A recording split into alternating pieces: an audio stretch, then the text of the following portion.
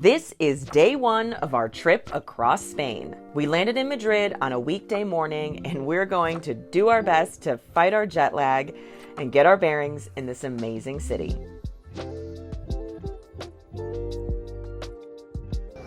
We have arrived in Madrid. And when I say arrived, we literally got off the plane an hour ago. 9 hours ago, we were in Chicago. And it's about 3 a.m., the time that we're used to, our body clocks. But we're gonna try and fight that jet lag by getting out here in Madrid this morning, finding some breakfast, maybe finding some other things to eat, and then going back and partaking in a Spanish tradition called the siesta, and then get up and go explore a little bit more of Madrid and really try and get this thing off and running on the right foot. First impressions of Madrid so far have been fantastic. It's a beautiful city.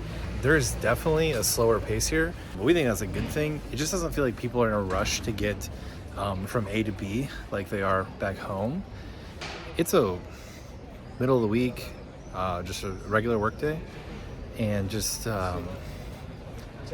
we're kind of like, we feel like we're in like this bizarro world because we're in this big city and we're not getting the hustle and bustle, and it's actually very, very enjoyable. First thing we're gonna do this morning is stop in at a neighborhood bakery and get a couple sweet treats for breakfast.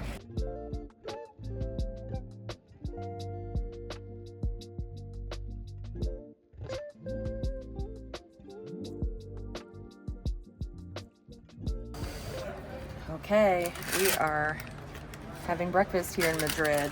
We stopped at Alma Bakery and we have two pastries. We have a cherry galette, which we saw in the case and could not resist. And then the other thing, I forgot the name of, but it is also a pastry. It's like vanilla custard pastry. This is our vanilla custard cup. That's what we're calling it. Fair warning, we're gonna mispronounce things here in Spain. We will do our best. We will do our best, but we're also just gonna make up names of things. And so this is the vanilla custard cup. It looks terrific, and it's nice and flaky.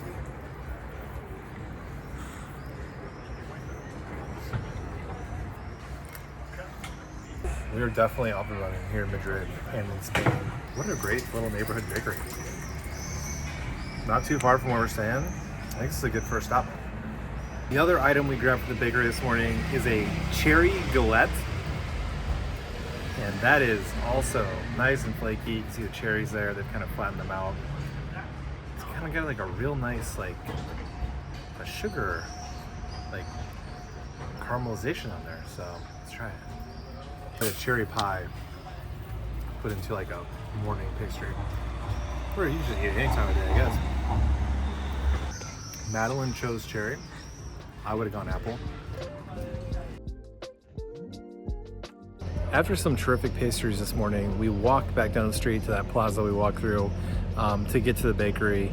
And we just sat there for a while. We let Evie play in the playground. Just really enjoyed the experience there.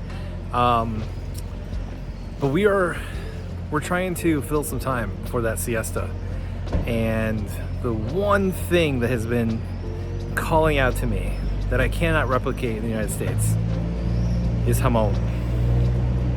So we're gonna go get a bocadillo, which is kind of like a midday sandwich. It's kind of a simpler sandwich at a local jamón shop.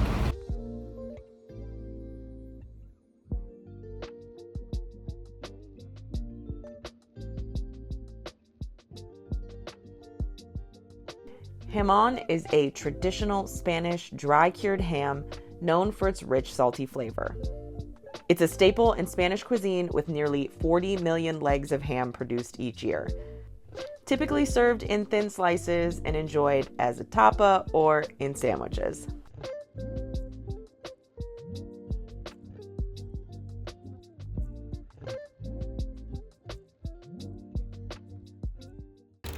Here it is, our bocadillo from Jamón y Carte Gourmet. It's a jamón shop.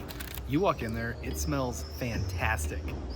And I don't know whether it's the cured ham or the cheeses, but I don't think it really matters because you walk in and it's just like, I want to try everything in this place.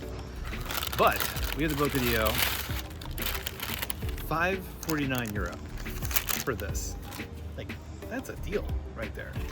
And this jamón ibérico, what makes it special, it's the king. Jamón ibérico is the king of cured meats. There are Iberian pigs. They get fed acorns. They have fattier hams. They're just fattier pigs, and it allows them to cure the meat longer and kind of gives it a, they say, umami flavor. And chefs go to school to learn how to cut. Now, this is not cut in kind of the circular serving style, but they like go to school and they practice cutting this and present it in like a very beautiful way. It kind of looks like sashimi or something like that. So here we go, first bite of jamón. Why did I waste so much time telling all that information when I could just be eating jamón?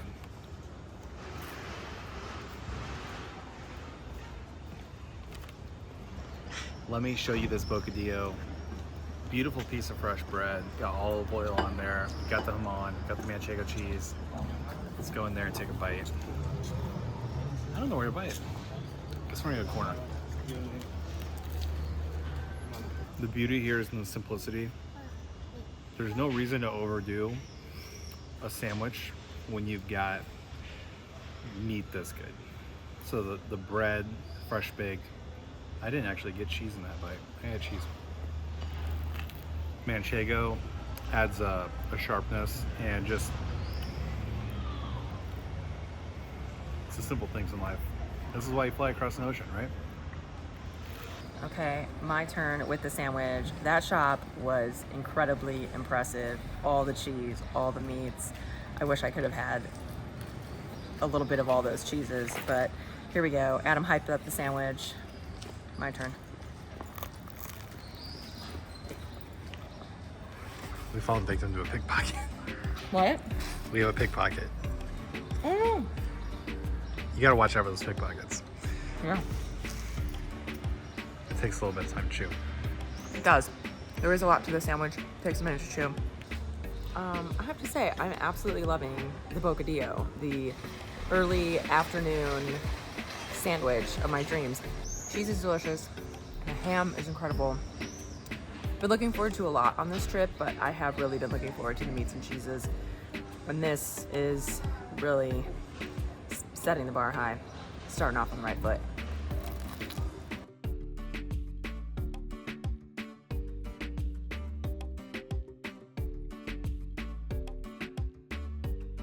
Our afternoon siesta turned into more of a 5-hour afternoon sleep session. We're not going to apologize for that. That was pretty much inevitable. We were knocked out instantly, pretty tired. So we're going to try and do as much as we can here this evening to get some more energy out, try to get back on a regular sleep schedule as fast as possible. So the first thing we're going to do is go find a tapas bar. After our lengthy afternoon siesta, we decided to head out in search of some tapas and to explore Madrid at night.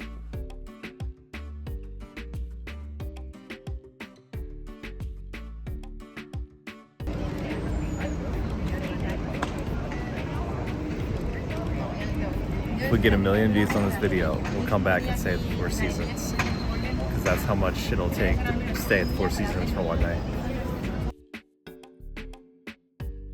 For tapas, we're looking for a spot slightly off the beaten path, and that has brought us to Casa Tony.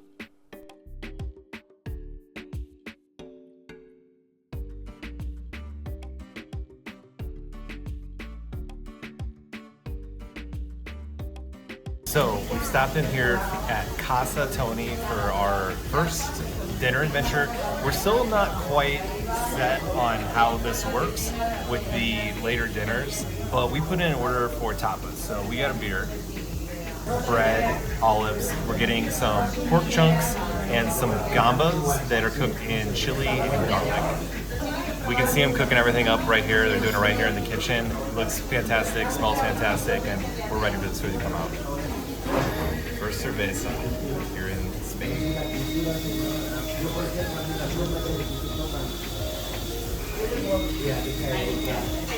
That is hard-earned. I know that I don't fly the plane or really do anything but get on the plane and let it fly me to a destination, but when you fly across the ocean, you deserve a beer. Okay, the gambas al ajillo have arrived. I've been looking forward to this dish, and I think it's cooled off enough for me to finally try it. It was piping hot and bubbly when it showed up.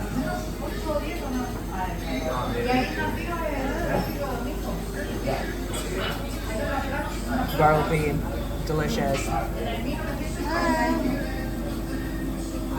I love it. This is exactly what I wanted after flying across the ocean. It's hot. And I'm taking my bread, going in on the oil.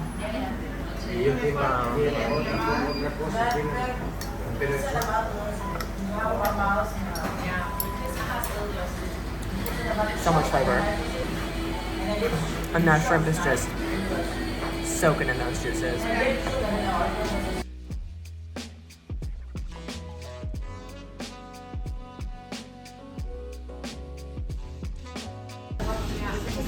So our pork chunks have come, and they also come with some potatoes and a pepper. So let's, you know what? It's hot, so let's wait.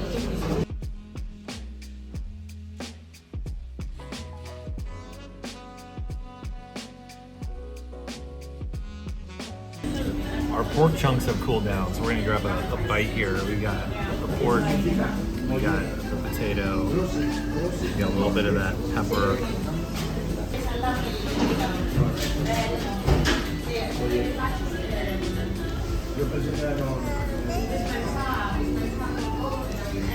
Pork's really well seasoned. It's like essentially a pork kebab.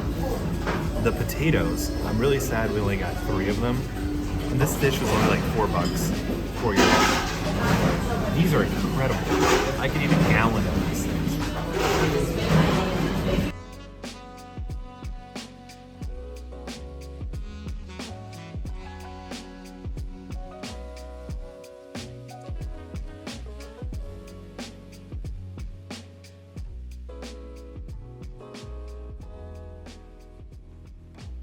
Casa Tony, terrific start to our evening here in Madrid. Love the gambas. Madalyn, I think, is going to try and replicate that dish at home all the time. The pork chunks with the potatoes, phenomenal. I mean, the potatoes, we'll be eating more potatoes here in Spain. So we're going to continue here. It's late. It's like 8:30, so dinner's starting. I also think I also want to note that it is 8:30, but it is 91 degrees. It is. Yeah, and really you look at the sky and you feel like it could be. It is summer, but it is like 5 in the afternoon. Yeah. I understand why everyone eats dinner at 8 or 8:30 when it's this light out and this warm. So we're gonna keep rolling and see what we find next.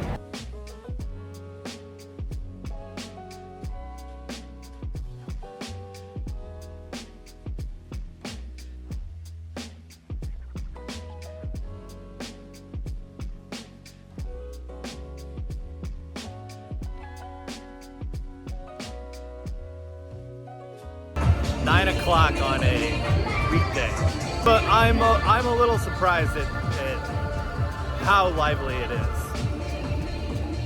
at 9 o'clock on a weekday.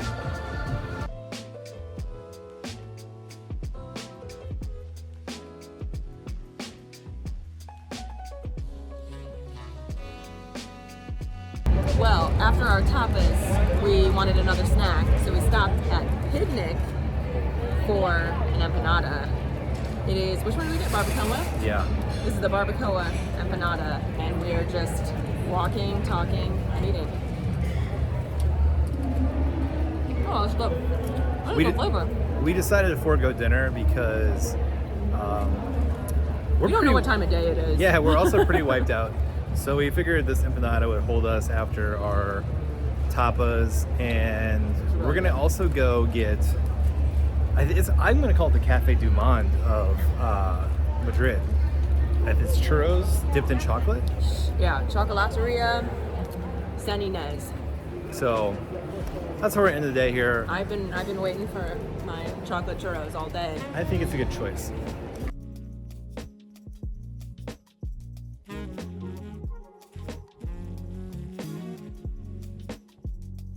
In Spain, churros are often served with hot chocolate for dipping and can be enjoyed for breakfast or as a late night snack. It's taken over literally the entire block. There's like 4 of these places, and you can either get a takeaway or you can sit inside. We're gonna wait and sit inside just because we're here, we want the full experience, but pretty cool little area here in Madrid.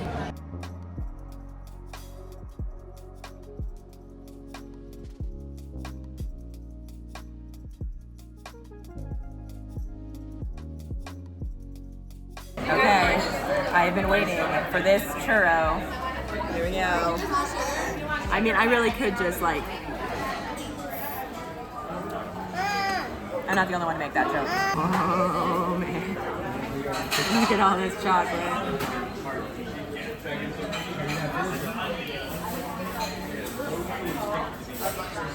It was like a full range of emotions. This is a beautiful thing. Wow. Crispy, delicious churro. Rich chocolate, but not like too much. I really think I could just put a straw in there and drink it. It's nice and hot. There's a reason why this place is so popular, because this delivers.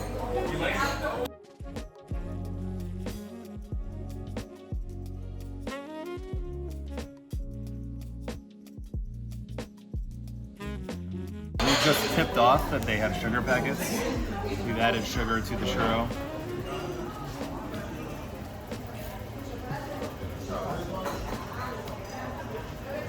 Definitely a good pro tip. It's not needed, but it throws it to another level. We left a lot of chocolate on the table. We did. Made me kind of sad. A very, It was good. but a very fun start to our trip here in Spain. We are going to go back and try to get a night's sleep, even though it's daytime, our time. We're feeling pretty good right now. But So we maybe are we'll get a feeling- good night's sleep tonight. Yeah. Tomorrow we'll be ready to rock and roll. Yeah, and we're really gonna rock and roll, and A lot of stuff we want to see tomorrow. So. definitely. We really enjoyed Madrid so far, and we're off to a really, really good start. It's day 2 here in Spain, and we're continuing to explore the great city of Madrid. Today we visit the Royal Palace, Park de la Montaña, and we eat more delicious Spanish cuisine. We're on our way to lunch right now because kitchens actually close down in the afternoon to get ready for dinner. Everybody takes a break midday, so we're heading to lunch before that happens. We've been staying in the Malasana neighborhood, and it's been really nice. It's been great so far. And we've walked to most of the things that we've wanted to do. Bit of a longer walk, but we don't mind that. Beautiful afternoon. Warm, 90 degrees, but loving this neighborhood. And like I said, we're on our way to lunch. Day 2 here in Madrid, off to a late start.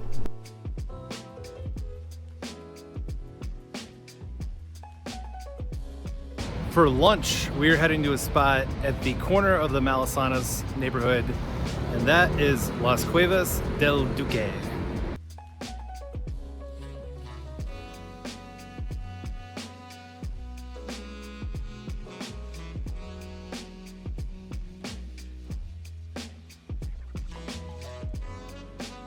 We've sat down at Las Cuevas del Duque, which in Spanish is the Caves of the Duke, and it's actually a restaurant that's down below, so you do kind of feel like you're in a cave. There's pictures of bullfighters on the wall, and they've got traditional Spanish dishes. So for lunch, we're getting jamon croquettes. We love croquettes. We get them back in the United States all the time, but we're getting them here today. And then also, we're getting the classic Spanish dish, paella. Now, paella traditionally is more from the Valencia region of Spain. However, we're not heading down there, and so I looked for the best places to get paella here in Madrid, and this place is definitely one of them. One of the things we learned was that places will actually make a big batch paella and reheat it. Here, you got to get paella for 2, which so Matt and I are splitting that, and we got the seafood version, so we're looking forward to that coming out.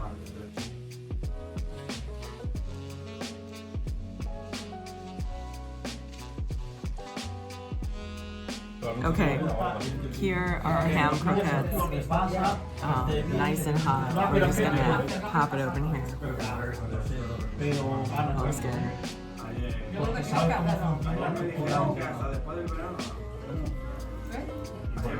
That's delicious. Nice and soft, cheesy on the inside, and then super crispy on the outside.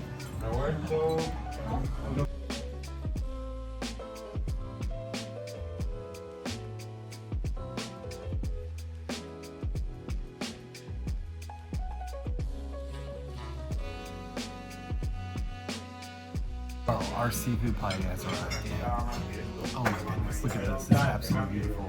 Giant prawns on here. You've got shrimp, you've got mussels. Look at that rice. And that'll squeeze the lemon in there. Just gorgeous.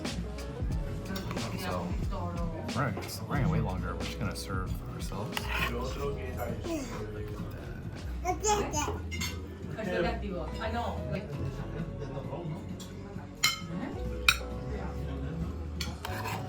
Víctor, no, Víctor no se que iba a la parte de las inversiones.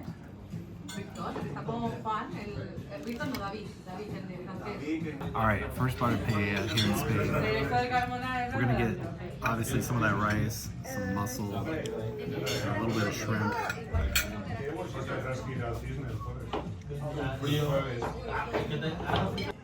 Look at this plate of food. We have a langoustine, we have mussels, and we have shrimp. Beautiful rice. I'm gonna build a bite here.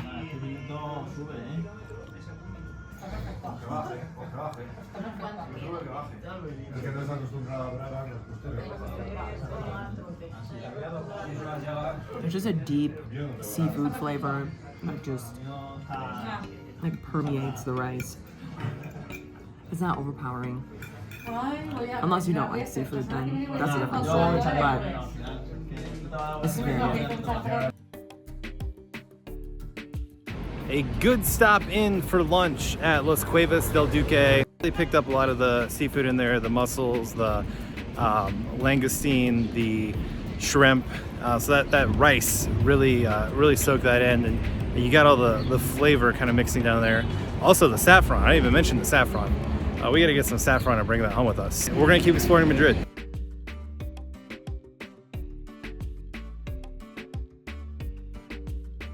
Right now, I'm walking through the Parc de la Montaña, and we're walking over to the Temple de Debod. Now, the Temple de Debod is actually pretty cool. It's an Egyptian temple. You might be wondering, why is there an Egyptian temple in Madrid? That's because they were building a dam in the area of Egypt where this temple was located, and it was going to be destroyed. And there were several areas like that, and Egypt wanted to preserve them. They gifted some of these temples to countries they had good relationships with. So this happened in like the late 1960s. They deconstructed it over in Egypt, and they shipped it over here to Spain. And it sits here in a park on top of the hill. It's quite cool. It's just kind of a unique thing here, but a really beautiful park. It's very hot. It's free admission. We're not going to go in because it's so hot, but just seeing it from the outside, really enjoyable. A nice little park to sit in, especially after you eat a big batch of paella for lunch.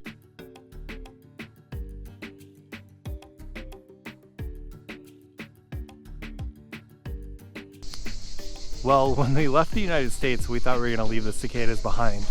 I don't know if the microphone's picking it up, but we definitely hear cicadas here in Spain as well. So I don't know if it's a 17-year brood, 13-year brood. We had both where we live, but they somehow made it over here to Spain. That or we brought them with us on the plane.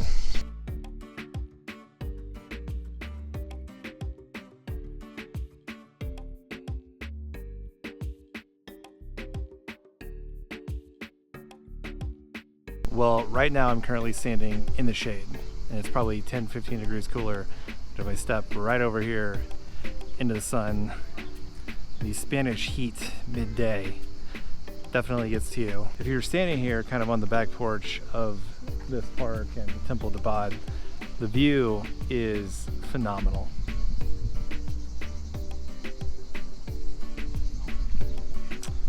Folks say it's a great spot to come and watch the sunset.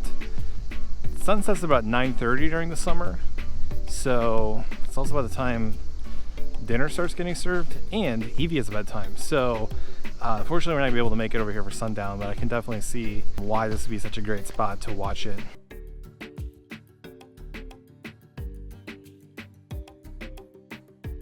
Your day in Spain can get away pretty quickly from you when you are fighting jet lag. As we woke up around, let's call it 11:30, got ready, went out for a late lunch. And by the way, lunch here in Spain is usually the big meal, and we definitely accomplished the big meal with that paella. Spent a little bit of time in the park, and now we're gonna go over to the Royal Palace and hopefully be one of the last entrants in there. And I hope the palace has air conditioning.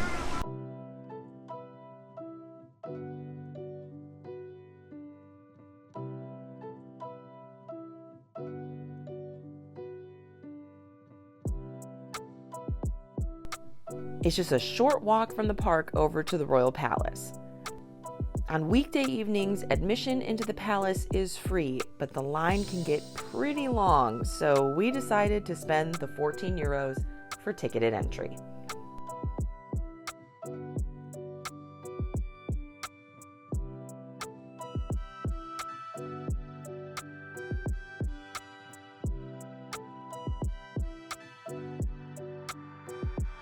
Behind me is the Royal Palace, the largest palace in Europe. It has like 1,300 rooms or something like that.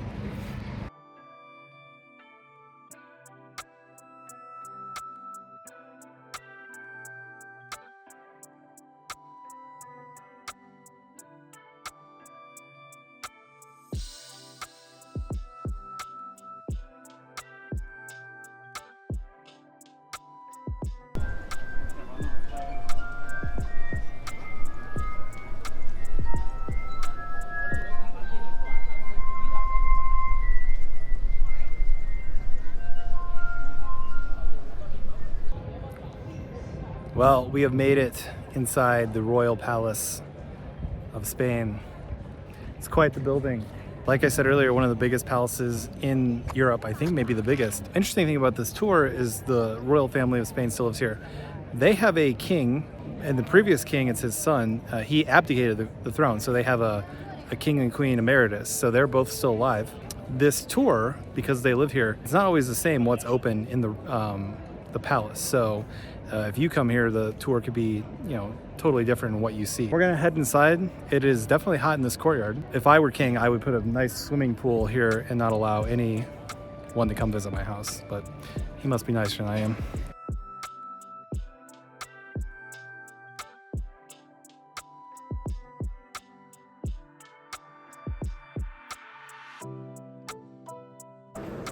Look up, look how pretty.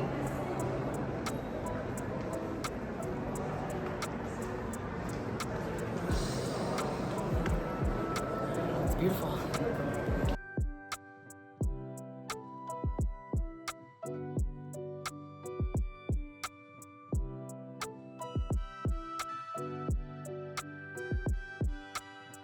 Presently standing in the conversation room, having a conversation with Evie.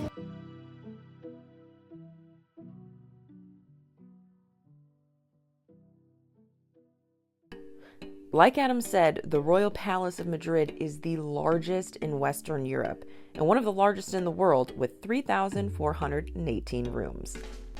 It's one of the few official heads of state residence that is open to the public. Almost 2 million visitors explore the palace each year.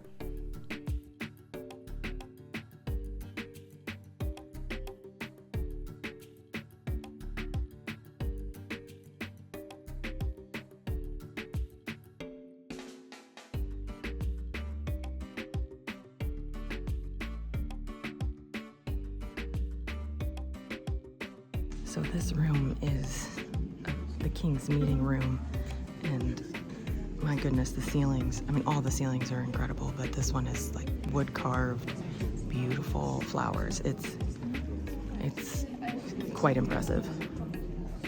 Wow.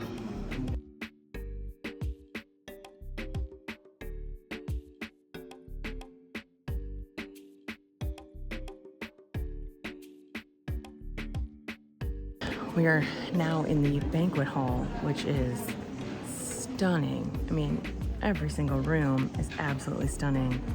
These ceilings are just incredible.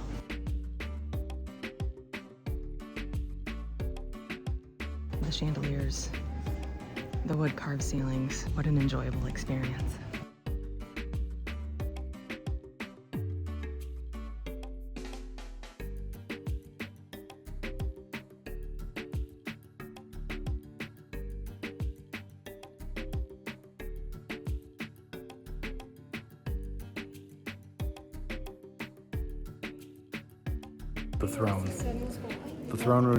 The throne room is always my favorite room in palaces. If I were king, I would hang out in the throne room all the time. An enjoyable stop into the palace. A beautiful building. Reminded me a bit of Versailles. Versailles is like every single little inch of that palace is as luxurious as possible. I'm not sure there's more luxurious place on earth, but some of the rooms absolutely beautiful. Like the throne room, I like the chapel. Had a very, very beautiful ceiling, and so well worth the stop here in Madrid, seeing the royal palace. And with that, we are going to probably head back to where we're staying and then clean up and then go back out and grab dinner. We're not really sure what we're gonna eat yet, but we're gonna find something good. Everything we've eaten in Madrid so far has been great, so we will see what awaits us tonight in Madrid.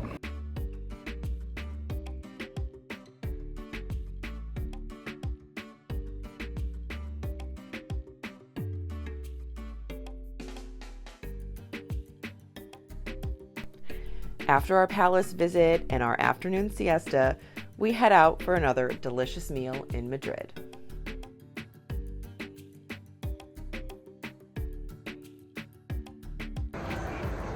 Very cool. They got married.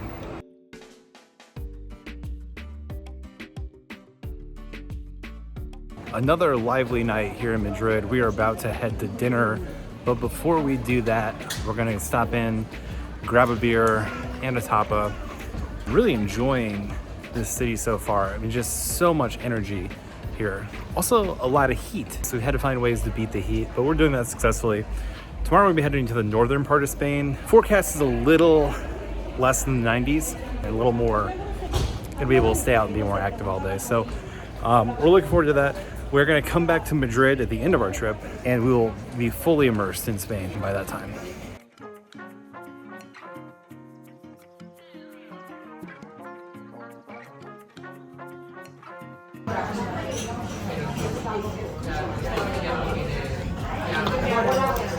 It's a local Spanish beer. I don't know what it is, but it's good. Now time for dinner, which is literally across the street from where we just had a drink.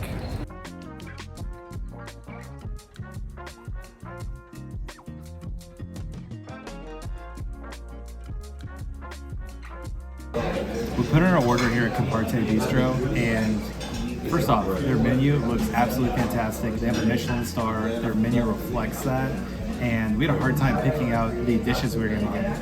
But we're going to start with some beignets. We're also going to get beef tartare, which is one of my favorite dishes. We're getting the fish of the day, which comes in a garlic cream sauce. We're getting duck meatballs. We saw those come out. They look fantastic. We're also getting pork iberico, another dish we saw. I think we ordered every dish we saw come by. They all just look so fantastic. They're plated beautifully. So when the food comes out, we'll kind of show you what we got, but I think we're in for a real treat here tonight.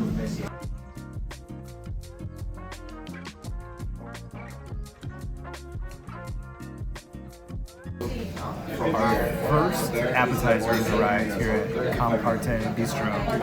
It is a beignet with chicharron on it, topped with, I think, like a mango mayo. It looks absolutely beautiful. I think we might, I don't think I can tackle this in one bite. It's a nice restaurant, I'm not going to try that. So we'll go here with one small bite.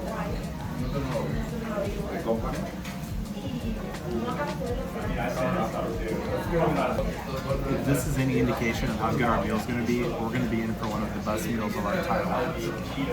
That was awesome.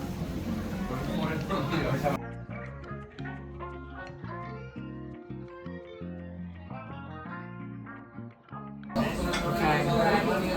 Absolutely beautiful. I felt bad cutting it in half. Let's try it.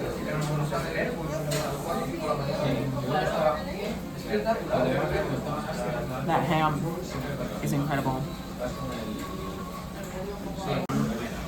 You know, this pork belly is the best pork belly I've ever had in my life. Absolutely delicious.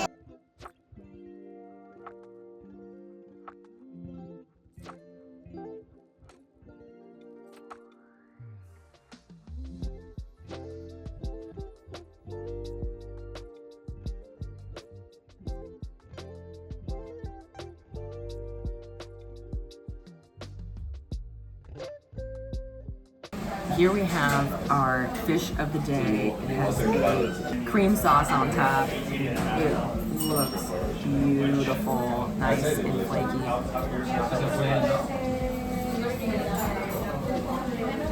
Oh, that's good. And I think this is like it's definitely a tomato sauce. Kind of tastes like a sun-dried tomato sauce with the, mixes really well with the cream sauce. Probably use a knife and cut it easier.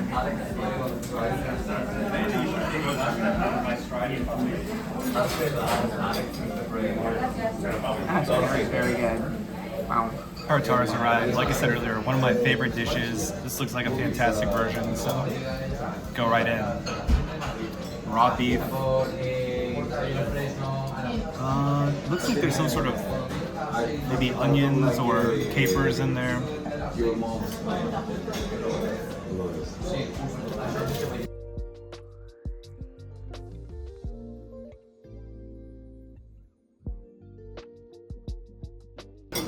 Alright, our duck meatball has arrived. It's topped with a meat. We're going to have to look at the menu and tell you what it is later in time. And then also there's a carrot puree here. And so I pulled one out of there. It looks fantastic.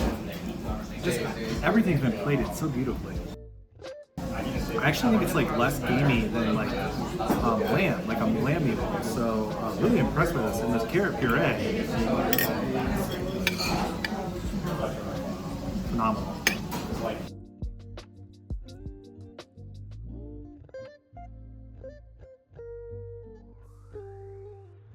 Okay, here we have the tuna cheek. It has a red wine sauce and tomato puree. And a potato puree. Plated beautifully, just like everything else we've had. Oh my gosh. This just looks beautiful. The color on here.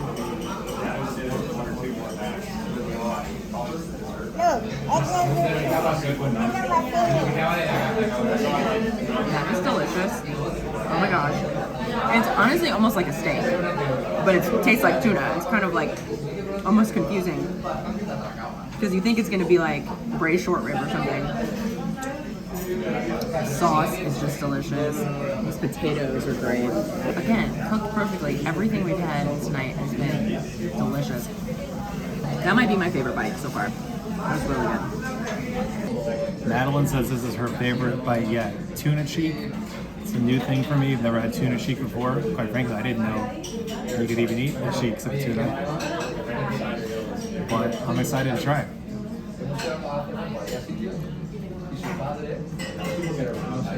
That's pretty good.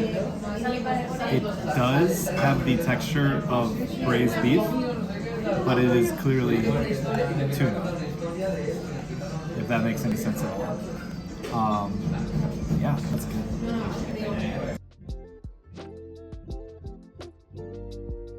The last dish has arrived. Every dish has been plated so beautifully, and this dish is Iberian pork, squid ink, parsnip puree. We've had potato puree, we've had carrot puree. They've both been fantastic. So let's see what this parsnip puree has in store for us. It's really creamy. These are kind of cut up into little bites, so I'm gonna get some squid ink on there, a little bit of parsnip puree. I assume this is kind of the au jus from the pork. There we go. Iberian pork, which they made the jamon out of. Man, that pig knows what it's doing when it's gonna make a meal for you. It is really, really good.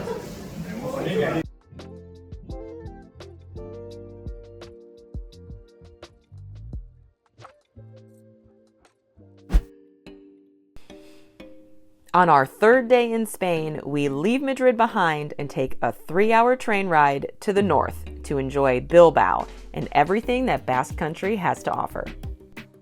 Basque Country is located in the Western Pyrenees and straddles northwestern Spain and southwestern France. It's known for its unique language of Euskera, which is one of the oldest languages in Europe, but is unrelated to any other language. Basque Country is also known for its world-class culinary scene, with numerous Michelin star restaurants scattered throughout the region. We have arrived in Bilbao. Behind me, over there, is the Guggenheim Museum. We've got about, a little less than 48 hours in this town, and quite frankly, our first impressions have been fantastic. When we arrived, it was sunny, about 75, 80, absolutely beautiful, a little bit overcast now. We had to take our mandatory siesta as we still work on this jet lag. While Bilbao is definitely famous for the Guggenheim, it sits on this river. It used to be an industrial town that they've made more modern in the last couple of decades. It's also in Basque Country. And Basque Country might be one of the most underrated food spots in the entire world. Now, it's probably not that way if you live here, but if you're like us and you're not from Bilbao or Basque Country or even Spain, you don't really realize how great a culinary scene there is here. So, as you know, the first thing we're gonna do is go grab a bite to eat.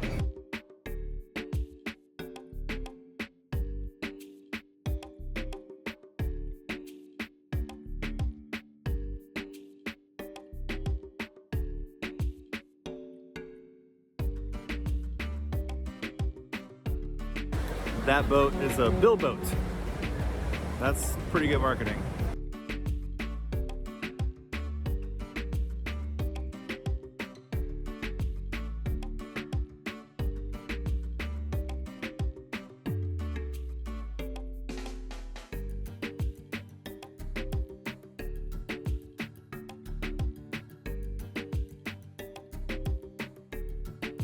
Behind me,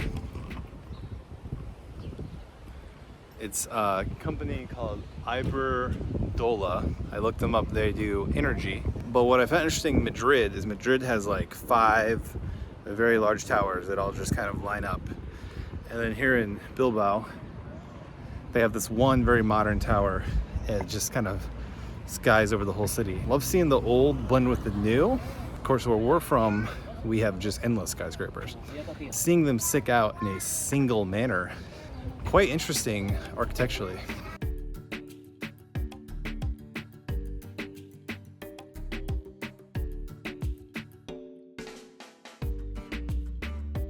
Before we head to dinner, we're gonna stop in at a bar. Now, one of the big things here in Basque Country is pinchos. They're basically small bar bites, so as you're walking down the street and you see all these different bars, they'll have a little area of just different snacks sitting out.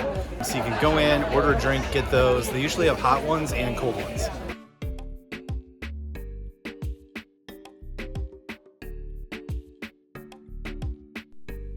Our first stop for food in Bilbao is Mio Basque Urban Food. We enjoy some jamon, some croquettes, and a few small sandwiches.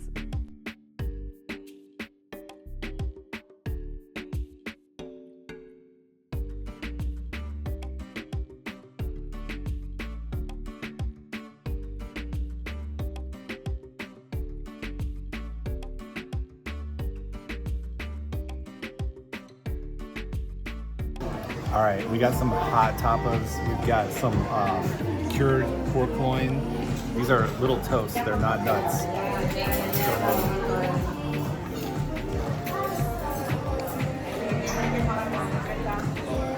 The cured meats. And then, Here we go. The croquetas. One of Evie's favorites. These look like the best mozzarella sticks in the entire world. Oh my god. Hot. That was delicious.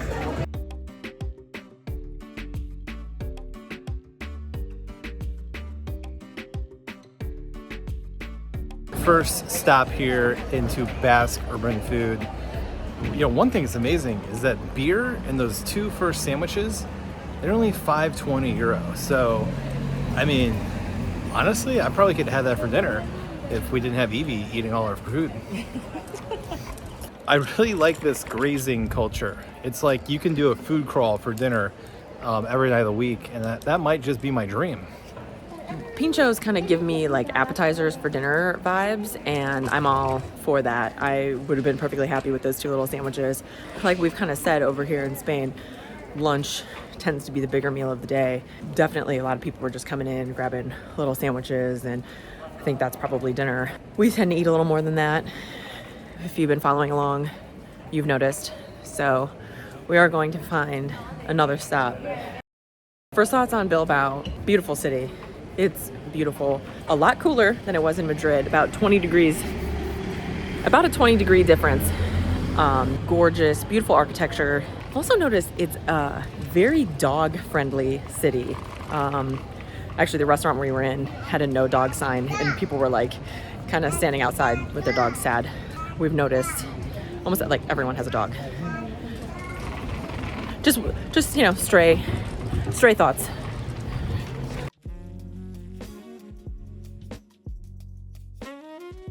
The next stop on our Bilbao food tour brings us to La Gavia for some small plates for dinner.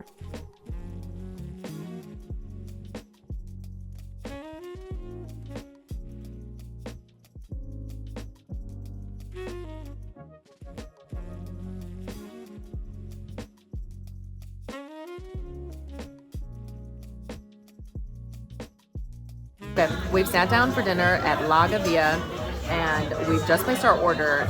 Everything's gonna come out kind of small plate style. So we've got a scallop with cauliflower and a orange cream sauce. Then we've got a glazed rib that has a tequila barbecue sauce, and we saw that on the menu, and that, to me, it was the first thing that jumped out. And then we've got an Iberian pork shoulder. We're gonna be eating a lot of Iberian pork because it's delicious and we want more.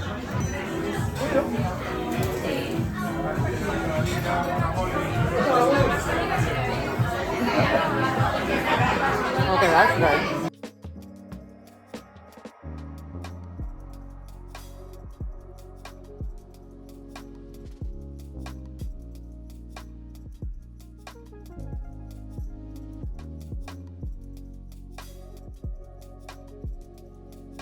Scallop with cauliflower puree and a little bit of orange on top.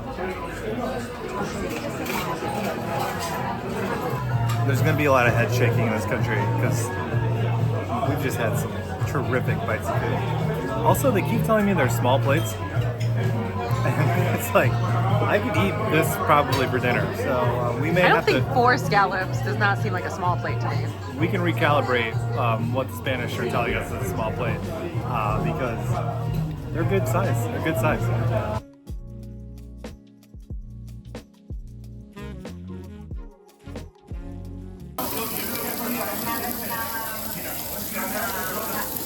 So the small plate thing, they keep getting bigger.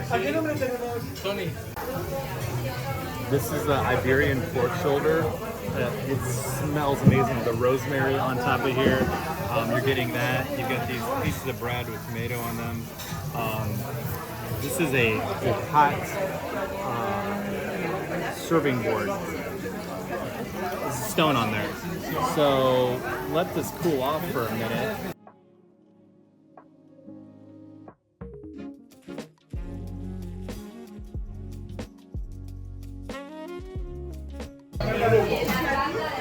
Here we go.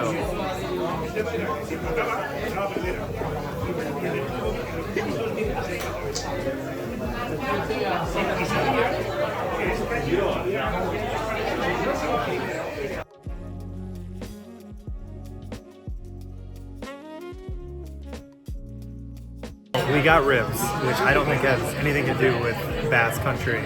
However, we did miss the 4th of July at home. So naturally we got ribs, and we got tortillas with them, and so we made a taco.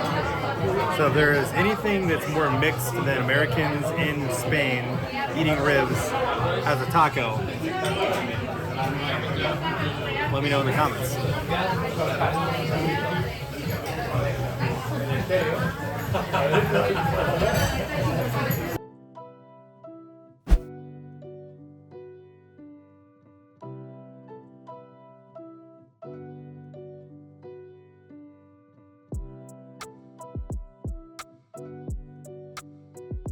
After a great night of eating last night here in Bilbao, we are starting our morning off at the Guggenheim as promised. Just took a photo in front of the dog statue, which you can see behind me. Incidentally, that dog is a West Highland West Terrier. It's a dog I had growing up. He's a good dog. He lived for 16 years. So they got good taste in dogs here in Bilbao. The Guggenheim Museum Bilbao was designed by Frank Gehry. And since its opening in 1997, the museum has transformed Bilbao into a cultural hub. The Guggenheim draws millions of visitors with its cutting-edge exhibitions and world-class collection of contemporary art. Its striking presence on the banks of the river is a testament to the power of art and architecture to revitalize and redefine a city.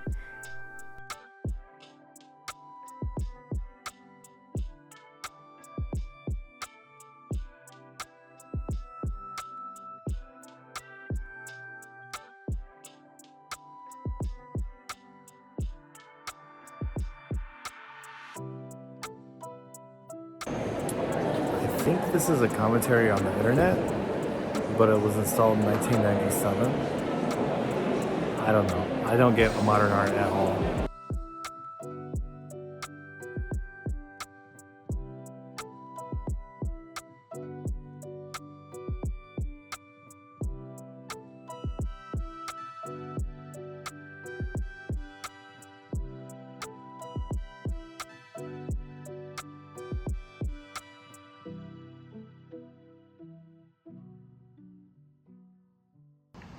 Right now, we are getting the full Bilbao experience. It is a rainy, cloudy afternoon, and in our research before coming here, I heard Bilbao likened to Seattle. So, full Seattle type weather here today in Bilbao, but it is not ruining our good time. We've enjoyed the Guggenheim, and we're gonna keep exploring. I wonder what we'll come up with next. Probably will include lunch.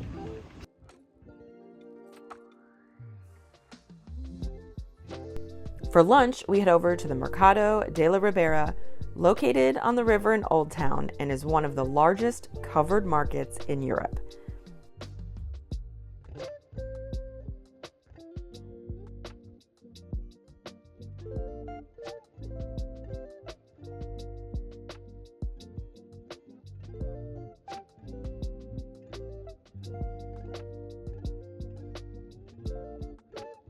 So here in Bilbao, we're in Old Town and we're at the food market. We have a wide array of pinchos. It's really fun. You go up to the counter and you just kind of fight your way to the front and you point to everything that you want, and everything in the case is just like so beautiful. It's kind of hard to choose, and there's a huge variety. So here we have a ham-on sandwich with green pepper. We have a skewer with olives and Iberico ham and artichoke. This is like langoustine and cheese. We also have another kind of salad. This is an octopus salad. And this is it's a croquette with cod. So cod is a huge dish here, and so that's the bacalao croquette. And then over here, more cod. This is the bacalao pil-pil, which is in like famous dish. It's one of their most famous, popular dishes here. Those are anchovies, also very popular dish we've seen in a lot of windows. Iberico ham, cheese, and foie gras. I mean, we really ran the board here on variety. There's a couple of different stalls that I went to and got all these. And I saw foie gras on each one. I saw a lot of cod, anchovies. So I just tried to get a variety of things that I kind of saw all over the place. I chose the octopus salad. I'm going to start with that. Why not? Here we go.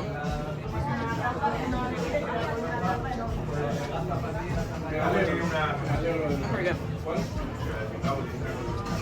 I didn't get napkins. I want to try the cod croquette. I'm gonna take it off of here. It might be a mistake. We've been loving our croquetas, and this one has cod, which is, like I said, like the king of fish in this area.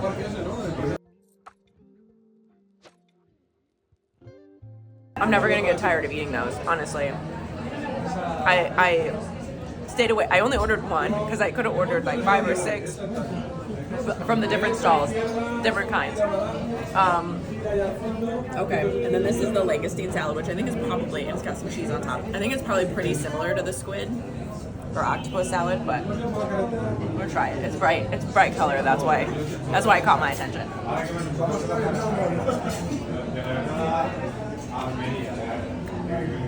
Oh, that's delicious. That has a ton of flavor. That has most flavor so far. I'm liking that one. And then, this is classic ham sandwich, similar to the ones I had last night.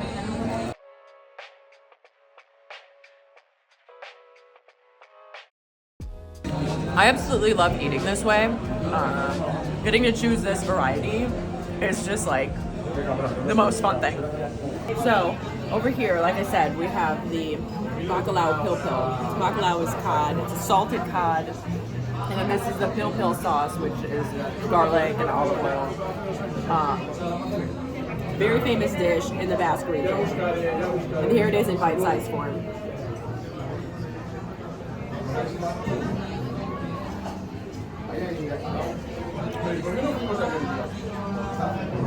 That's good. It's salty. It's salted cod. I don't know if I said that before. And the sauce is like an olive oil garlic flavor. That's good. I think we're gonna probably eat more of that on this trip. I'm going anchovy. We've kind of avoided anchovies because anchovies in the United States are not like fresh. They're out of a jar and thrown on Domino's pizza. So this would be a new kind of experience. It's salty. It's better.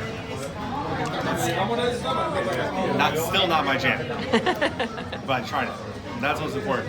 Try new things. We'll say I like the little salsa on top of it. So I get why people like it. I think it's something you got to grow up on. Not my jam. This one though, I think could be my jam. So we got bread, hamon, goat cheese, foie gras. That's pretty good. It's covered in honey, right? It might be. I don't. think so. Yeah. It's really good. I'm gonna try this one too. This dish. Matt don't seem to really like it. Just that we're gonna be getting more of it. No. It's kind of like fish with a holiday sauce on it. I'll be honest. Also not my jam. I can see why you like it, but it is an acquired taste. I'm glad I don't like it. I don't think you like to eat fish though. I'm just proving that we don't like everything we eat. I like very clean white fish. Some of this is a little fishy for me. But it's alright. What about this cod croquette?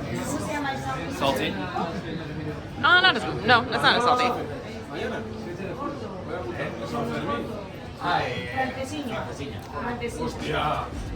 That I like. I thought you'd like that.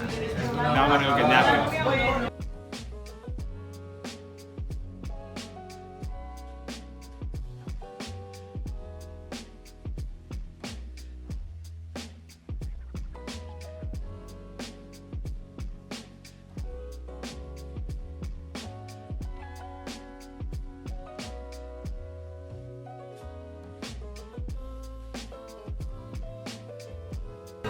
This is a traditional Basque dessert called the Carolina.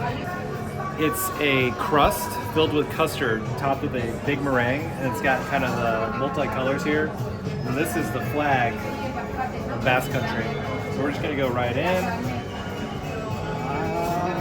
You only get so much silverware here, so you can see that the custard there, meringue on top. There we go. Meringue on this one's really good. It's light, it's fluffy, it's creamy. I like it. See why it's a popular treat here. I feel like this is the kind of thing that they bring to a football watch party.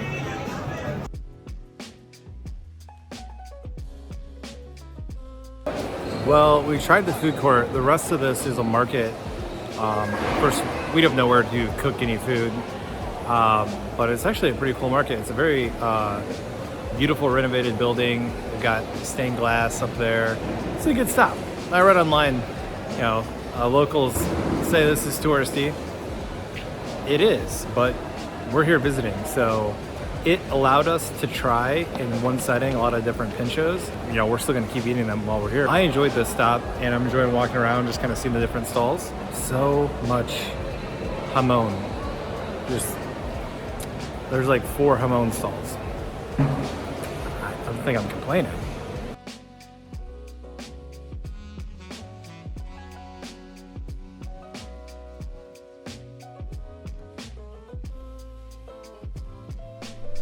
We are back out this evening in Bilbao. If you can't tell, we're staying pretty close to the Guggenheim Museum. The Guggenheim has a really interesting story behind it. In the 90s, the Basque government wanted to revitalize the city. Bilbao was known more as an industrial town. The river was dirty. They were afraid that the industries weren't going to last very long. And so they reached out to the Guggenheim Foundation, $100 million budget to build a museum funded by the Basque government. The architect, Frank Gehry, very well known for his unique architectural designs, he accepted, and they built this museum. It's definitely an architectural wonder. The outside of it is just very cool. I think the metal on it is titanium.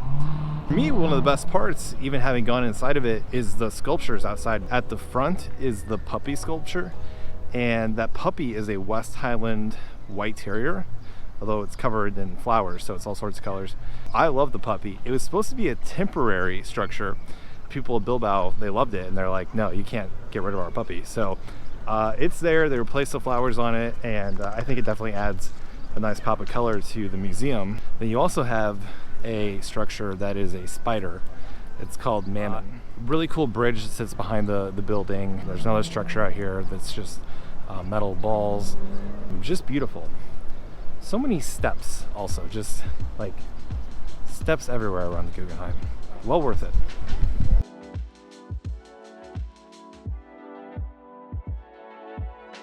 When we were coming, I kind of wondered how big will the Guggenheim actually be, because in the pictures it looks just unbelievably big. It is huge, there's no question about it. When you first walk up to it at street level, you might think, hey, that looks smaller than I was expecting. When you get down here on the river, it is as big as you would anticipate it being. So you can see it behind me. I don't know how well it picks up depth. It is quite large. These build boats, these people are having the best time on these boats. It's really tempting me to want to get out and get out on one of these boats and see the town from the river, because it really is a river town.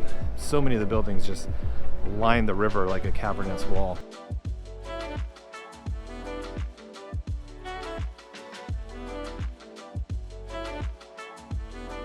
Right now we're heading away from the Guggenheim, which really is just such an impressive building, and everything around it, it's just gorgeous. Beautiful park built up right there along the river. I mean, the building itself is a work of art. That's not a new statement or a new idea, but it truly is. And the way it sits here on the river, it's just so unique. But right now, we're just walking along the river as we head out for a dinner spot. Every restaurant that we've been to has been fantastic. There are so many Michelin star restaurants in this area, and it's really a great town for foodies if you love food. And we've really enjoyed our fair share of pinchos, as you've seen, and just loved the snacky culture. But so far, Bilbao has been a great city. It's small and easy to navigate, and I think it's great if you have kids. A lot of parks, a lot of open space to explore. Overall, it's felt so far like Spain has been a very kid-friendly country. There hasn't been a lack of things to do with our toddler.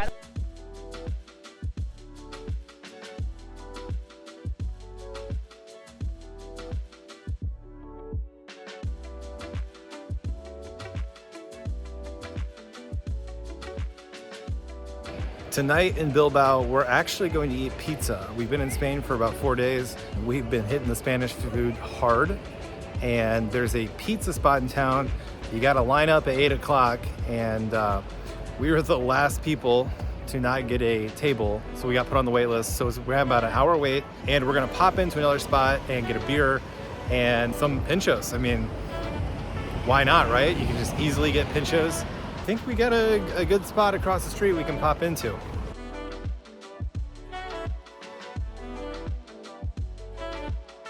Cafe Aruno was founded in 1903 and is well known for its beautiful Moorish-inspired decor, featuring intricate tiles, arches, and columns that give it a unique and elegant ambiance.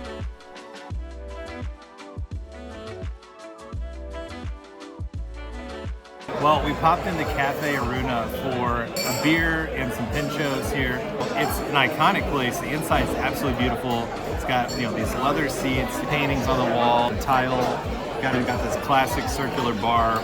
Evie was very hungry, so I picked the two most kid-friendly pinchos I could find.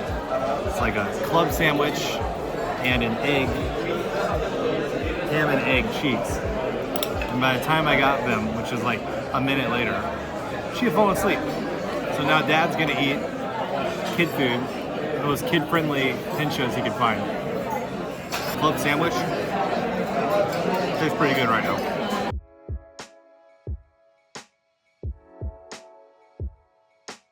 Really glad we stopped in at Cafe Aruna. I would have felt like we had missed out if we hadn't stopped in there. It's also fun to be in a spot with a totally napping baby who I know will be jazzed to wake up and eat pizza at our next stop.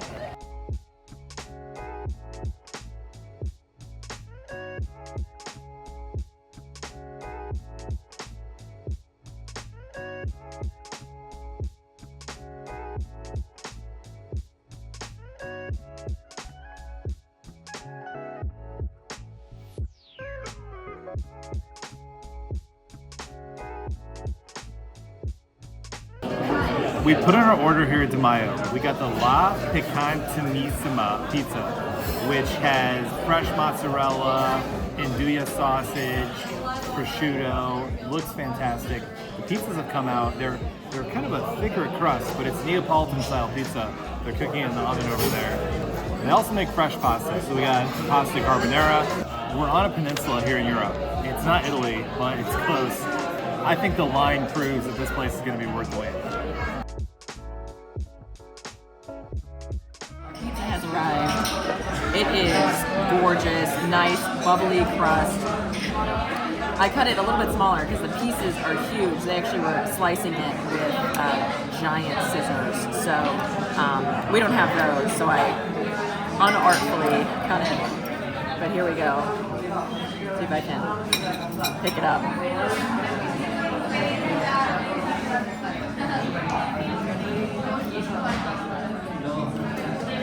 That's very good. The spicy andouille and prosciutto on top is absolutely delicious. I mean, we've had incredible spiced meats all over the country so far. And putting it on top of pizza just makes a lot of sense. I think this is exactly what we needed. We also got this fresh homemade pasta. It looks absolutely delicious.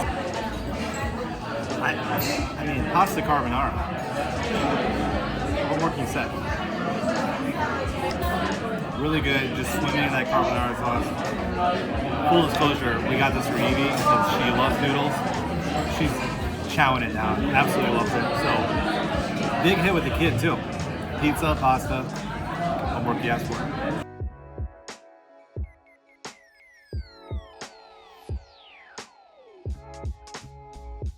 After a delicious feast of pizza and pasta, we've decided to walk along the river here, and we're gonna head across the Zubizuri Bridge. Absolutely beautiful night. It's cool, and this is just a beautiful place to walk. It's so peaceful. It's really quiet. It was pretty crowded earlier, but it's 10 o'clock, so it's dinner time. Very quiet now, and just so peaceful, so beautiful. We've really enjoyed our 2 days here in Bilbao, and we're looking forward to exploring more of Basque country. Next up, we'll explore more of Basque country and head on to San Sebastian.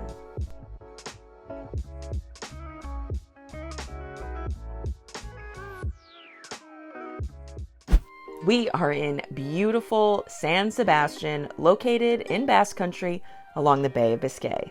It's known for its stunning beaches and vibrant food scene, with many Michelin-starred restaurants. Good morning from San Sebastian. The weather is absolutely perfect today. It's about 75 degrees, sunny. The city is beautiful. Almost not a cloud in the sky. And we are so excited to be here in San Sebastian. And we're going to enjoy today as much as we can possibly enjoy today. We're going to be at the beach this morning. We're going to go to the old town and grab some lunch. Probably going to take a siesta from being worn out at the beach. And then we're going to explore the city some more tonight. We couldn't be happier that we're here today, and we have a lot of fun in store.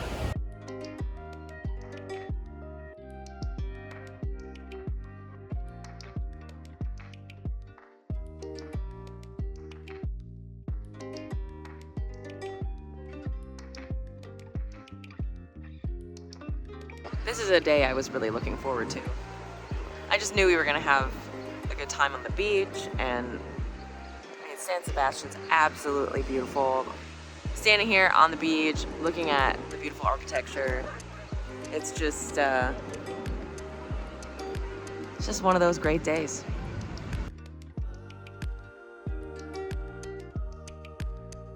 We have spent a fantastic morning on the beach. You really can't beat the setting, looking at the beautiful city behind you. We've worked up a bit of a hunger hanging out on the beach all morning, so we are going to find something for lunch. But we are soaking in San Sebastian. We're having a great time. This trip is taking off in a big way.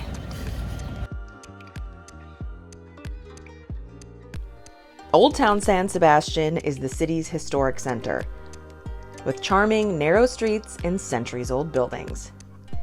It's a hotspot for the famous Basque pinchos, with countless bars offering delicious small plates. And that's what we are in search of next.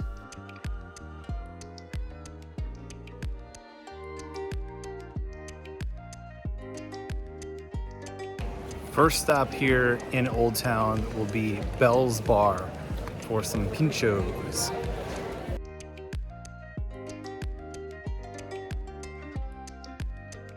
Our first pincho has come out here at Bell's Bar. It's a steamed bao with Iberian pork. There's also fermented chilies on here and some sort of sauce. It's delicious.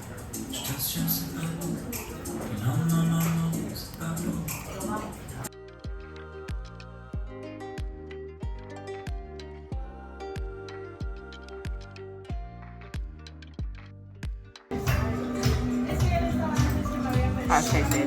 Okay, and here we have the Colombian soup croquette. Just go right in. That is delicious. I'm not totally sure what is all in here. There's corn. This is awesome. This is a really good spot.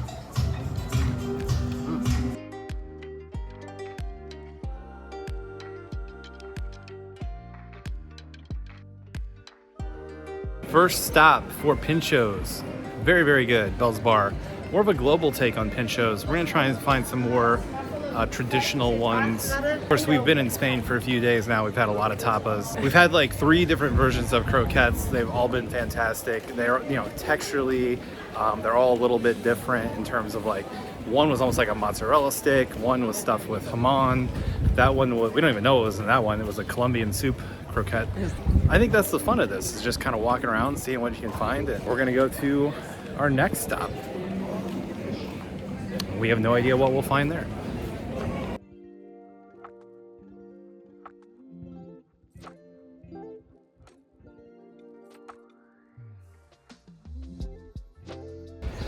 Our next stop, I'm gonna call Arte. It's got 4 names. SSUA, Arte are the 2 in the middle. I think I've said this in other videos while we're in Spain. I can read Spanish, I really can't speak it. But when you're in Basque country, they have their own language. And it is totally unrelated to Spanish. And so when they start putting Basque into words, I am totally lost. But one thing I do know is that this is going to be a tasty spot.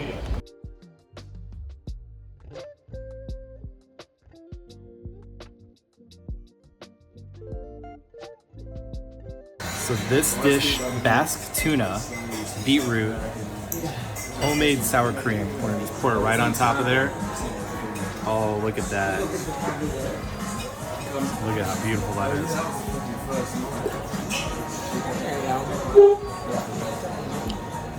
That's phenomenal. There's the beetroot. I think it's caviar or roe. And sour cream is a little weird to put on tuna, but for some reason it works.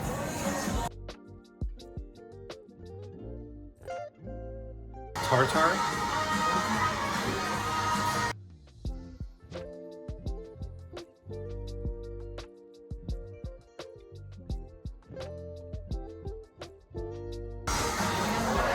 Looks like there's capers in there, onions, obviously fresh beef. I love beef tartare.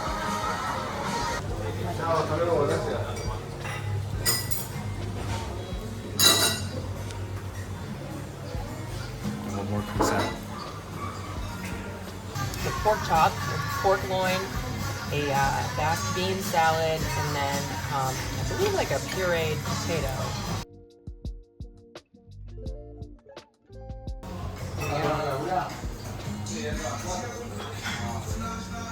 I like the bean salad a lot. Kind of like a salsa. Once again, pork is cooked perfectly. A lot of flavor.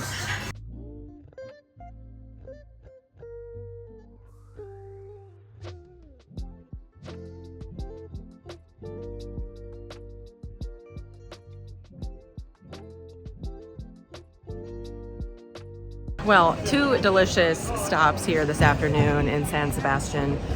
Basque Country has a high concentration of Michelin star restaurants, and San Sebastian has the most Michelin star restaurants per capita. So naturally, we're gonna have some great meals while we're here because everybody just ups their game. We have thoroughly enjoyed pinchos and the variety that we've had. I think Adam mentioned already, like no 2 are the same. We could just eat pinchos every day and never have the exact same meal, which is really fun. We have just been having a great day here so far at San Sebastian. Great beach day, great food day, and we're gonna keep exploring.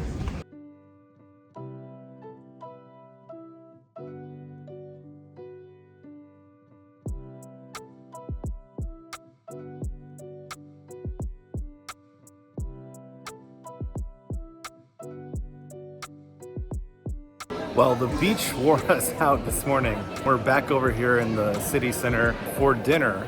4 pinchos to start. We're gonna try and find a place to sit down. So one of the unique things about this area is the pinchos are more of kind of the casual, kind of get an apps and drink type thing. You can kind of stack them together and get a full meal. The one thing that makes sitting down tough is that these places are relatively small. The reservations book out weeks in advance. And of course, when you're kind of creating a trip on the fly, you miss out on those because you're not sure which days you're going to be here.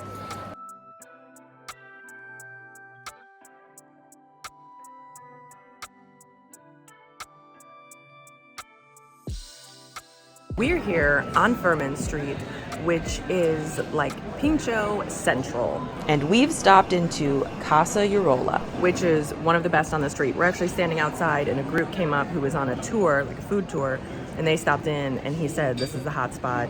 And we overheard him ordering. He said, these are the two best pinchos in the area. So we got the scallops in a cream sauce and the T-bone steak. Very excited to be here tonight. We got a steak dish with potato foam and roasted red peppers. Let's get a little bit of that here. That foam on top, roasted red peppers. Look at that. That's absolutely gorgeous. Just a beautiful cut of meat here, and this potato foam is so good. Who would ever think of that? It's like a tasty mashed potato sauce. Steak is cooked perfectly, and the potato foam with the red peppers. This is a 10 out of 10 dish right here. For our second pincho, that is supposedly one of the best in San Sebastian, we have the scallops here with cream sauce and nori on top. It looks absolutely beautiful. I don't know, should I eat the whole thing? Should we cut it? Maybe we should cut it. A little more graceful. Okay, here we go.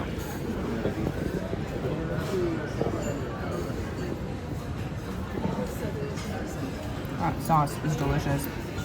Scallop, perfect. And then the nori kind of brings in like a salty finish. We're not gonna waste that cream sauce. That is good.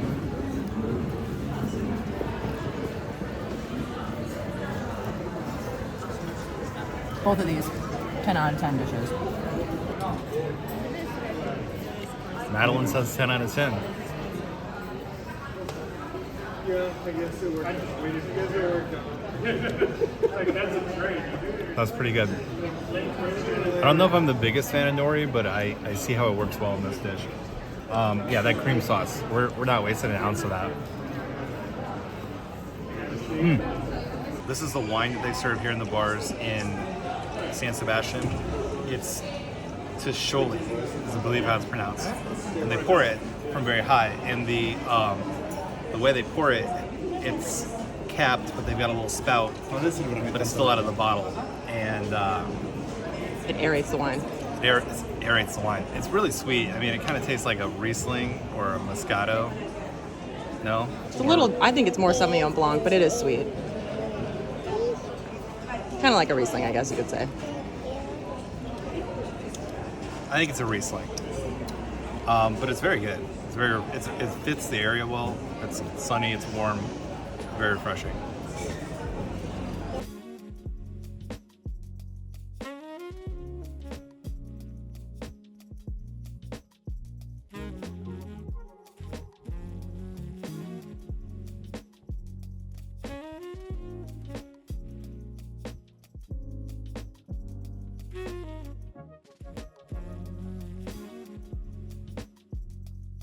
As you can see behind me, there's a line to get into McDonald's.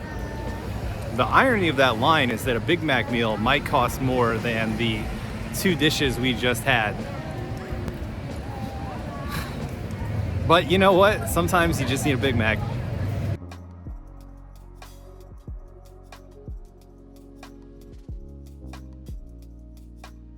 After our delicious stop into Casa Urola, we walked across the river to check out Zuriola Beach.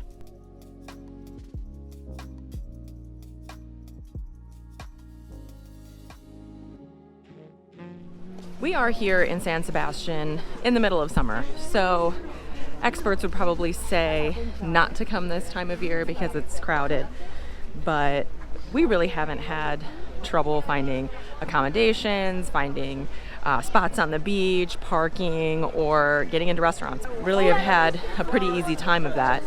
So I can't say don't come in the summer because a lot of times that's when you can take the time to travel. So really, I wouldn't worry about it being too crowded, even in the height of summer, because we've been having a great time and that has not been an issue at all in our time here. It is a Monday night, so some restaurants do close down.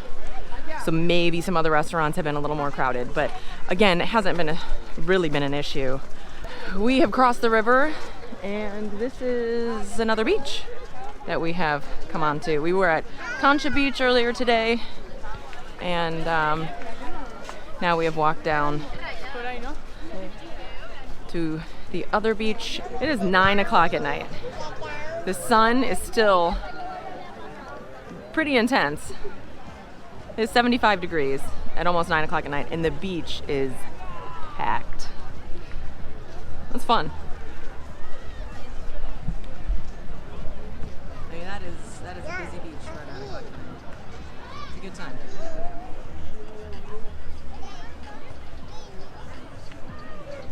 It's a lot of work to stay at the beach that long. It's a beautiful night here in San Sebastian, and so we are back over by the beach for sunset. Got a little cloudy, but it's still very pretty out here. So we decided to grab a sandwich for takeaway and come over and watch the sunset.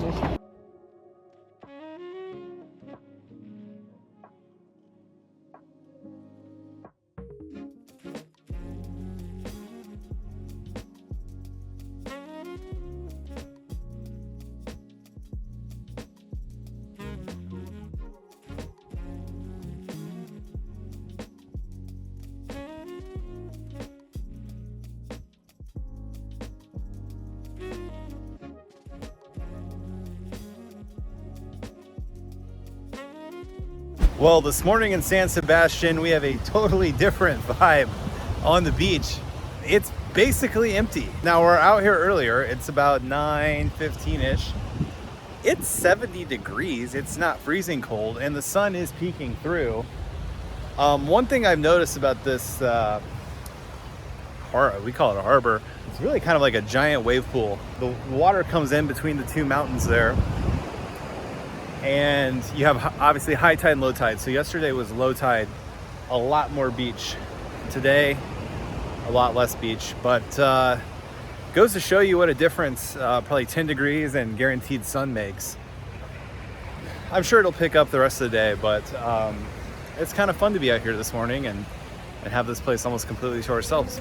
This is our last day in San Sebastian. We've absolutely loved the city so far. We're going all in on Pinchos today. We got a whole host of spots.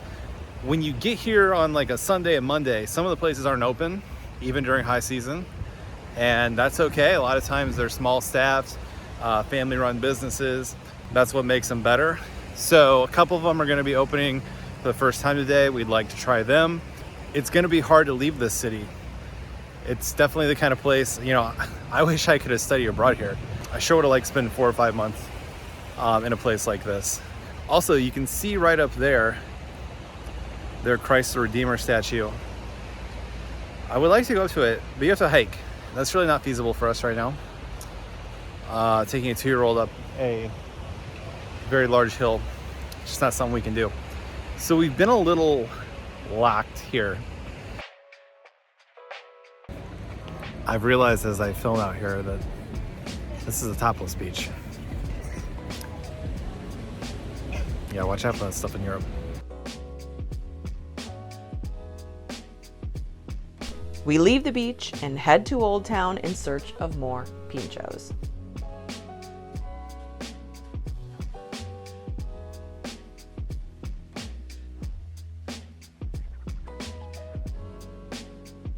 Our pinchos have arrived here at Bar Sport. We have a mushroom croquette, foie gras, and the ribeye sliders. Here, the ribeye slider.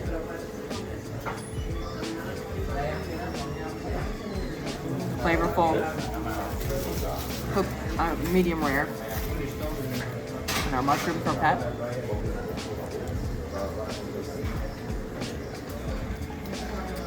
Nice and crispy on the outside. I've yet to meet a croqueta that I don't like.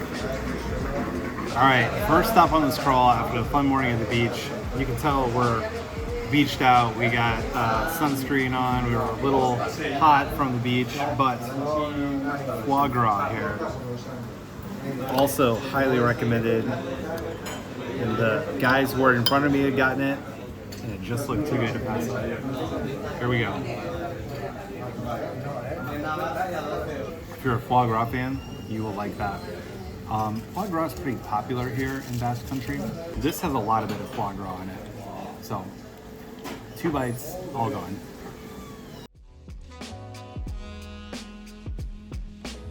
Our last pincho has arrived. Potatoes bravas. This looks like a good batch right here. Kind of been waiting on this.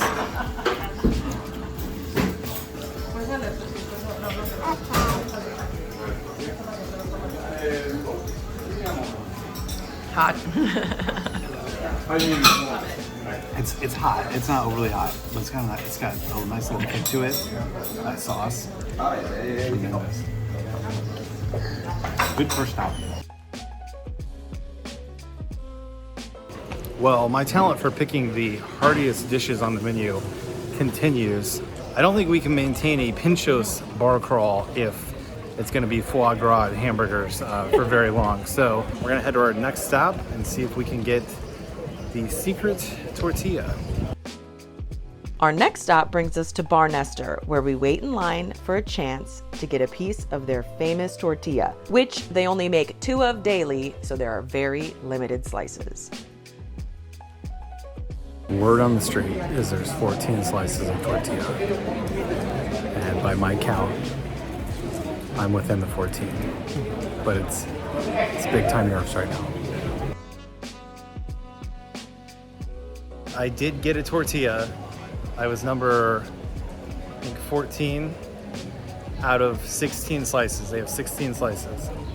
Now, if you want to come do this, I don't even know if it's good yet.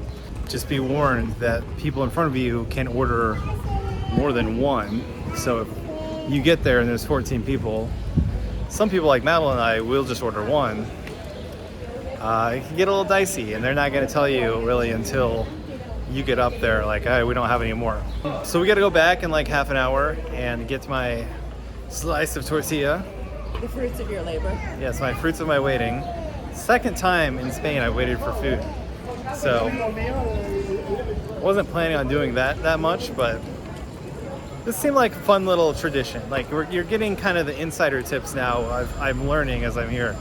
Well, you got to go here and get the secret menu. Yeah, the secret menu. You got to go get this kind of pincho, and that's what makes it fun. Since we had put in an order, left and returned, a filming crew has showed up. No idea what they're filming. Could be a Spanish movie. Could be an Avengers.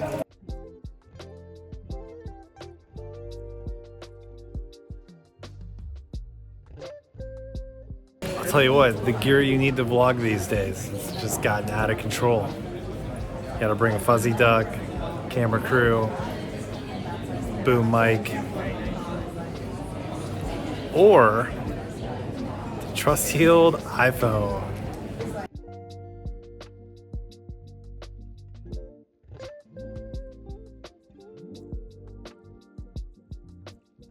Adam is currently inside Cafe Nestor, waiting for the tortilla while they're filming, and he's like sandwiched in between another big camera and then the boom mic overhead. So I'm really not sure what it is. The actors seem to be speaking English, so and the crew's all speaking English, so that's why I thought maybe it was like a travel ad or something, but maybe it's a TV show. I really don't know. It's such a small crew that I can't imagine it's anything like a film or an actual TV show. That's why I think maybe an ad or maybe like something small, independent. I don't know.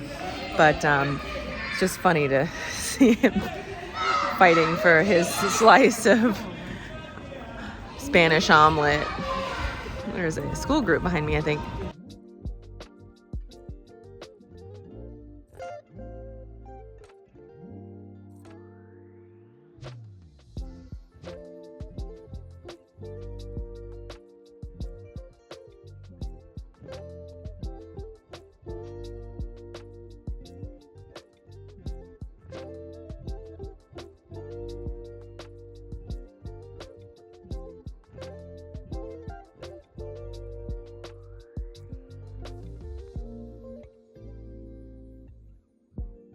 Well, just because there is a film crew in here does not mean our vlogging stops. So, the wildest bite of food I've ever tracked down. Waiting for about 45 minutes to order it, waiting another 45 minutes to get it, and there's a whole film crew here filming for Amazon Prime show.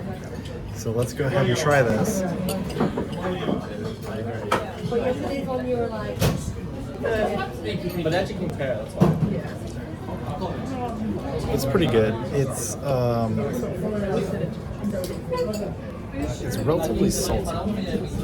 Potatoes are good. I like the eggs. Caramelized onion, you can put on anything. Is it worth all this hoopla? Want to share? Maybe two.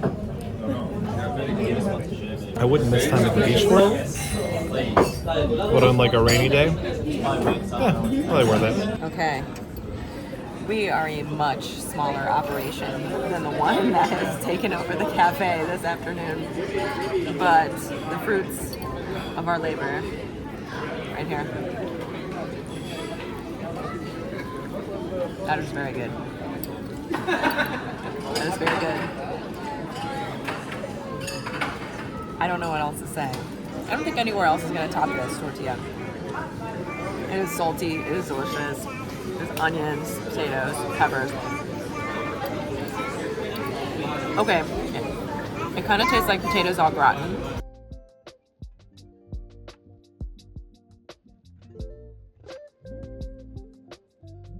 That was interesting. Usually Madeline and I have a lot of eyeballs on us, not because we're famous, but because we're talking into a camera while we're filming ourselves eat. Yeah, we were not exciting compared to the crew that was there. Yeah, we just were able to just sneakily eat our food. It was good.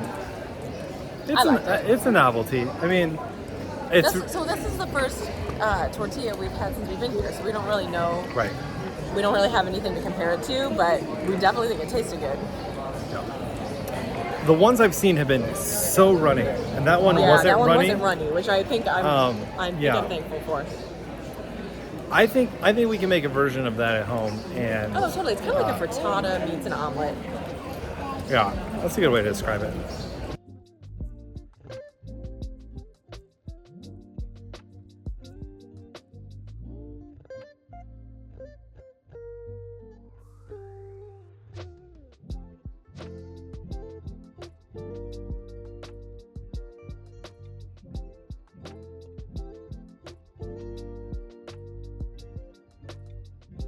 Is our next pincho. It is skewered prawns with it's kind of like a salsa on top, and then I think most pinchos are served on some bread underneath. But I think I'm just gonna take a shrimp off the top and get that sauce. I really like the sauce on top.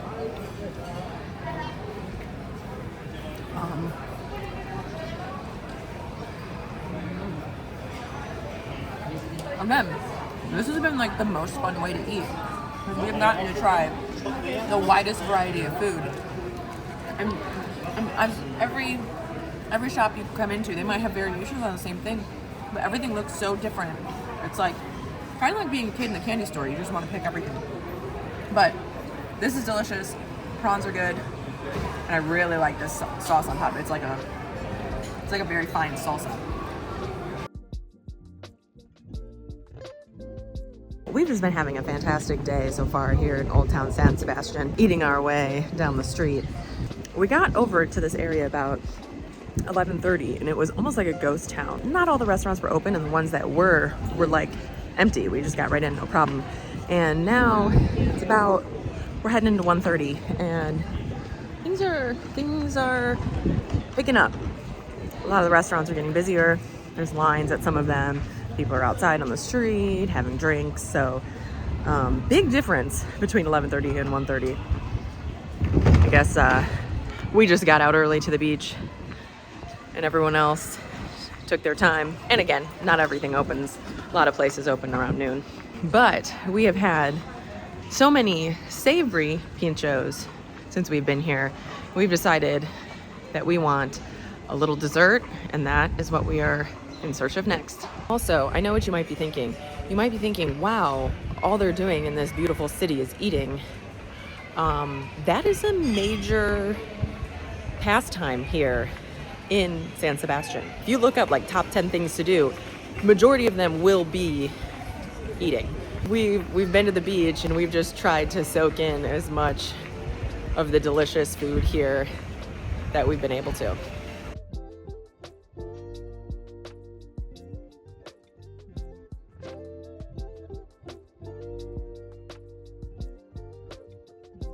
Okay, we are at La Vina for some Basque burnt cheesecake. And it's gotten lively. Like I said, it's the afternoon, 1:30, and it's getting late over here. So, the Basque burnt cheesecake, I cannot wait. Everybody in there has a slice.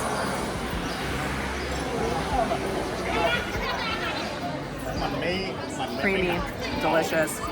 We've been wanting cheesecake since we've gotten to Spain. It's super popular here, and I think we made the right choice waiting for some Basque cheesecake. That's really good. You gotta try it. I will say, I think we've kind of been a little slow in the sweet treats here on this trip, and we got to pick that up. That's one of the best parts about vacation. Calories don't count. That's good cheesecake.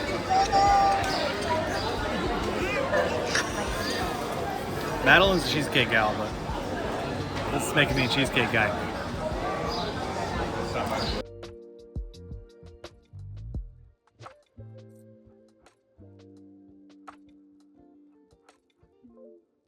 As I've been doing recently, I'm issuing a challenge. 500,000 views on this San Sebastian Pincho's food crawl. We'll come back to San Sebastian. They have 3 Michelin star restaurants with 3 Michelin stars.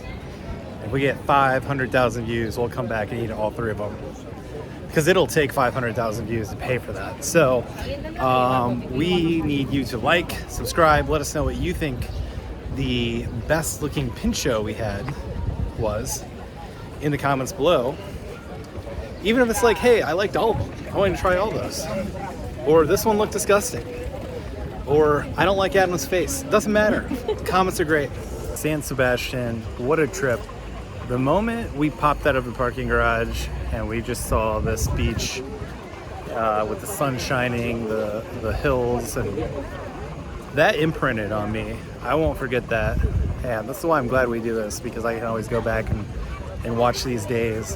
What a place to wake up every day and just kind of go to work in your own lives, and this place just keeps on rolling on, as existed before you've ever been here, and what a fun and loving culture.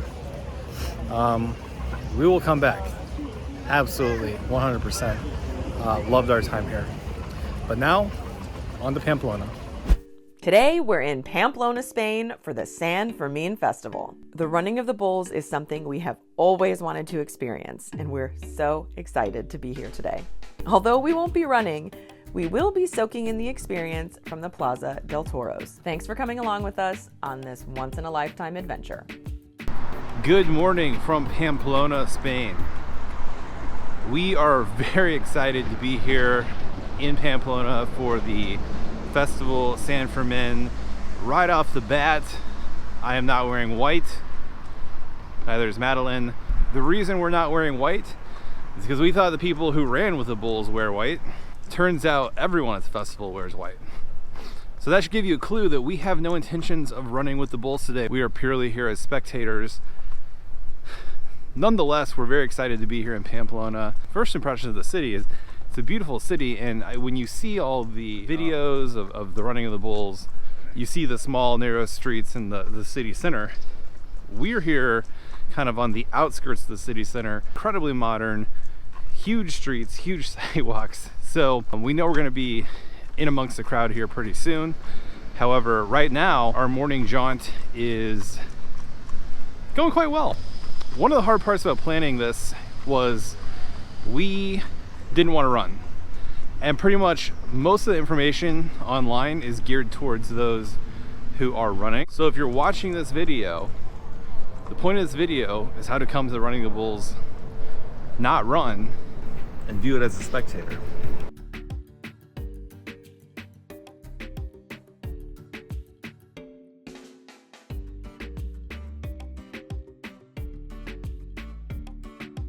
The reason everyone wears white to this festival is as a tribute to San Fermin, who essentially was a martyr. He got dragged through the streets of Pamplona by bulls. So this red scarf represents the blood and the martyrdom of San Fermin. Also though, it's really a tradition to get in the festival spirit. But we are in the festival spirit today. The plan is to watch from the arena. You can buy balcony seats. I felt like buying balcony seats here for the first time, especially with a 2-year-old, might be a little bit ambitious. I think that watching in the plaza is going to be very exciting because they show the Running of the Bulls on the screens in the arena, and they have it broadcast on television all around the city as well. All right, as we've gotten in this area, there's a lot more people congregating. The actual run is only like 850 meters. So if you're watching on the streets, it apparently goes by in the blink of an eye. One of the reasons we got a hotel that was walkable, and we paid a bit of a premium for that, was because we were a little unsure on how the bus system worked. They seem to be getting a lot of folks to the festival very quickly, but I was very concerned after the festival. So knowing that we could walk back to our hotel, we have a rental car, we're able to park it underneath the hotel so we know where the car's at. So just all those things to us were worth the extra price. It was about $300 for the hotel, and actually a very nice hotel, very modern, so it wasn't too bad. They really cleaned the streets over here. That's power wash right there.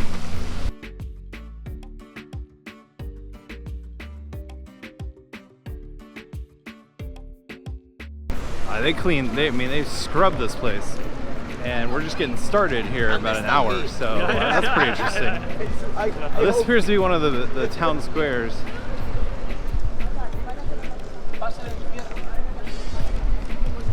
Very lively atmosphere as you would expect. We're about an hour from the Bulls being released from their pen.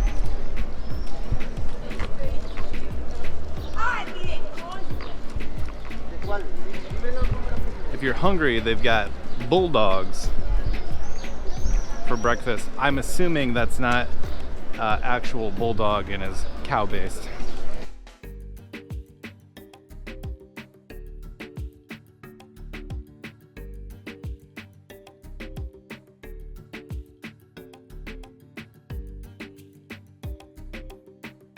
We're gonna walk over here real quick. This is where people are kind of lining the street.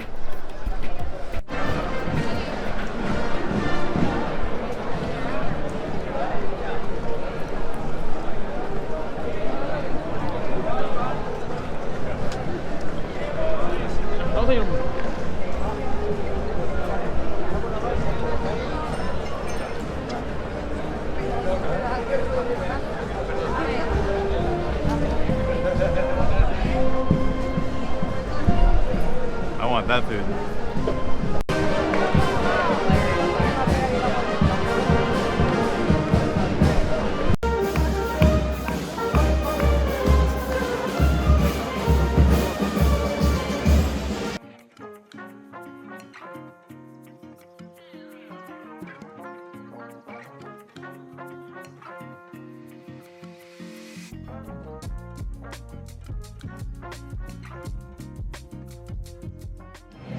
We're sitting in the very back.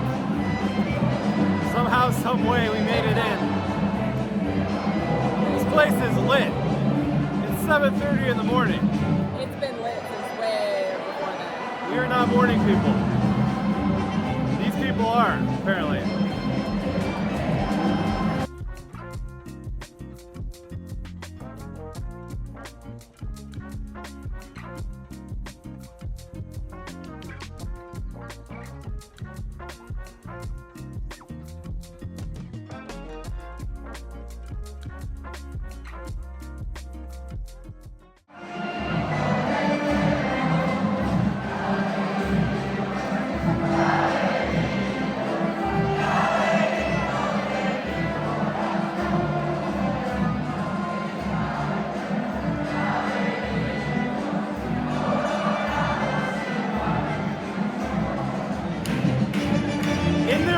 there is no lack of energy. They've got a band in the middle, they got a band on the side, and there's songs being sung.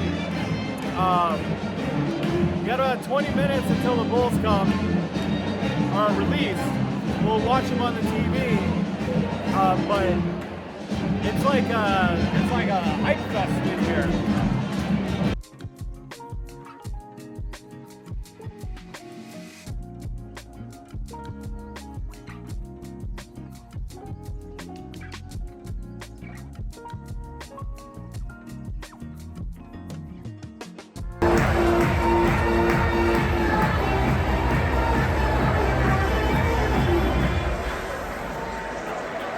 We are 5 minutes from the bulls being released.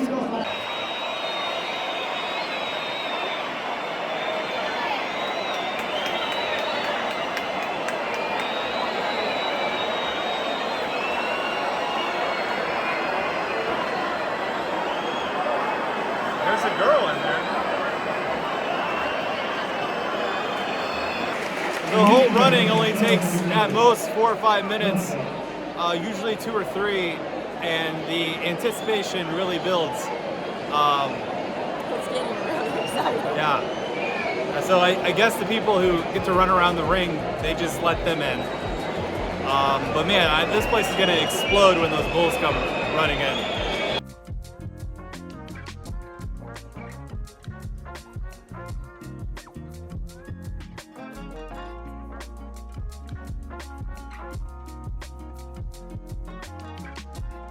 Now, 2 minutes before the bulls run, there's an eerie calm and silence. I feel like they've been doing this for 100 years. They know how to build the anticipation.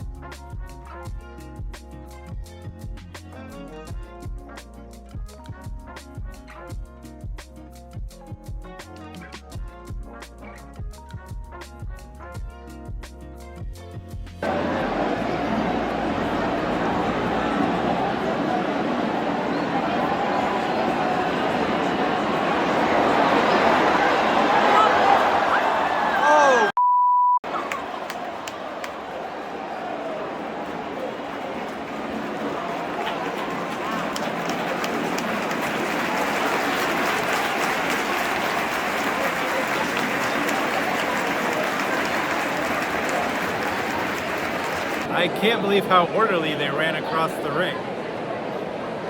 But there was a major wipeout, definitely when people ran in. It was so quiet waiting for them to come in. Everyone was watching the screen. I thought there'd be more hooting, or hollering, because everyone was so jacked when it happened, or before. And then when it happened, people were so watching the screen that it got really quiet. It's literally only been 6 minutes since they let the bulls loose. It feels like we lived a lifetime in those 6 minutes. Now everyone's standing on the floor. Everyone's standing in the bull ring, and I think they're gonna let the bulls back in. Really? Yeah. Yeah.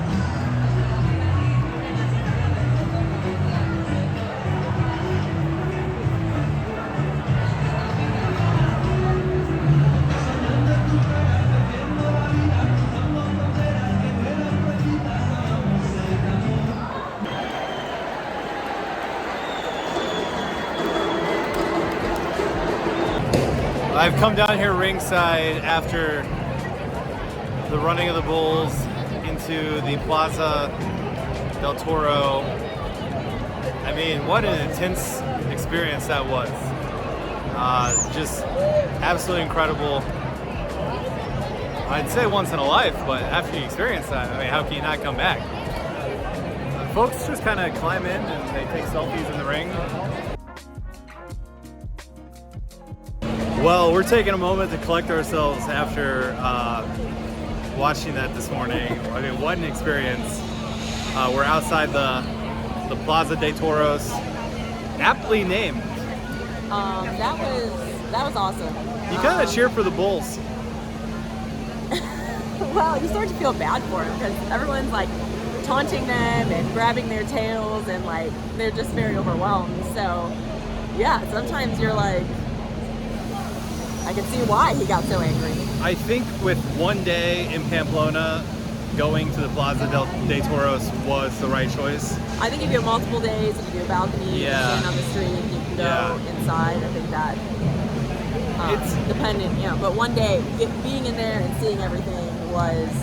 This wasn't the main reason we came to Spain. In fact, we booked the flights not even realizing that the festival was going on while we were going to be here. It's a little hard to wrap your head around experiencing it because the run only takes 3 or 4 minutes. We're going to go walk the streets after this. Kind of all signs pointed to just go in the plaza. You're going to get in there and you're not going to miss it. We sat all the way at the top. That was a journey with Evie and a stroller. Climbing up to the top, yes. But it wasn't like we missed out on anything sitting up that high. We saw everything. And if you're on the side that the bulls come in on, the sun starts to creep in. So if you want to visit in the future and you don't want the sun, it's already like 75 here probably. So if you want to sit in the right area where you're not like exposed to the sun, kind of the side opposite where the bulls enter is the best side. It's just an unreal experience. I've never seen anything like that. It's like everyone is cheering for something to happen, and then when it does happen, everyone's like, "Oh, please don't," which is sometimes very hard to watch. And the other thing I learned is you can't be a spectator outside and then come into the plaza after the bulls come in. It's not even 9 o'clock yet, so it's been, I don't think it's been an hour. Let's check. It's literally 9 o'clock, so it's been an hour since they shot off the firework and the bulls started running through the streets. All happens really fast. It's very fast, a lot of songs, a lot of energy. Just a great experience. You really feel part of it. But now we're gonna go walk the streets of Pamplona. And I mean, like 9 a.m. I don't know if we've ever had a day with this much action before 9 a.m. So, yeah.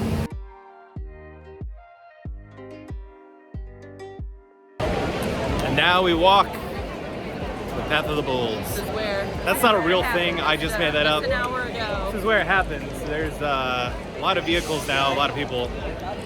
Madalyn compared this to Mardi Gras. Maybe like I've never been, but it feels like the closest I can compare it to. Less bulls in New Orleans. But the way everybody lines up and starts early. A lot of drunk people though in both.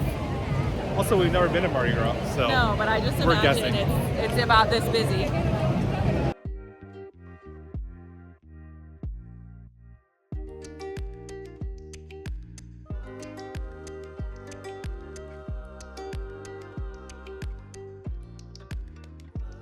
A lot of bars, a lot of shops where you can buy a white shirt that I'm not wearing.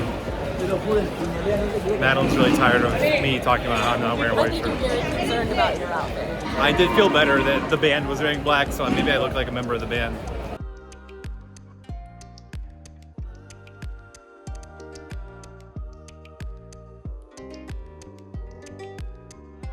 Pinchos alive and well here in Pamplona.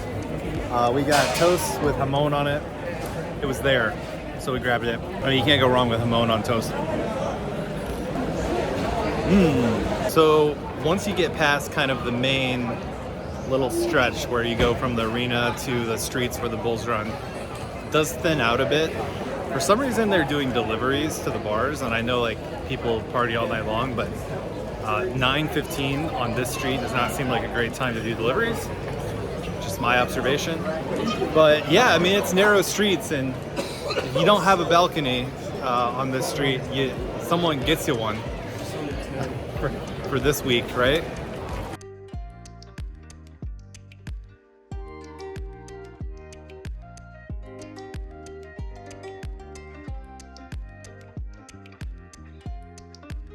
Right here, this gate, all the way over to this gate. I believe it's what they call the corner of death. The bulls come down the hill here, and then they turn to go down this street. And people can get pinned up against this wall. So, beautiful city. I mean, I didn't expect anything less, but just this view up here. There's this big church. I think we're gonna walk this way and then come back to the rest of the route. Just kind of want to see this church. We like to see old churches in Europe.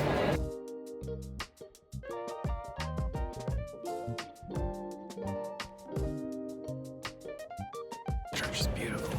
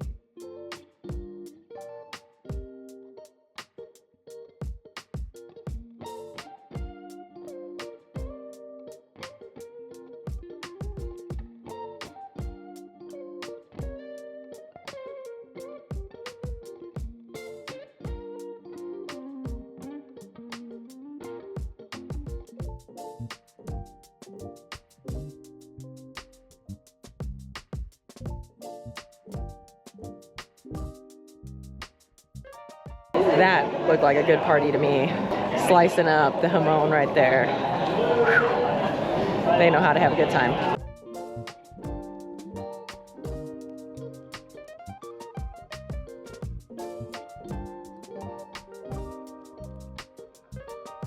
Right here is the pen where they keep the bulls in the morning before they release them down the street that way. Approaching where they pin the bulls before they release them.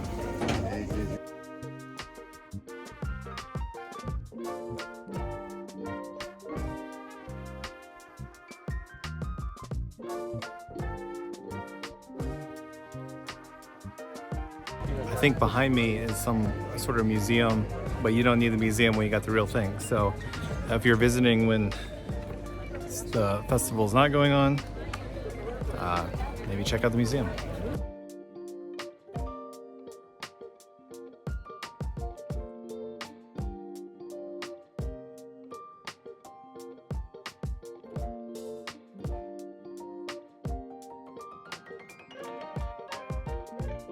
These are the streets they run on right here.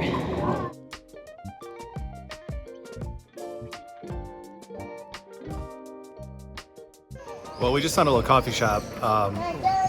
Madeline got some coffee. They had a donut, a chocolate chip cookie, which I was just thrilled about. And also, modern bathroom, which could be hard to find. So if you're coming, make a note of that place. It's not too far from the street where the bulls run. Chocolate chip cookie. Delicious. All right, you got it from the expert right there.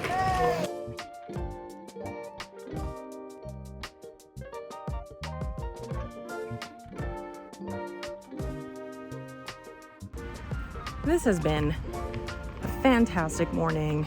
Just an unbelievable experience.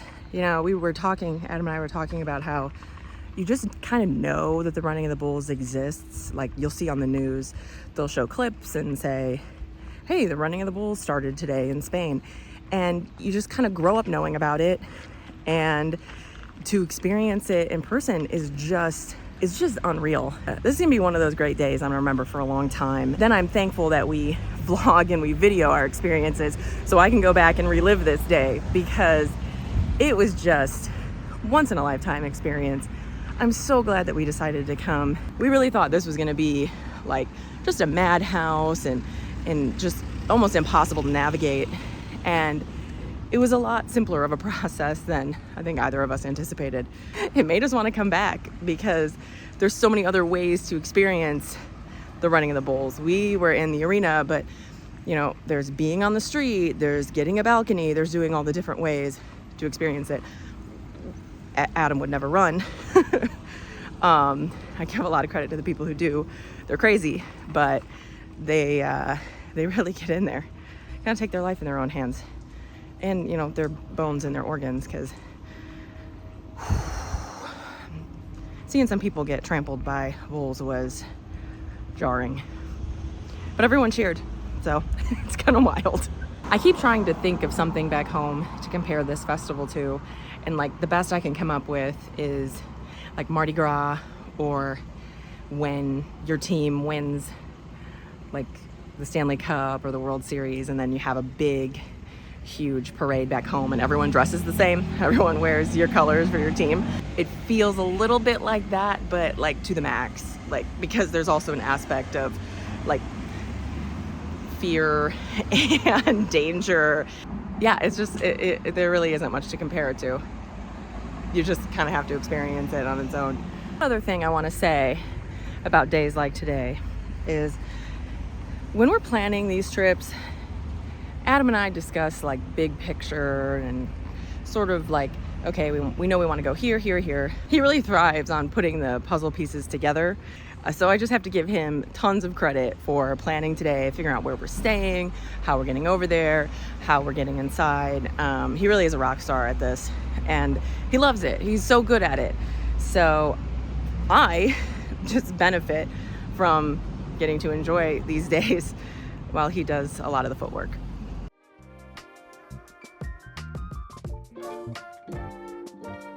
This is the hotel we stayed at, Occidental Pamplona. I think it's recently renovated. It's very modern inside. We liked it quite a bit. It's about a mile walk from the city center.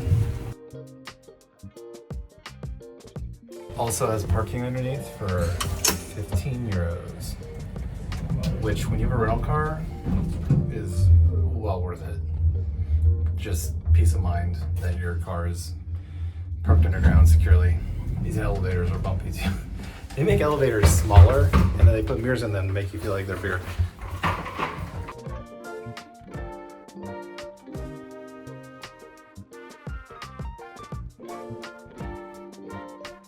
Well, if you can't run with the real bulls, you can stand by the statues. What a morning here in Pamplona. Everything we'd hoped it would be. But with that, we have more Spain to explore, and we will continue on our way. Tonight we are in Zaragoza, Spain. Zaragoza is located in northeastern Spain and has a fascinating blend of Roman, Moorish, and Christian heritage. We're only here for a few short hours, and we're going to explore as many sites as we can, starting in the Plaza del Pilar. We're here in Zaragoza, Spain. We had a morning in Pamplona where we had a great time at the San Fermin Festival, and we drove about 2 hours here to Zaragoza, and I am standing in the Plaza del Pilar, which is like their main downtown historic center. So we are only here really for the evening. So we have plenty of things that we want to accomplish. There are Roman ruins we're going to visit. They have 2 large cathedrals. That's actually one thing that makes Zaragoza unique. So we're here in the plaza. We are going to take in some of their beautiful sights here and make the most of our evening here. I also want to add that it is 97 degrees right now at 6:30. So it is a hot city here as well.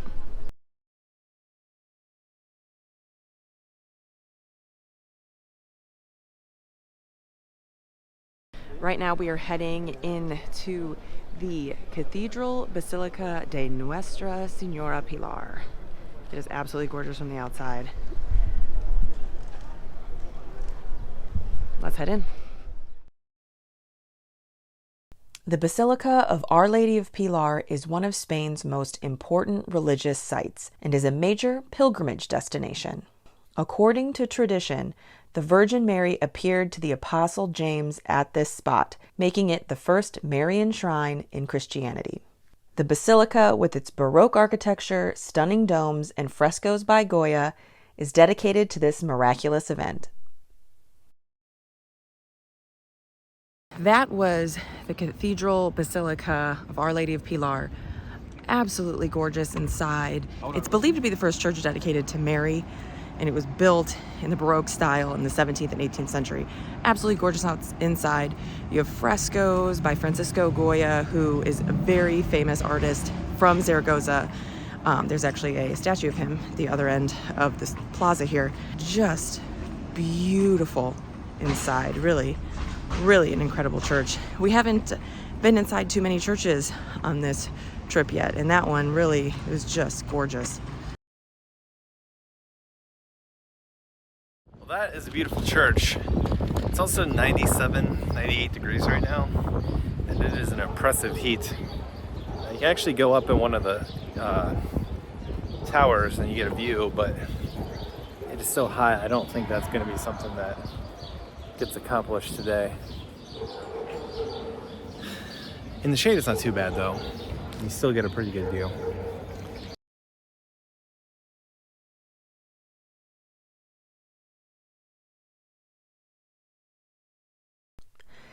Zaragoza was founded as a Roman colony in 24 BC under the name Caesar Augusta, in honor of Emperor Augustus. It became an important Roman city located along the Ebro River and thrived as a commercial and military hub. And so we make our way across the plaza to the Museum of the Forum of Caesar Augusta to learn a little more about the city's history.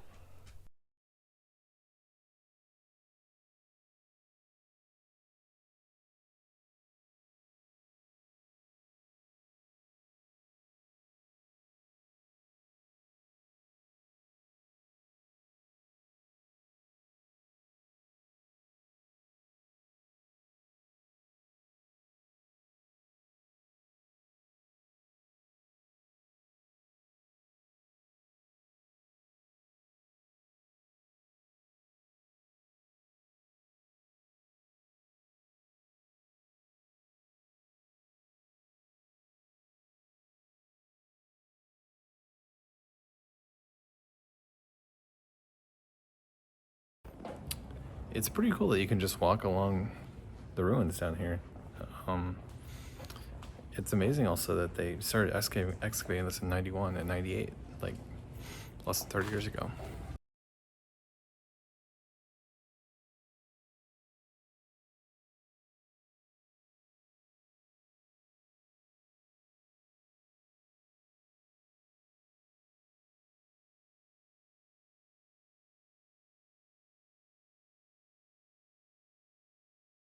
You can actually walk in the aqueduct. I think this is worth the price of admission right here, which is only €4.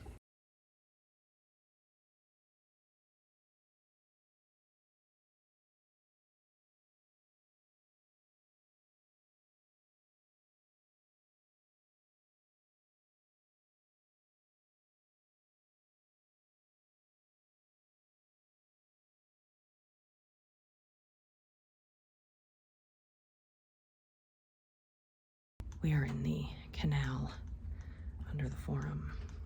This museum is really impressive, and this is actually only one location. There are 4 different spots. I think this is the only one we're going to go to, but they have other areas that have been excavated that you can go into as well.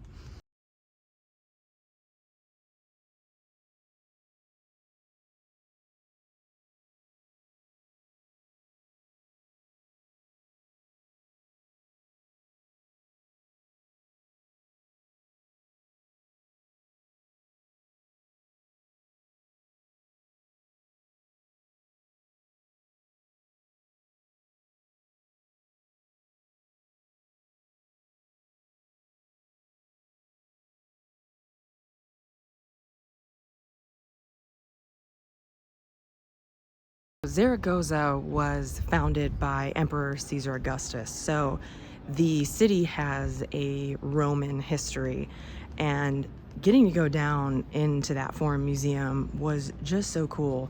You see the Forum in Rome, but to see how much they uncovered of this Forum here is just, it was just such a well done museum, and you get to walk through the Forum and they recreate areas so you can see what it was like when it was actually here. It covered a lot more of this plaza than just that little part that we saw in the museum, but so impressive. Such an interesting history. I'm really enjoying just our brief evening here in Zaragoza. I think that there's so much more that we could see, obviously, if we had more time, but I do think this would be a great city to do a tour. We saw some guided tours in the plaza, and I think that there's so much history here that would really, really be a great addition to a trip here. Yeah, really enjoying our evening. Again, it is 97 degrees at almost 8 o'clock at night, so it is hot. Really enjoyed being down in the museum because it was cool down there.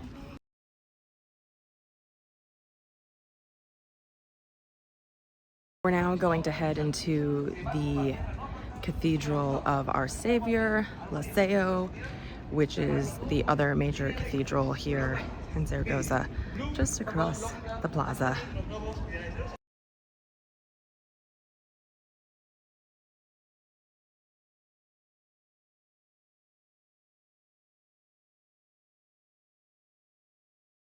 I lied, it's closed. We're not gonna go in. Just gonna look at it from outside. It really is unique to have two huge cathedrals just like 100 yards from each other. Liceo, which is the second one, which is the second church that was closed and we weren't able to go into, that is older and was built on top of an old Roman temple. El Pilar was built because Mary appeared to one of the apostles in that location here in Zaragoza. Both of them have deep significance and a deep history, and it's just so interesting to have two like that close to each other. Very unique.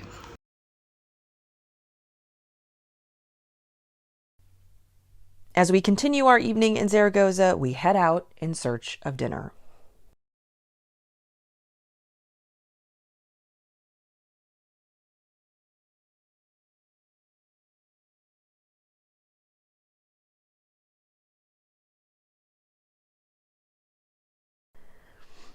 Francisco Goya is one of Spain's most renowned painters and was born in Zaragoza in 1746.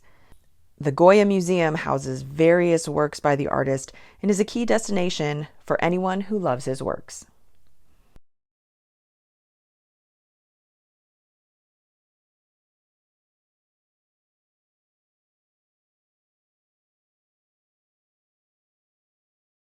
This view on this center street right here of the Basilica, absolutely fantastic. Also of note, Popeyes, in case we were getting homesick.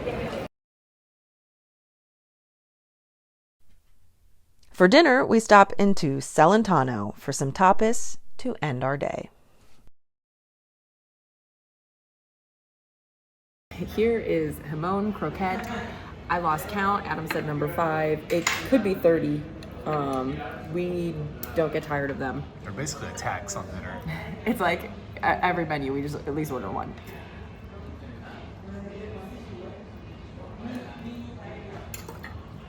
Another delicious one. I mean, honestly, we haven't had a bad one. And here we have a taco with spicy sauce and red onion on top. We think it's pork. That's what we're guessing. I'm gonna put the spicy sauce on. Maybe I should try it first. Yeah.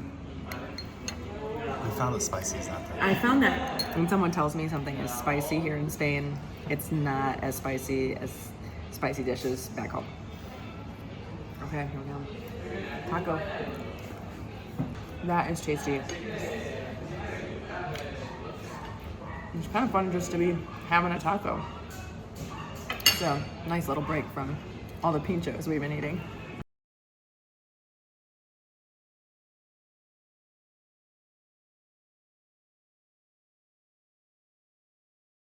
This dish is called midrejas. It's a traditional dish in this region, and I didn't realize I had like pudding when I ordered it. This is a bit of my nemesis from Scotland. We're gonna try it again.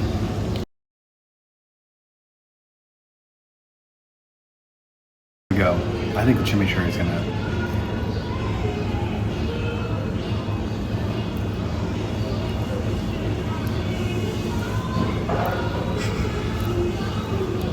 It's not bad. Let's try this.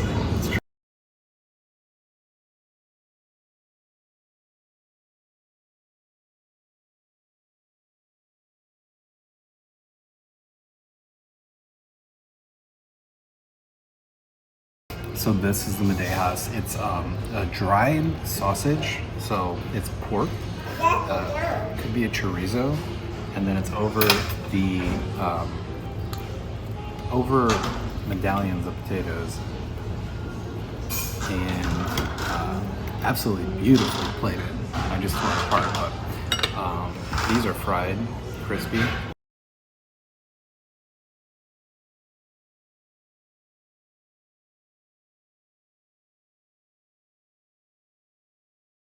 It's just like a super intense flavor. It's like pulled pork on steroids, and these potatoes are so crispy. Pork and potatoes, you can't go wrong. The bells you hear ringing are the 9 o'clock bells. It's still very bright out, and we just finished dinner, and we were in the early crowd. The bell, Evie. Here's the church. Right here. Really is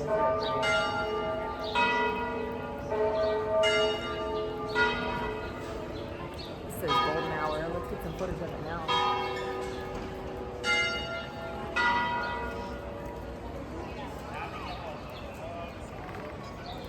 Well, we were only able to scratch the surface here in Zaragoza, but what a beautiful city, what a beautiful area to explore this evening. I had an awesome time here. I wish we had more time. Like I said, we would have done a tour and learned even more about the history of this area because it's just gorgeous here. This has been some beautiful architecture, these beautiful churches. The Forum Museum was amazing. There are 3 other areas that they've excavated that were part of the museum that we just didn't have time to go to. So, next time we're in Spain, we're gonna have to put Zaragoza back on the list to spend a little more time here because it's been great. But we have a lot more left to explore here in Spain, and we are moving on to the Barcelona area next. Today, we're in the Penedès wine region, located in northeastern Spain in Catalonia. It's known as the birthplace of Cava, Spain's famous sparkling wine. With its rolling vineyards, sunny weather, and Mediterranean charm, Penedès is the perfect destination for wine lovers and adventurers alike. Come along as we explore everything this incredible region has to offer. Well, good morning here from Spain.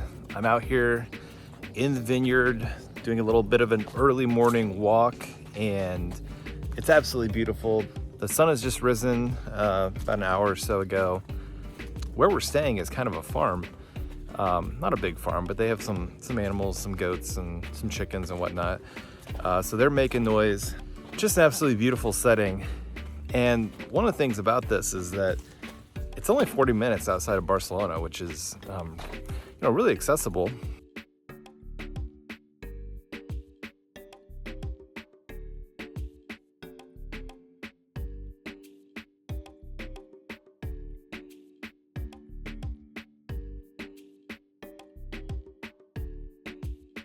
A really terrific stay here at the hotel. It's a rural hotel right in the middle of a vineyard, as you can see. You can just kind of get out and walk among the vines. We've got a lot of fun stuff planned today. We're actually going to go on a vineyard tour at another vineyard down the road. We're going to stop and have lunch at a vineyard. And then we're going to head over into the Montserrat mountain range and go up and see the Montserrat Monastery. Looks like an absolutely incredible setting. We definitely feel like, we're really in Spain right now.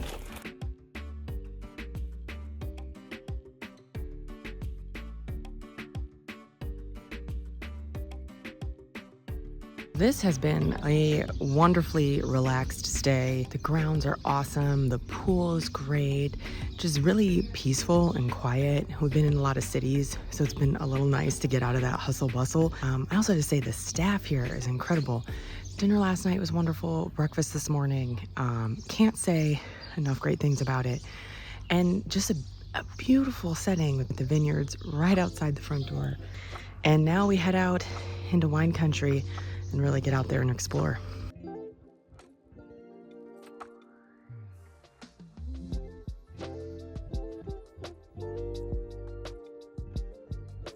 Penedès is where Spain's famous sparkling wine cava originated, made using the traditional champagne method. The region spans coastal, mid-altitude, and mountain zones, allowing for a wide variety of grapes and wine styles. It's located just an hour's drive from Barcelona, so it's an easy and popular day trip for food and wine enthusiasts. Native grapes to this region include Xarel·lo, Macabeo, and Parellada, which are staples for both cava and still wines.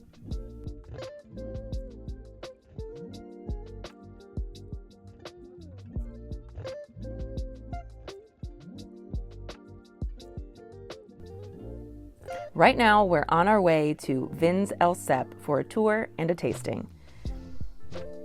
We chose this winery because they're a small, family-run business that does everything in-house from start to finish. They specialize in cavas, but also produce whites and reds, and they create organic and biodynamic wines.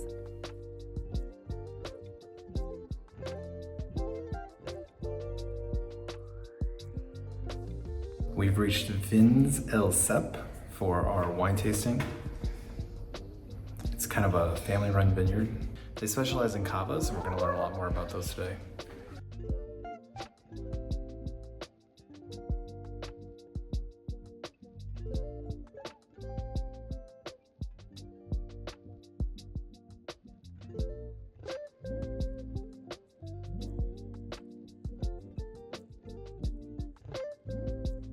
Sellers, but the last year we only sold 20%. Oh, okay. Amazing. Have a look. So they're like almost ready to get picked then? Yeah. So they're smaller than. Yeah, they're small. Yes. You Okay. can. I soup no because.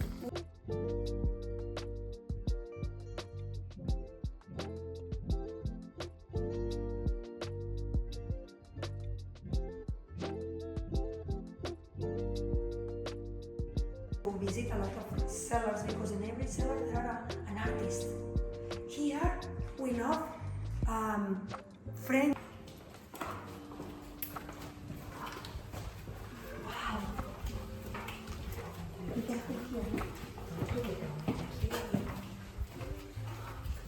Oh man, I think it's tiny in here. Wow.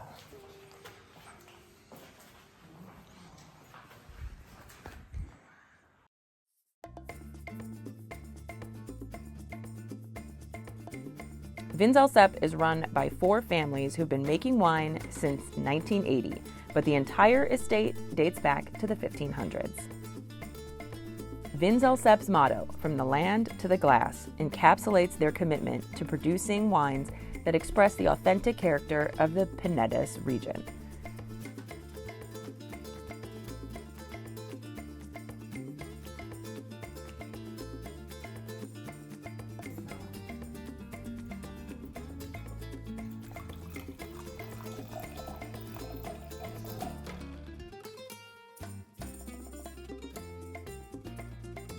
Wow, an absolutely fantastic stop into Vins El Cep. We did a guided tour. It was just us and our guide Monica, who was absolutely fantastic and walked us through the entire process. They do everything here in-house. She said they're only one of 15 that do everything start to finish, out of 300 wineries in this region. So just really special to be able to see from grape to bottle how they work. Absolutely delicious wine we got to taste at the end, and their cavas are absolutely fantastic. They said that they distribute in the US, and some of the labels looked familiar, so we're gonna keep an eye out when we get back home. The winery dates back to the 1400s, but Vins El Cep was founded in 1980. So the wine has been produced here for hundreds and hundreds of years. And then in 1980, 4 families came together and said, okay, we want to start producing our own wine and having our own label. So they do a fantastic job. It's still run by the same 4 families. I can't say enough great things. This is the perfect place. There were many for us to choose from to do a tour today, and I just think this was the perfect stop. We've learned so much about the different grapes and the process of how they make their wine here. Just a gorgeous region, and we're enjoying so much so far, and we have a lot left to explore here. So now we're heading to a spot for lunch, but delicious wine, a wonderful afternoon here, learning about the process. Just jazzed for more.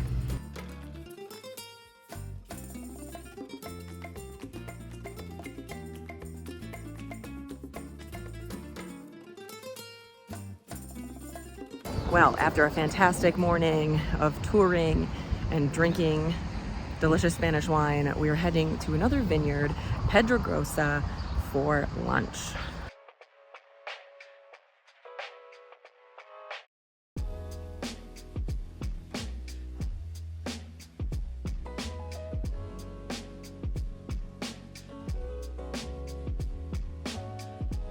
Here we have our first course here at Pedrogrosa.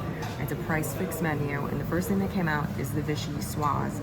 It is a cold fish soup. It has langoustines on top. I also see kiwi and maybe apples, another fruit in here. Let's try. This is very nice because it is heating up out there. So just be able to sit, have a nice cold soup is very refreshing.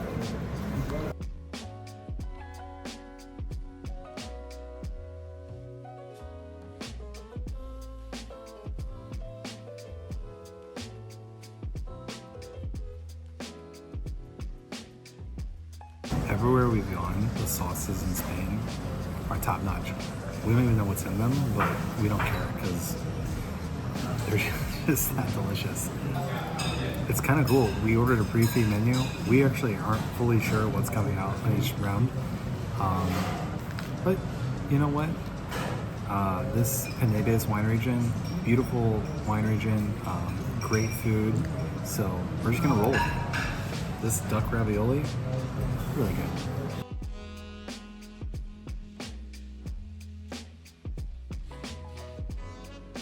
So we're always trying to broaden our horizons. This is a octopus dish. Kind of avoided octopus quite a bit, so here we go.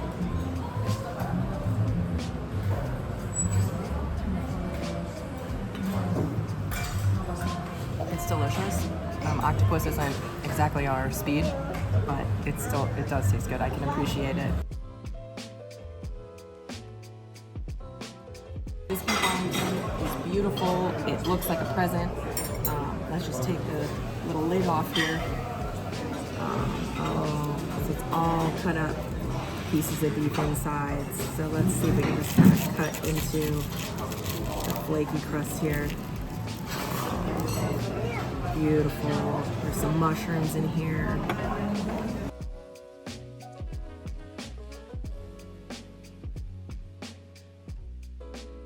Delicious, very rich, deep flavor. Let's get a little sauce is fantastic. Seasoned beautifully. And then this flaky pastry.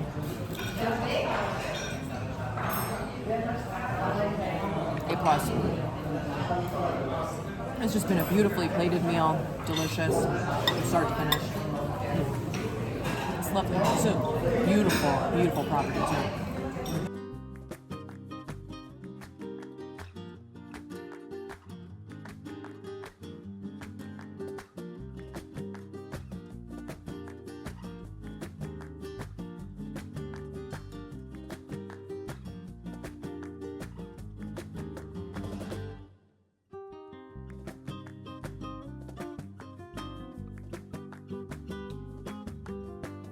What a fabulous meal at Pedregosa. A much bigger operation here than we were at this morning. So we've gotten a little bit of both worlds, the smaller winery versus the larger operation here. Delicious, delicious meal this afternoon. Beef Wellington was wonderful. The appetizers, vichyssoise, just every course was plated beautifully, tasted delicious. We're really enjoying the food in this region so far. Also, the whole meal for the two of us was €65, and that included a glass of cava for each of us, and they have canned wine. That's like a big thing that they do here, and so a can of wine for each of us. So really a fabulous deal for the two of us to eat for $65. And actually, that included some things that we ordered for Evie as well. So it was $65 for all of us. So I'm not exactly sure what the price breakdown was for the price fix menu. I'm gonna double check because such a fantastic deal for the three of us to eat lunch here.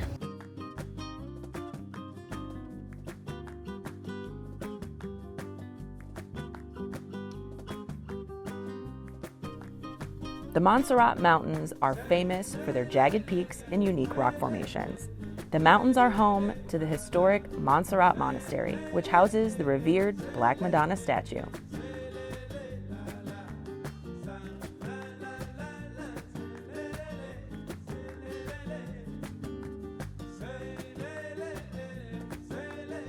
After that terrific lunch, we are leaving the Penedès wine region and heading to the mountains that we've been looking at for about the last 24 hours, the Montserrat mountain ranges. All right, we're getting close. We are about to take the train up to the monastery. The drive here has been absolutely beautiful, just seeing the Montserrat. It's a mountain range, but it's not. It's like a giant bluff. I think that's the best way I can describe it. It's absolutely beautiful. You also saw on the drive-in a giant sky tram. My fear of heights would not accommodate That's a big fat no. going on that, so not a chance. You have to keep them straight. Not a chance we're hopping on that thing. Just parked for the train to the Montserrat Monastery. Very nice parking garage.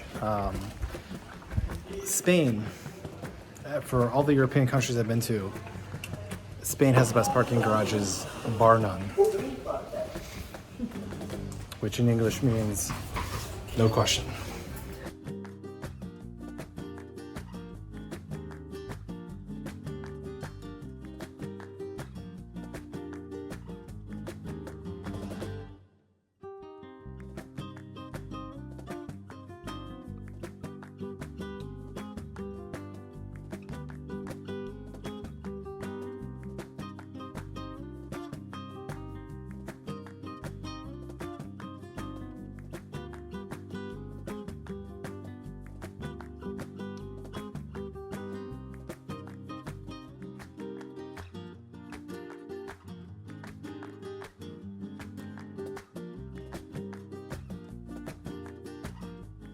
We're heading up the mountain right now. This train has a little bit of oomph to it. A little more get up and go than I had anticipated. The train departs from the town of Monastery de Montserrat and travels a 5-kilometer route, ascending over 550 meters to the monastery. We thoroughly enjoyed the train ride and the opportunity to take in breathtaking views of the Montserrat Mountains and surrounding landscapes. Trains run frequently and the ride takes approximately 15 minutes.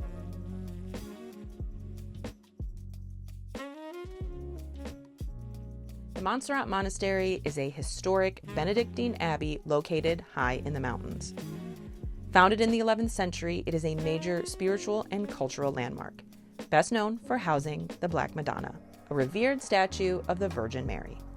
The monastery is accessible by road, railway, or cable car. It serves as a pilgrimage site and a hub for exploring the breathtaking natural surroundings of Montserrat. We just stepped off the train. It was about a 15-minute ride, not bad at all, pretty quick. Beautiful views on the way up, and wow, we are here. I think the funiculars, I think, based on that. Yeah, I really can't imagine taking the like sky path up, the aerial tram. That was, seeing that on the drive-in like made my stomach hurt, so I can't imagine actually being on it. The train was exciting enough, but air's a bit cooler up here, and we are going to explore.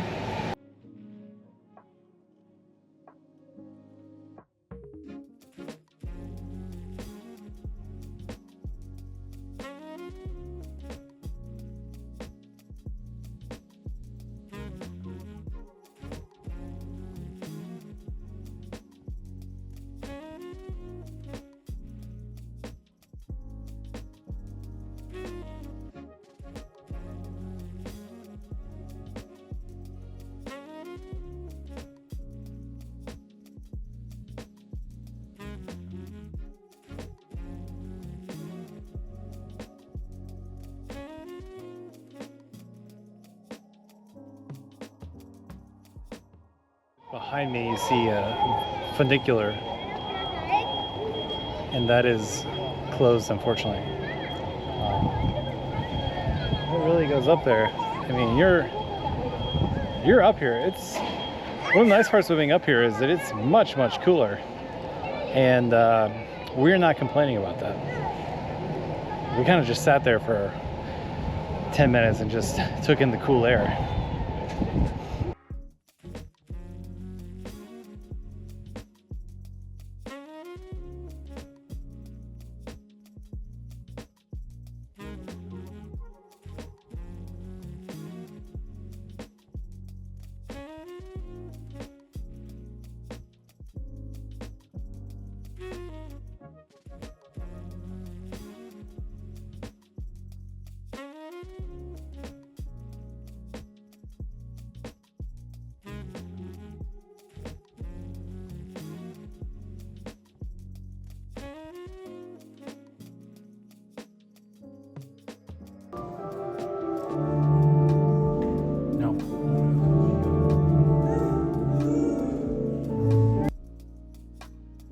The Black Madonna of Montserrat is a revered statue of the Virgin Mary and baby Jesus, believed to date back to the 12th century.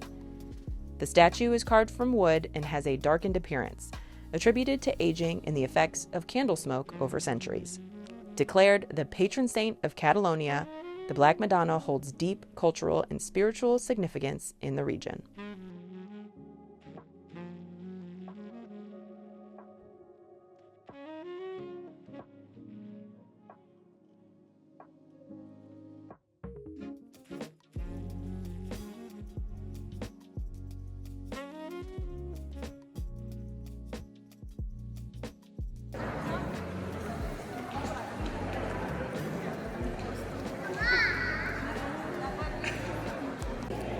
Well, the basilica itself is absolutely beautiful, but this outer facade, maybe the start of the show, they're saying that if you've been to one church in Europe, you've been to them all.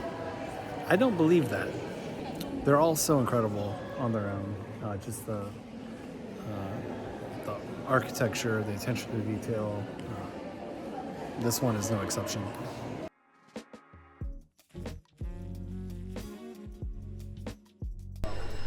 Wow, what an incredible place.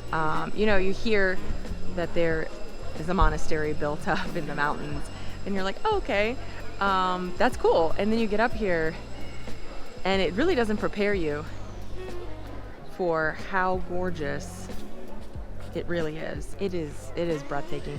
Basilica, so ornate, so beautiful, and just so peaceful. There is some construction work going on. You can probably hear that in the background, but you have to maintain it. Stunning. I never get sick of visiting beautiful churches, and this one is just so incredibly unique in terms of setting, and just, gosh, the inside is so beautiful. What a wonderful place. It really is very peaceful up here. It is busy. There's like a tour going in right now. but wow, gorgeous place. I just can't say that enough. I've said that a lot today. What a beautiful setting, what a beautiful place. But just so unique to come up here into the mountains on a train and see just an absolutely stunning church. Round trip on the train up to the monastery and back was, for the two of us, €28. Kids under 4 are free. So you pay to get up. We didn't have to pay to get inside. There were signs for tickets, but nobody was collecting tickets at the time we were here. So that I'm not sure about, if that was just the day of the week we're here or the time of day, but there may be a fee to get inside when you come here. Just a truly incredible day here in Spain, starting off in wine country, wine tasting, having an incredible lunch, and then heading over here to Montserrat. Just, taking the train up and everything we've experienced since we've been up here. I think Adam said, like, wow, this day keeps getting better, and it really has just been a fabulous travel day. These are the things that you travel for. These are the days that you hope for, and everything goes smoothly, and really just having a great time here in Spain. This region has been fantastic so far.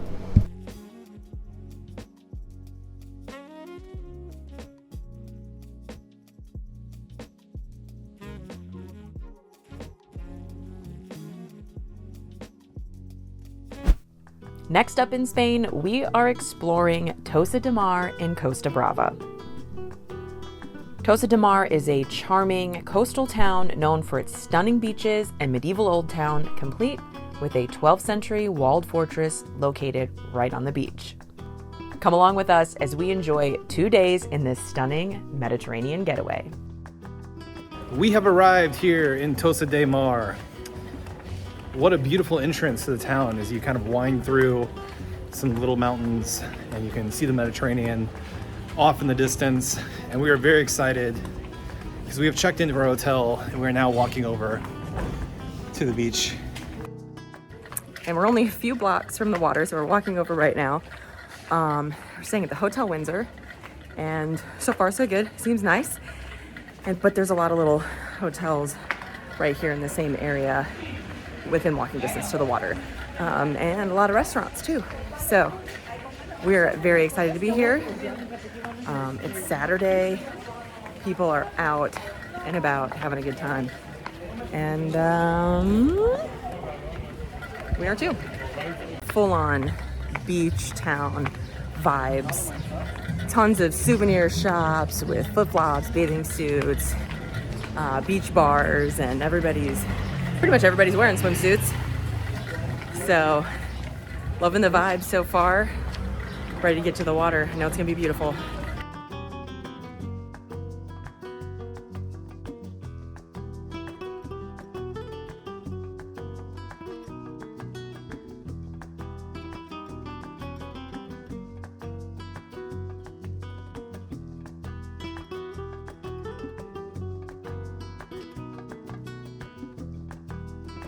Such an incredible setting here at Grand Beach. This is the biggest beach here. I mean, you're just laying on the beach, Mediterranean out in front of you, and an incredible medieval castle just towering over you. It's getting a little hot, so we're gonna leave the beach. We only lasted about an hour and a half, but it's a fantastic setting, fantastic beach, and I'm excited to keep exploring the town.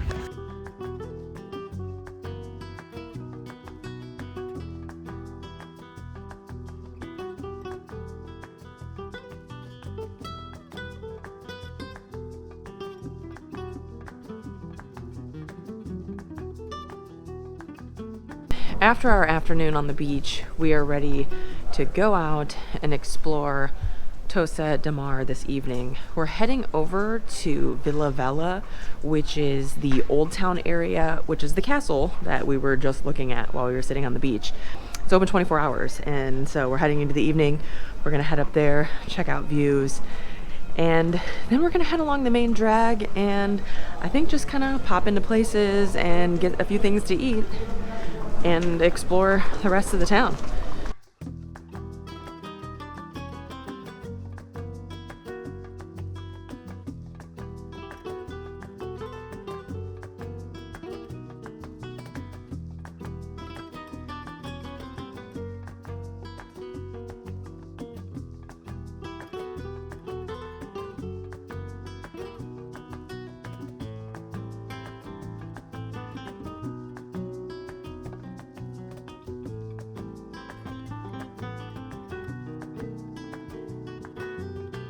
So we've made our first stop off for something to eat here tonight at Rasa's Tossa de Mar.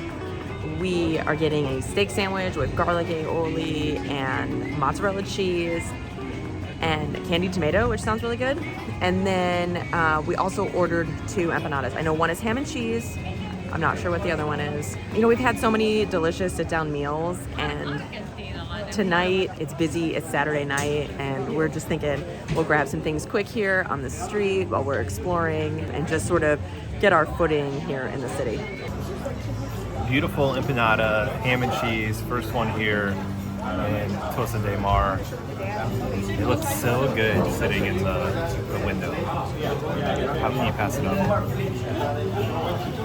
It's gonna be hot. They pop them in the oven, they come out. You gotta wait like 5 minutes before you can even bite into them, but worth the wait.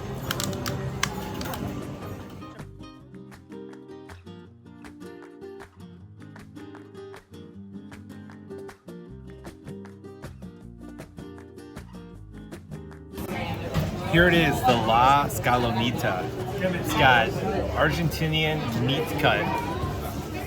I don't know what that means. That might be lost in translation. Garlic mayo, rocket salad. Again, I don't know what that means, but Arugula, I think it's arugula. Mozzarella cheese, basil oil, and candied tomato. Looks terrific. That is absolutely loaded with flavor. You taste every ingredient there on the first bite. The meat's terrific. You got the mozzarella kind of melting on there. Meat is very tender, and then you definitely get that garlic mayo. Wow, that's a good sandwich right The there. cheese on here looks incredible. That is very good. Kind of tastes like maybe there's like a balsamic on there, on the tomatoes. But yeah, this is a good sandwich, holds up really well, and good base for exploring. Well, that was a delicious first stop this evening. If you get bored of the beach, there is plenty of shopping here in Tossa de Mar. Lots of shopping. Like, it's pretty much like, I don't know, 70%. Maybe not that high. It's like 50-50 restaurants and shopping. So, we are now heading to the castle. Well, we just kind of stumbled up upon the castle rather quickly here. And we're gonna head up. The medieval old town of Tossa de Mar is the only remaining fortified village on the Catalan coast. Enclosed by 12th century stone walls and watchtowers, it offers stunning views of the Mediterranean, and with its narrow cobblestone streets and historic buildings, it's the ultimate photo spot at sunset.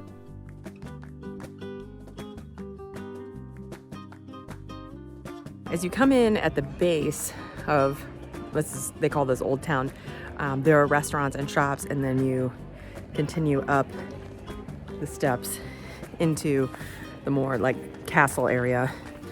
Let's take a view from up here.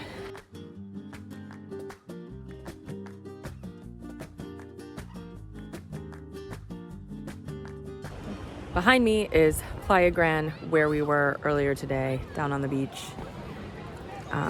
It's interesting to see it from this vantage point as we were down there earlier, looking up here.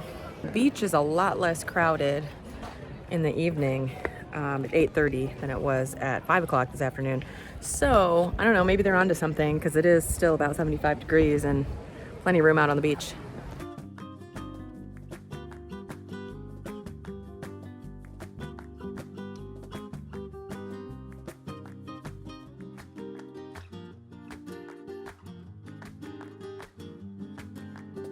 Well, you definitely feel a bit like you're on top of the world up here. Between the view behind me and the view out into the Mediterranean. Just a unbelievable location. It's such a nice day. You don't get days like, well, they might get days like this all the time out here, but not where we're from.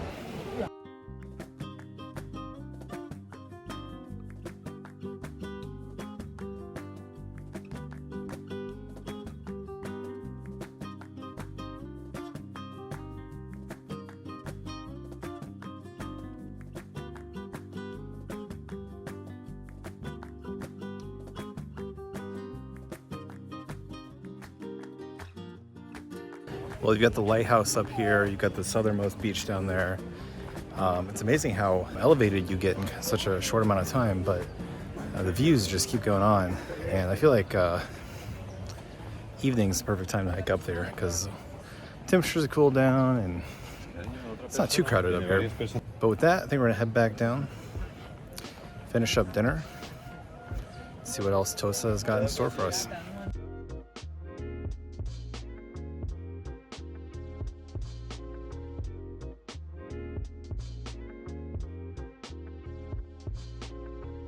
After walking in the medieval city, we have decided to stop for a Belgian waffle with Nutella at Go Fresquina. We also got a fruit smoothie, which I need after climbing to the top of the tower. This looks great. I got nothing else to say. That is a very dense waffle. The waffle itself is really flavorful. It's sweet, and then yeah, I can't make them like these at home. Oh my gosh, like it. There's like a good amount of sugar inside the waffle itself. It's kind of got this caramelization on it, and then the Nutella is just really sending it over the edge. Holy moly! Maybe I should have gotten this before I walked up the tower. One first day in Tossa de Mar. We just wanted to go up to the castle tonight, grab a quick bite to eat. We got a lot more planned tomorrow. We're gonna go out on a boat. We're gonna go to a couple different beaches and explore this town a little bit more. Hopefully tomorrow we get to have a sit-down meal. Pretty crowded tonight. A lot of these places need a reservation. You know, these late dinners, they don't mesh too well with having a 2-year-old. You know, we gotta do our best to find a good restaurant that we can get a reservation at. To also serve us early enough to get kind of a sit-down meal night. So, did the little street food thing tonight. Good sandwich, good waffle, and quite frankly, I really enjoyed the smoothie. I'm not sure we've had enough fruits and vegetables while we've been here in Spain.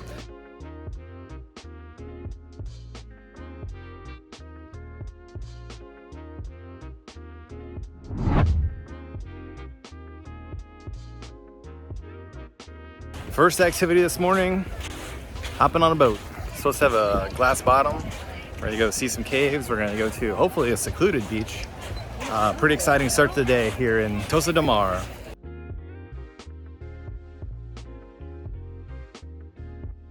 Our glass bottom boat leaves from Grand Beach and takes us along the coast, in and out of coves and caves, until we stop at Güell to spend the afternoon on the beach. The round trip ride costs €22 for adults, and boats leave every half hour.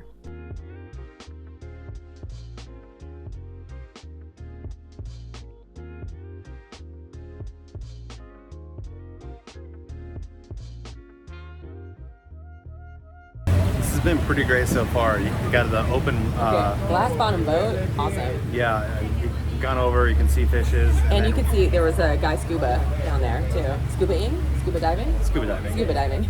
And then we're going to be going to some beaches.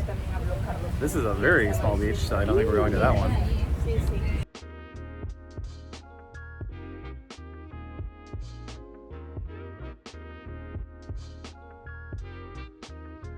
I cannot get over the color of blue this water is here in the Mediterranean. It's like a piercing navy. As you get close to the shoreline, it's light blue. And then these rocks, I don't want to describe them as tan because that's too bland, but they're just so striking up against the blue. Absolutely beautiful, beautiful shoreline here in Costa Brava.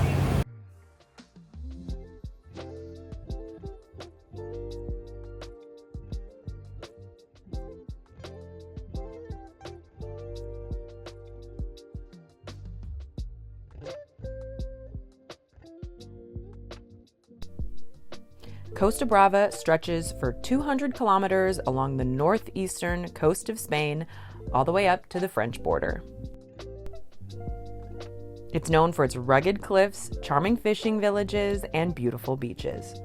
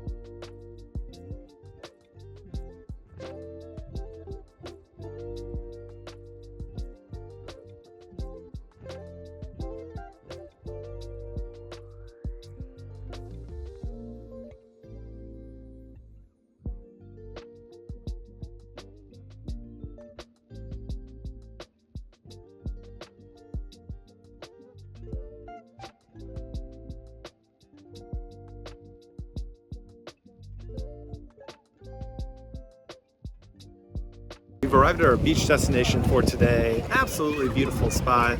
Had to go off the beach to talk to the camera because we are in Europe. I don't know if I have enough blur on the Premiere Pro to cover what I need to cover. Beaches in Europe usually aren't, big mile-long stretches of sand. I'm guessing this is man-made with the sand. It's probably the best sand we've had on a beach in Europe. Once you get into the water, it is a bit rocky, but the colors are beautiful, the cliffs, hillside, just what an idyllic setting. And for a weekend in the summer, not too crowded. You don't get, well, from our experience, you don't get long stretches of in our experience, you don't get long stretches of beach to yourself while you're in Europe, unless you're in a beach in Scotland and it's 55 degrees. But really couldn't ask for a better day. I think this is why you hop on a plane and go somewhere else, because it just is a chance to see a different part of the world and just have one of those days you always remember, which is what we always try to do. There's a restaurant here. I think we're going to grab a small bite to eat, maybe a drink, hang out here for the rest of the afternoon, but this so far, A+, absolutely A+.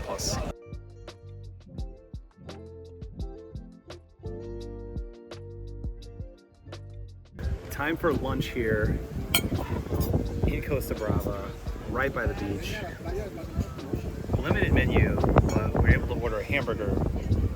I think it's an Angus hamburger. I'm not really sure what's on it. Definitely guacamole here.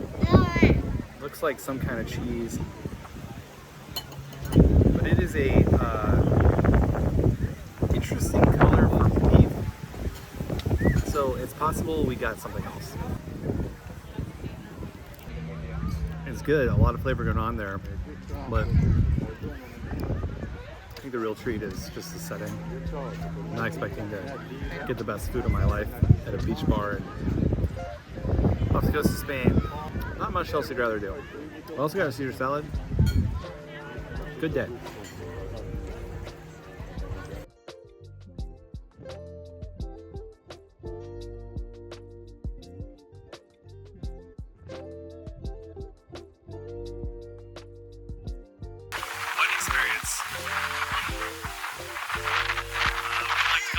Someday. I don't know, we might rearrange this trip so we can just come back this week. It was a choppier ride back. Unfortunately, Madalyn's still held up for now, but I don't know how much longer it will. We're even rocky going into the bay here in Tossa de Mar. A terrific amount of fun had this morning, this afternoon. Heading over to the other beach, Tossa de Mar, becoming one of my favorite spots I've ever been.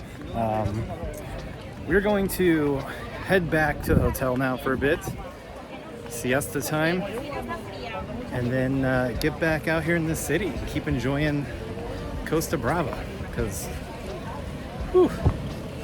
what an idyllic day. We are back in the city. I won't lie, that was touch and go for me on the ride back. Got a little boat sickness. Beautiful, very fun experience. Amazing beach, totally worth it. I think it was like €22 for the two of us and EV, so children under 5 were free. Absolutely worth it. Some people didn't even get out. They just rode the boat over, went in the caves and then rode the boat back, which would totally also be worth the price. A great time, great beach. We went early. We went around 11 and it wasn't too crowded, but just when we came back and got dropped off, I think it's closer to 3 o'clock now, and the line to get on the boat was all the way back on the beach. Just a great day, great beach day, beautiful weather here in the summer. Just can't say enough great things about Tossa de Mar. We're having a fabulous time. While in Tossa de Mar, we've been staying at the Hotel Windsor. I think I mentioned it before, but it's only a few blocks from the water. It's been really easy to pop in and really get wherever we want to go. They have a really nice pool, but we've been going to the beach, so we haven't made use of it. Maybe if we were staying one more day, we would. But yeah, breakfast was included, and parking was really easy. So that's been a pretty good spot since we've been here. And tonight we're going to head out for dinner and take in some more of the sights around the city that we haven't gotten a chance to see yet. We've really been enjoying the beach. We've really made the most of our 2 days here, getting over the beach as much as we can. And the boat ride today was just the perfect way to spend the day. But now we're back out on the town, taking it in. Madalyn and I are what I would describe as less than amateur photographers. I don't even know what, we're not even basic, we're just bad photographers. Whatever the iPhone gives us, we usually take. The lighting in this town is absolutely terrific, and we just took some really good photos. So another fun little part of Tossa de Mar is to get a nice little family shot, even if you're a couple simpletons like us behind the camera. It also helps to have just amazing little streets like this. Every street you go down feels like designed by Disney or something. Of course, Disney steals from places like this that definitely predate Disney. It's the real thing.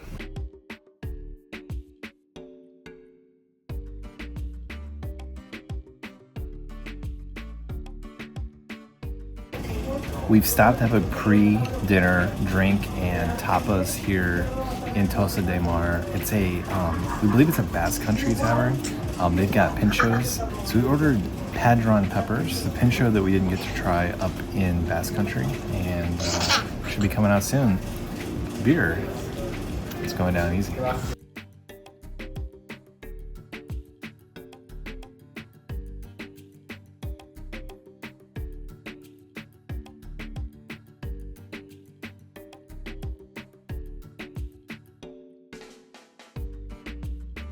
Here are the padron peppers. They remind me of shishito peppers.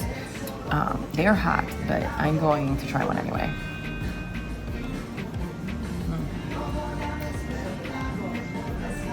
Oh, not spicy at all. Salty, fried. Really good.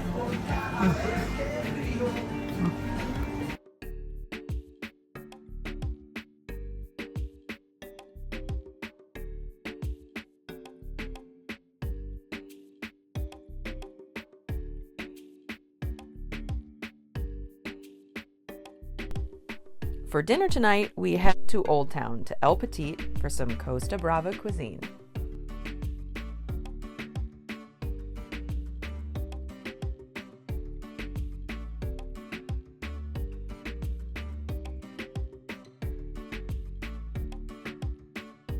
We've held off on one of the best known Spanish drinks here until we got by the sea, and that is sangria. Red wine, fruit. I think it's a spritzer, right? I think usually there's like soda in it. Oh, really? I don't know. I think everyone has a different recipe. Do I really have to explain what it is? It's sangria. Here we go.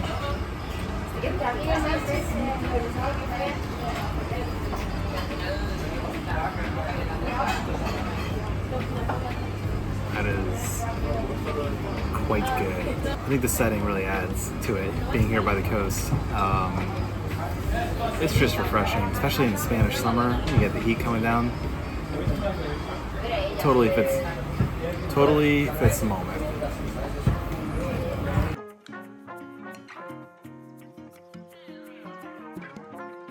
Tonight, we're sitting down to dinner at El Petit. The chef is local to the area and they're all about farm to table. So we figured this would be the best spot to taste some Tossa de Mar specialties.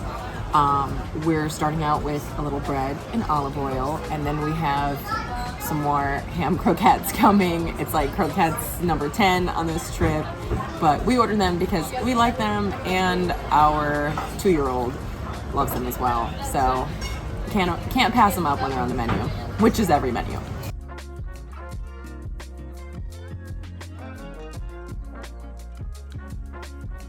We also got some bread with tomato to start. That's delicious. Tomatoes are fresh from the garden. That's delicious. Tomatoes on bread is pretty popular in Spain, and we haven't actually had any yet. And then for dinner, I got chicken and prawns in tossa sauce, which is a local dish.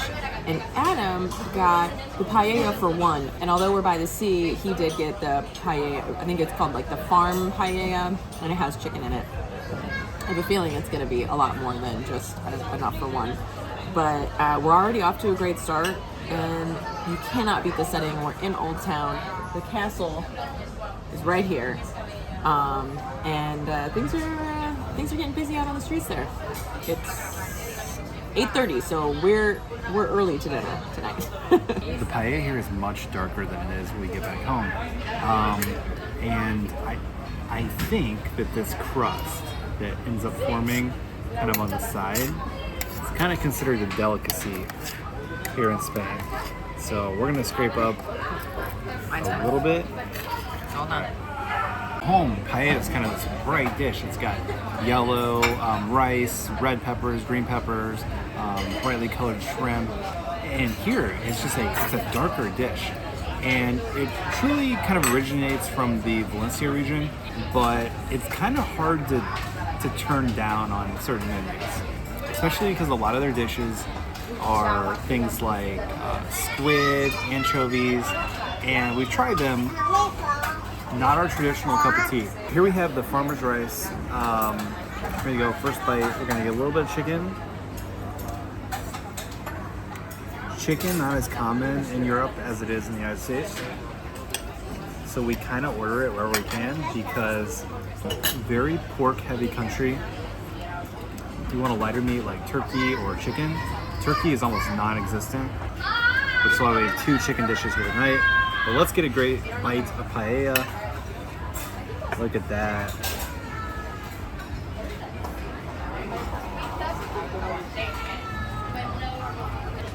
Sangria, paella, beautiful city. Great day at the beach. What more could you ask for?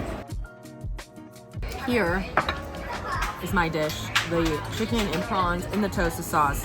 It also came with some tools, but they've already taken some of the meat out for me, so it's ready to go. And the chicken is kind of fried up or breaded. The chicken's breaded. So let's cut a little of that. I'm excited to try this sauce. So here we go. Let's get plenty of sauce and just try the chicken with the sauce. Almost like a brown gravy. It's a little salty. It's not like spicy or anything. Maybe a little peppery, but it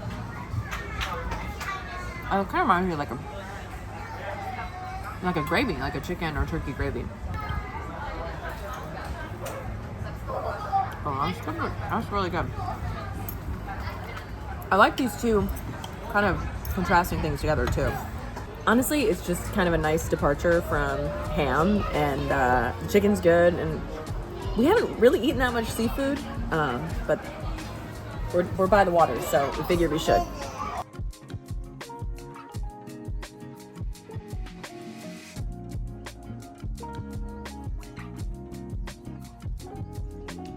Tonight at El Petit, very much enjoyed the paella, Madalyn's dish, very good. Interestingly, tonight is the Euro 2024 final between Spain and England, so definitely a vibe of like, if the it starts at 9, so if the Spanish were ever in a rush to have dinner, it was tonight. They're wheeling out TVs kind of into the street. Everyone's kind of around at different cafes where the game's on. So we're in the football spirit, and Everyone's jazzed. There's just you can just feel it. There's excitement. People are ready to. They got flags, they're wearing jerseys. They're ready to either go home and watch it or stand in the street. They don't really like go in the sports bars. They kind of stand outside of them and have drinks and watch them inside. So. Yeah, I don't get the vibe that sports bars are as much of a thing. They definitely like have some bars that have schedules. It's like, this is when football's on. We're gonna try and watch it, so we'll see. Also, places are closing. Like all the shops that stayed open late the other night, they're closing down. Some of the restaurants are closing early, and I'm like, good for you, do it. It's great. It's kind of like a holiday. Yeah. Literally happened at 9 o'clock. Yeah. Like, we're done. Yeah, TV's on. Close the doors. I should note that if someone from Spain is visiting Chicago when the Cubs or the Bears are in the playoffs, they can expect the exact same thing, except our massive sports bars will be very, very wide open. And it doesn't happen that often, so chances are okay, it happening. Stop with that slander. It's going to be happening a lot more.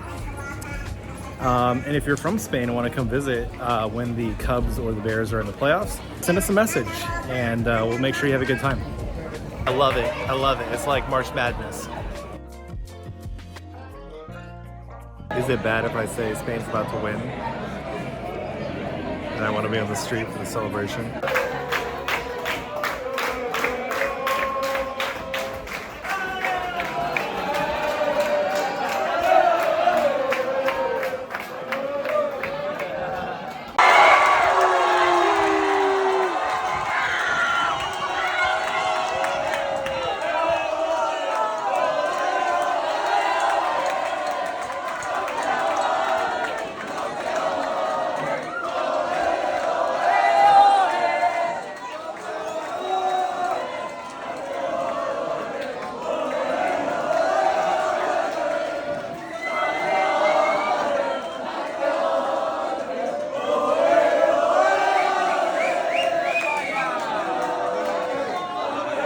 Good morning from Tossa de Mar.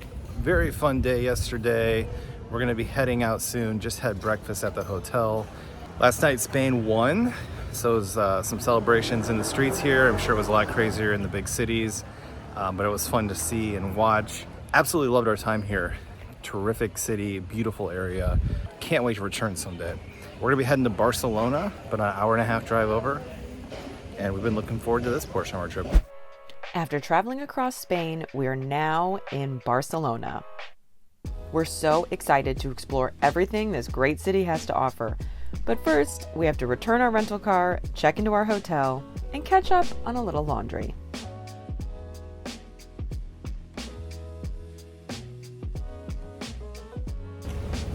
The car has been returned to the Barcelona train station. I have gotten on the subway, gotten back towards our hotel, and now we're gonna do the really exciting thing when you first get to Barcelona. Let's do laundry. We're here for just under 3 weeks in Spain. and we knew we'd have to do laundry at some point. We didn't really book very many hotels before we got on the plane. That's because we knew the weather was going to be hot. We wanted to see kind of where in Spain we should go. We had a rough outline. When we thought along the way, we'd either stumble into a hotel that had a laundry facility or get like an Airbnb that had done that. We did. It just happened to be the first stop we had in Madrid. Since then, no one has had laundry. No one has had, we haven't gotten any Airbnbs. They just haven't made sense. So here in Barcelona, there's a kind of an autonomous laundromat just across the street from our hotel. And so we got in, returned the car, doing laundry.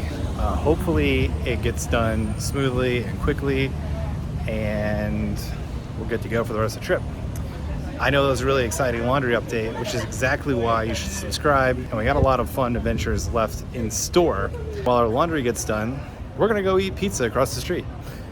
There's a wood fire, kind of Napolitano style little pizza cafe.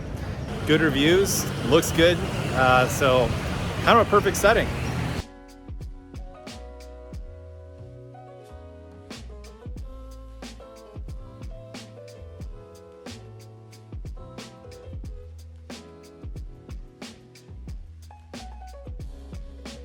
We're staying in the Eixample district, which puts us within walking distance to various attractions, and tonight we're heading over to one of the most iconic spots in Barcelona, and that's La Sagrada Familia.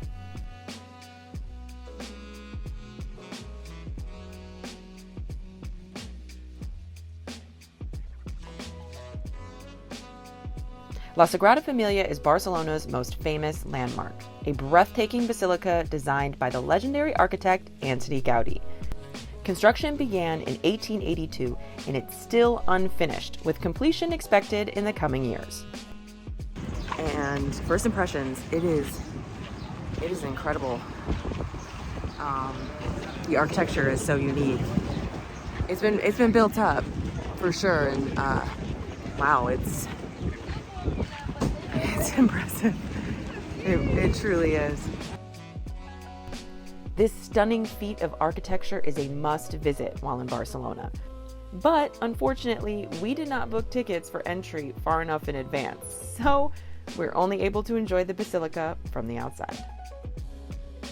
Well, I want to add my thoughts because this has only been reviewed on Google 248,000 times. And so naturally we need another review of this place on the internet. When you walk up, it's jaw-dropping, but almost jaw-dropping in like a laughter kind of way, just because it's so unexpectedly different. One of the things that came to mind is that it looks like something that would be in a Guardians of the Galaxy movie. It's very intriguing, and definitely want to see it when it's finished. I am reminded that it is intended to be a church. So while it is certainly a tourist attraction, and a lot of major European cities, churches are tourist attractions. The Notre Dame, which is being rebuilt, and Westminster Abbey. But I do think that the construction and the mystique around it has maybe lost sight of why it was really built. So it'll be interesting to see how it functions when it is entirely done. So this is the back side, which would be the north side of the cathedral basilica, and it is clearly older. So that's more what I was expecting when I walked up, and you can definitely see the difference in the construction and the time frame in which it was built.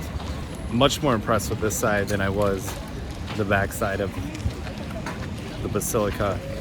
It's kind of, I mean, if you really dive deep, you can figure out all about it, but if you're just kind of surface level looking at it online, it's kind of hard to figure out exactly like what this whole complex is.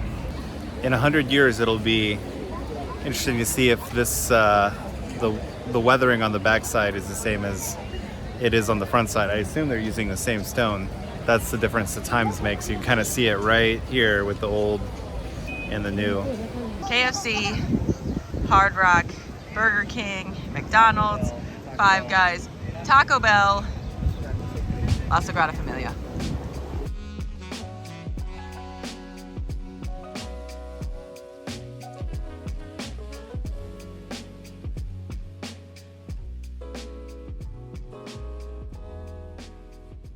We're learning that these travel days in Europe are not the best for just vlogging the way we typically do.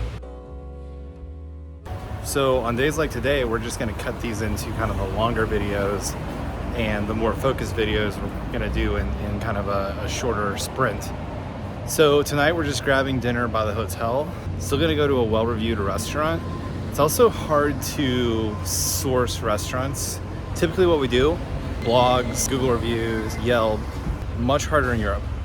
Restaurants, a lot more hole in the wall, require reservations, and then they're kind of like tiered, where it's like, you got Michelin star restaurants, a $100 or $200 pre-fee menu. They don't really like 2-year-olds. Then you got kind of your bistro-y type restaurants. Definitely need reservations at those. Hard to plan when you're creating a vacation on the fly. And then you got your kind of walk-ups where you just grab something. So we found a Peruvian restaurant, looks really good. We're gonna put in our order and we'll see how it is. Yucca fries and guacamole.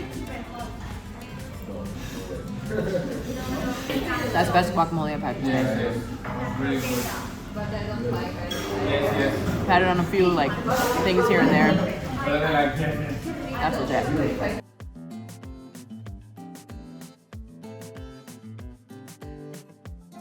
Here's my dish. It's a beef tenderloin dish, tomatoes, potatoes, red onions, soy sauce, oyster sauce Peruvian? I don't know. And fresh old rice. I'm just gonna get a little bit.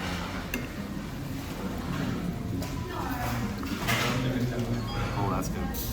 I've eaten a lot of salt here, but there's like a certain type of salt that's kind of missing in the food. I can't explain it. All the salt I think comes from lung.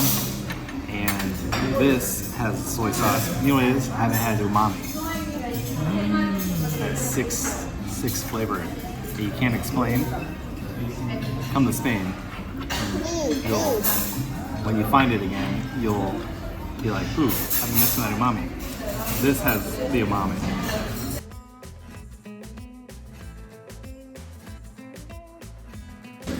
I just have a straight up chicken salad.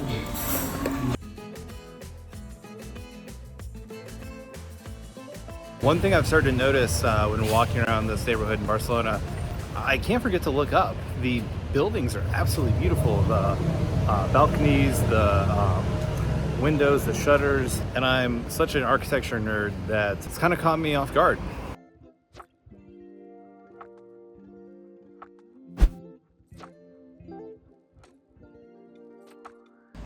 Well, today is our first full day here in Barcelona, and we're first stopping in to get a little morning fuel at a cute bakery here, and then we're gonna go take in the sights. You know, we got in a little bit later in the afternoon yesterday, had to do some housekeeping, laundry, check into our hotel, or turn a rental car. So the day got away from us a little bit. We did get to go over La Sagrada Familia and just sort of get our feet wet. But today we are getting out in the city. We are doing some sightseeing, and we're gonna eat a lot of great food. That is a huge draw to this city. It's a great food scene, and you know, naturally we have to eat, but very excited to be here. I've been looking forward to Barcelona this whole trip, and ready to get out and explore.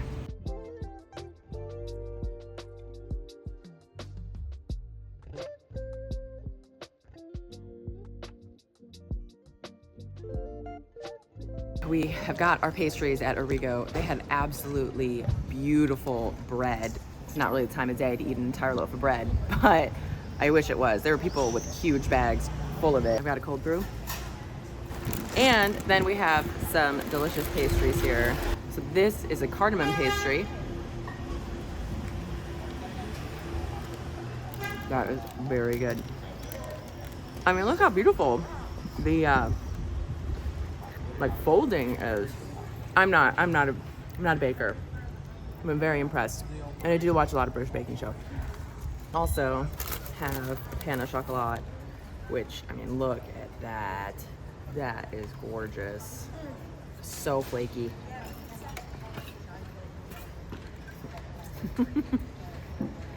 So many layers. And look at all that space in there. This is good. I heard a guy in line say this was his 4th time there this week. So I think it's a pretty good sign that this is a good spot we found this morning.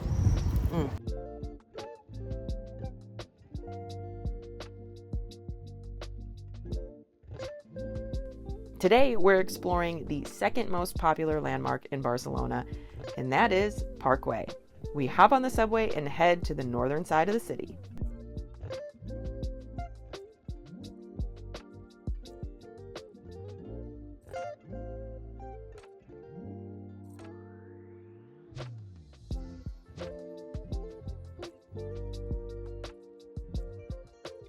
We're heading to Park Güell, and we're climbing a steep hill.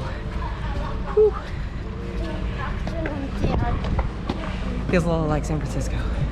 We took the subway to get over here, and that was very easy, very simple process. So don't ever be afraid to take public transit, because it's the easiest way to get around. You don't have to mess with taxis or anything like that.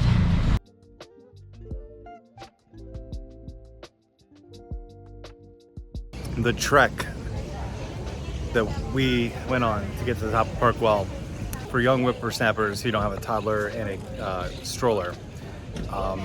Maybe the route Google takes you on is the most efficient. For us, it was a battle in the 85-degree sun. Nowhere near as hot as Madrid. If we had done this in Madrid, you wouldn't be seeing this video. We're here, we're gonna go in soon. Fortunately, you're up, elevated a little bit, there's a breeze going. Always sound like weathermen, but you know what? We like to give a description of kind of what the day's like. That's how we make our videos, and it doesn't always go. I am drenched. It looked like It's like you're in a water balloon fight. yeah, I was in a water balloon fight with Barcelona stairs. Barcelona won. One thing we're learning here in Barcelona is that the major attractions, the tickets are kind of hard to decipher online. What's like just the basic ticket to enter. I think you have to buy them at least a week or so in advance. So we did a guided tour, which is in English. And so I am fully touristed up. It's fine. This is pretty interesting, so we'll learn about that. We typically like to just kind of explore on our own. But, you know, we're here and it's the way to get in. We did have to pay $20 for a 2-year-old to listen to the guided tour, so it is what it is. When in Rome.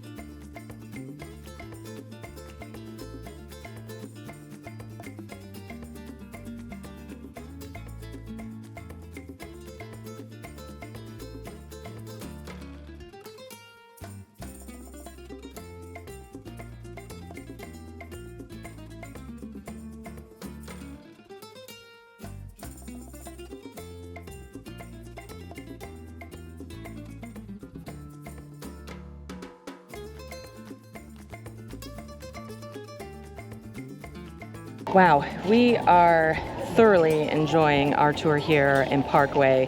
I've heard people say Güell. I've heard Way. Way, I believe, is the Catalonian pronunciation, so that's what we're going to go with from now on. Parkway. A beautiful park, incredible up here on top of the hill. You have the most incredible view of Barcelona behind you. Interesting backstory on the park. So Mr. Way was incredibly, like, filthy rich, like the richest man you can imagine. And he hired Antoni Gaudí, the most famous architect in Barcelona, who built La Sagrada Familia, or designed it. And together, he said, I want to design a park for really wealthy people to live in. So the plan was to build 60 houses on this land here and sell the homes to the wealthiest people in Barcelona. That didn't come to fruition. They sold 2 houses. They started building in 1900 and stopped, well, they couldn't sell any homes because nobody wanted to live all the way up on top of the hill.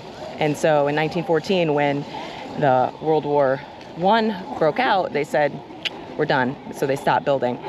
But the park is incredible. They then sold the park to the city. They didn't give it, they sold it. And I think they said for about 50 million euro by today's standards. But yeah, fascinating. And Antoni Gaudí was like a total rock star, super famous architect and really an artist, an incredible artist who came up with some very, very interesting designs.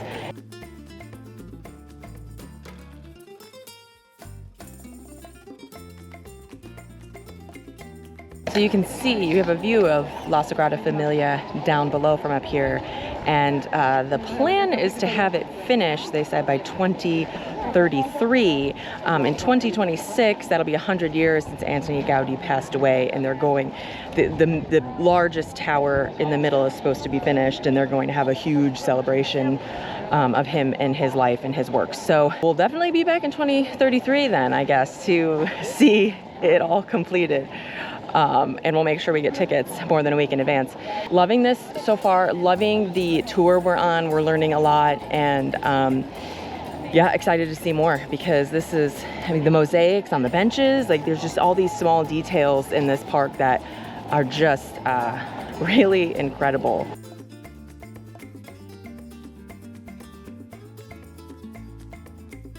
These benches were designed with the contour of the human back in mind.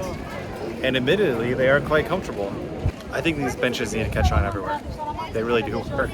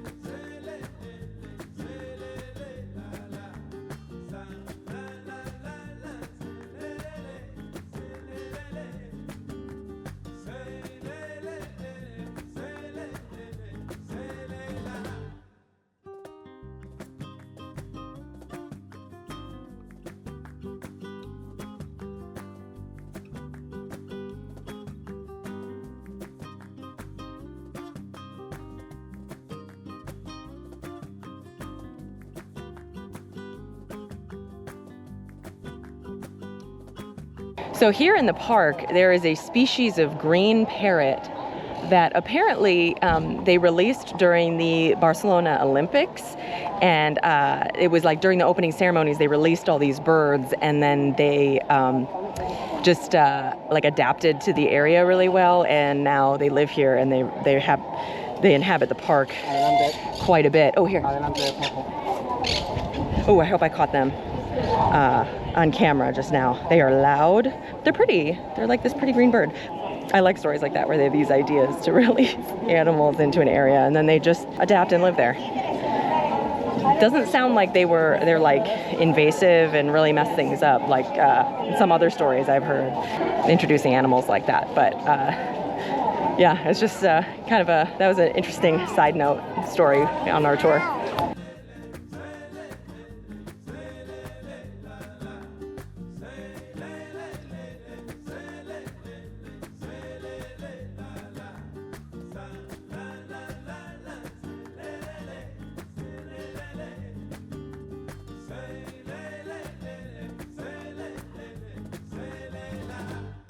So far, Park Güell has been absolutely fascinating. What's really interesting to me is that it's essentially a failure, but it was also a success. It was meant to be a planned community. It didn't work out that way. I think they got 3 houses built. So in the sense that it's a planned community, it didn't work. But it did work as a park. And also the views of Barcelona from on top of the kind of main gathering area. What a great view. Sometimes I feel like in European cities, you know, you definitely got to go to like the hill or whatever to see the city spread out. It's great to do that here in Barcelona. You can see La Sagrada Familia, another one of Gaudi's works. So, I mean, this individual definitely has an impact on the town.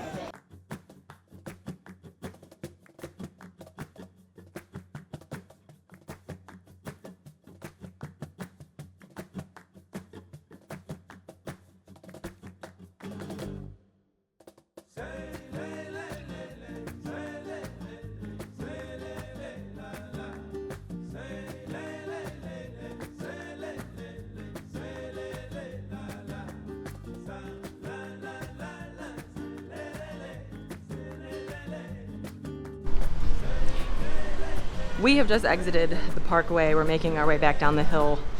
Wow. I cannot say enough good things about our tour. We booked a tour through Golden Tours. It just really brought the whole experience to another level for us, because if we had just gone in by ourselves, you know, taken it in, we would have thoroughly enjoyed it. But learning a little bit more, and they pointed out some of the really intricate details, which are fascinating, because they said Antoni Gaudí put all the, you know, he had all of it in his brain. He designed everything, designed all these really intricate designs all over the park, the benches, the ceilings. And our tour guide said that he never really explained what any of it meant, that he drew inspiration from religion and from nature, but that he never explained what anything was. So like the staircase when you enter is, you know, they call it the dragon staircase, but it also kind of looks like just like a regular everyday lizard. So they don't even know exactly what it is. So I find that truly fascinating. But the fact that he designed down to the last detail of so many things in the park, really, he really had this, you know, an incredible artist's mind. And also, the Parkway is the second most visited attraction in Barcelona, behind La Sagrada Familia. I believe it. It was pretty busy in there. So again, glad that we had a tour to kind of guide us through, keep us together, and bring us through the park in a way that made sense. They couldn't sell any of the houses because nobody wanted to live that far away from like the city center of Barcelona, which I can see. I mean, we climbed all the way up. So at that time, there was no public transit to get up there in the early 1900s. But just a great way to spend the day at the park. Beautiful views of Barcelona. And got to learn a little bit of history of the area and learn more about Antoni Gaudí, like what a famous architect who really left his mark here on Barcelona.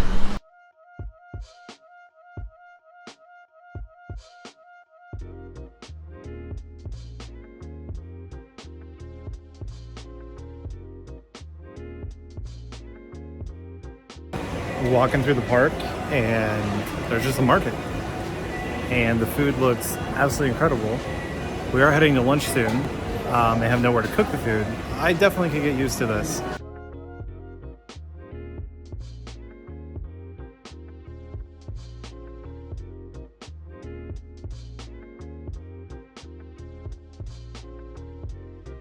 Walking through Parkway today, we worked up a hunger for sure.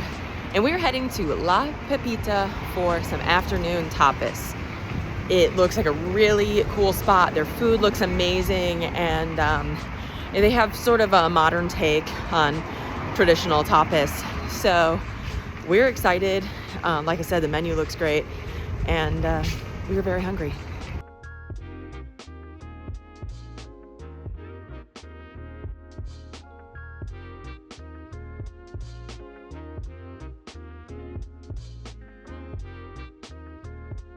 We have sat at our table at La Pepita. We put in a reservation.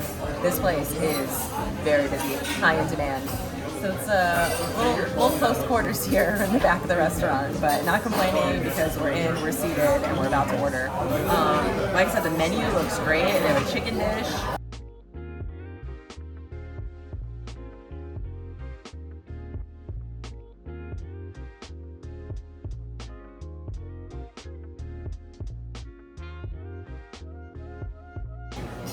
So we were just sitting here. They asked if we ate shrimp. We said yes, and they sent out some red shrimp croquettes. It has a romesco sauce on the bottom. We were actually going to order these. It's almost like they read our minds. So here we go. I like that it's a little bit different. We've had a lot of croquettes. Red shrimp. Here we go.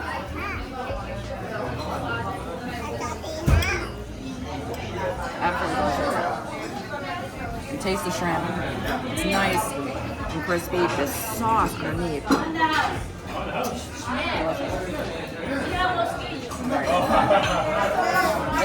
we're off to a really good start. We just placed our order. We've got a lot, so I'm going to try and remember it all off the top of my head. We ordered an artichoke hummus and a small steak tartare, because Adam has not had his fill of steak tartare. We ordered the classic pepita, which is a grilled tenderloin. We also got gambas al ajillo, and which is like the shrimp in a spicy garlic sauce. And then the last thing we ordered is the peppy chicken. This is the dish I saw online, and I was like, immediately we're getting that, no questions asked. So I'm really excited for that one. She said it's a little bit spicy, so we're getting sauce on the side. But sometimes when they say things are spicy, they're not as spicy. We're sitting right by the kitchen. We're seeing food coming out. It looks fabulous. Like I said, this place is packed for lunch. This is the place to be today. And we're also very hungry from our trek up to the park this afternoon. So we ordered a lot of food. I think it's going to be enough. I don't think it's going to be too much.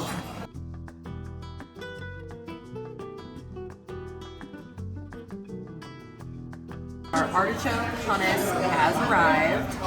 Let's go ahead and build one. Here, we got the chips, we got the hummus. There's also just like a whole artichoke that I'm probably just gonna eat as well, but let's just go for the hummus first. And some whole chickpeas. Also on there for good measure. It's like a slight artichoke flavor to the hummus. Also like very light citrusy. Delicious. These are super crispy. They're like pita chips. They're really good.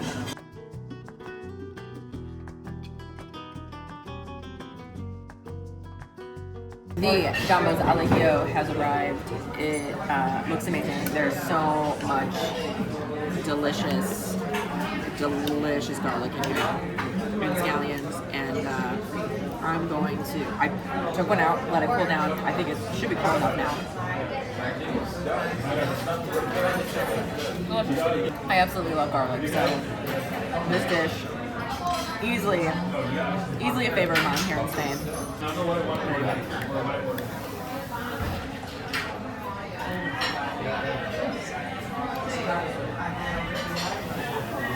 Totally worth it. I'm gonna be breathing fire later with all that garlic, but that's worth it. It's the fried chicken we've been waiting for. Really excited. Here we go. It's gonna be hot.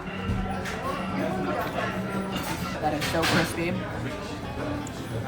And just tons of flavor from the onions, from the sauce on top, and the chicken itself. The chicken itself is seasoned really well.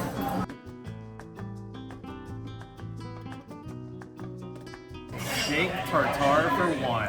What a beautiful looking steak tartare we have. Third time in Spain. This is the winner so far. Man, that's good. That's really good.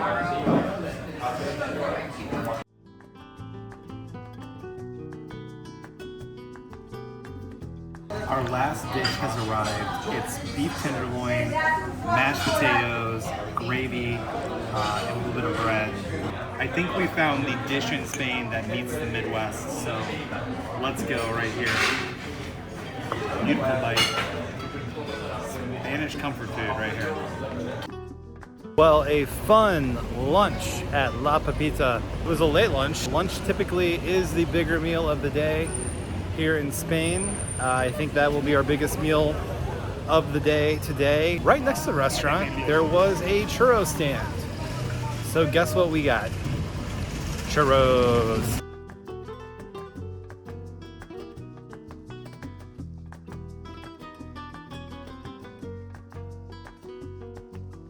Here we go, chocolate dip churro.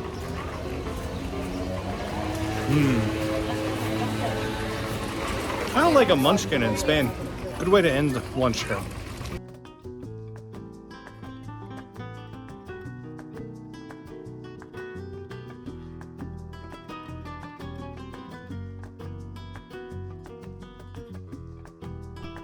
This evening, we're heading to Barcelona's Picasso Museum, which showcases his early works. Located in the Elborn neighborhood, the museum is housed in 5 stunning medieval mansions and offers a deep dive into the artist's formative years.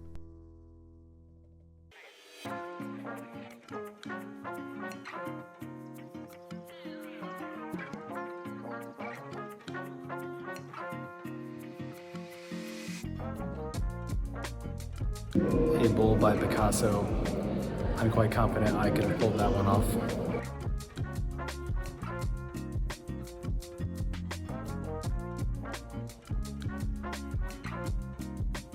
The museum holds over 4,000 of Picasso's pieces, including paintings, sketches, and ceramics.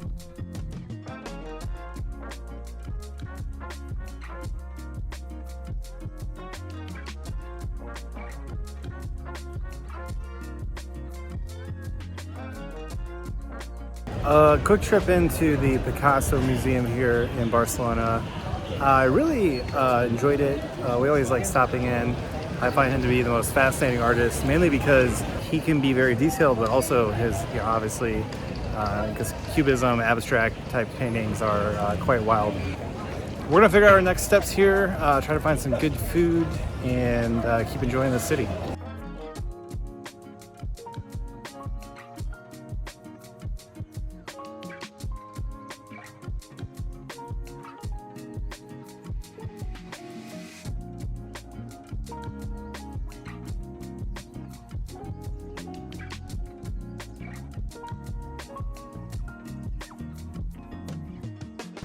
We just took a quick stroll through Ciutadella Park, and now we are heading towards the Arc de Triomphe. I don't have much else to say. I feel like we keep talking about how like it's 8 o'clock at night and there's a ton of people out, but that is kind of a large cultural difference between the US and here, because we're like at home by 8 o'clock. People are like, I'm heading home. I've had dinner, I'm going to bed. So seeing everybody out and living life just continues to be a lot of fun. There's a little dancing in the streets of Barcelona going on right here. There is a ton going on in this park here. There are like workout groups and people, like doing bike tricks and just everyone out for their evening walk. If you hear that, that's the parrots I was talking about earlier. I didn't notice them until now I know the story behind them. It's kind of funny. But yeah, really nice night. Like I said, lively, very lively. Our first attempt to walk into dinner failed. We were given 30-minute wait time, not bad, but we're literally gonna walk towards our hotel, and if a restaurant seems interesting, we're going to ask if we can eat there. To be fair, we're like not that far from some tourist destinations, so not surprised that they had to wait. No, but it's been an adventure to have an adventure without having everything be planned down to the minute. It's summer, and we're here in the summer because that's when the schedule permitted. However, we always end up in Europe in the summer, even though we want to come in like September and October.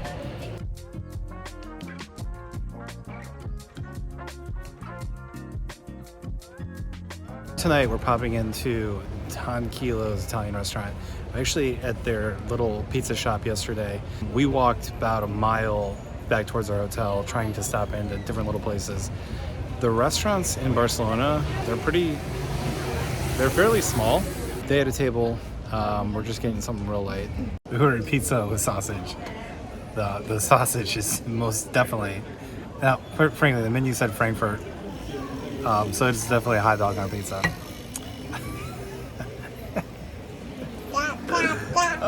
know what? It's probably gonna be good. There's like 4 languages here. There's French all over the place, English, obviously Spanish, and Catalan, and some things get lost in translation. We are continuing our trip here in Barcelona by exploring more of this great city. We're taking in more architecture, visiting a few more tourist destinations, and of course, eating more delicious food.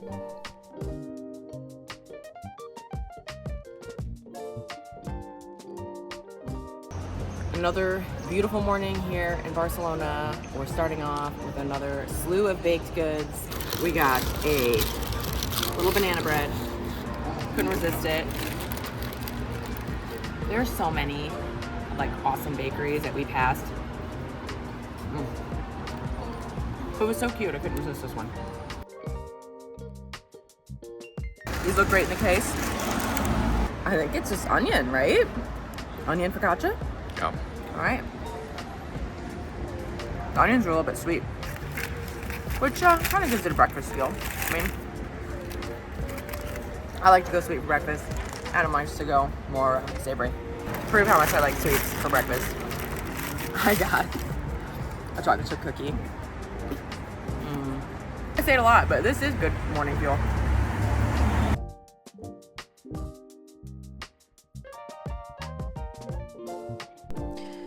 On our walk this morning, we're going to see more famous Antoni Gaudí buildings, Casa Mila and Casa Batlló.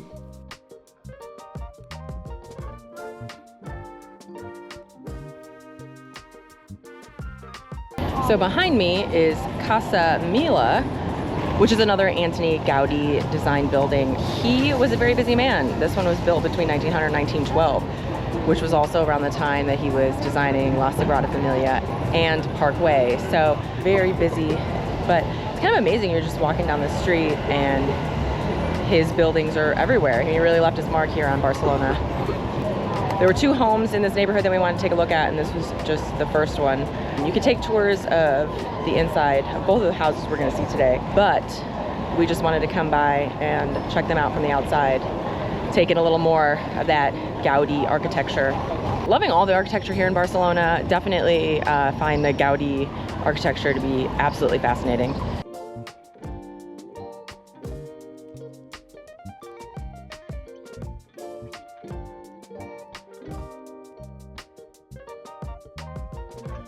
After a quick walk down the Passeig de Gràcia, we find ourselves at Casa Batlló.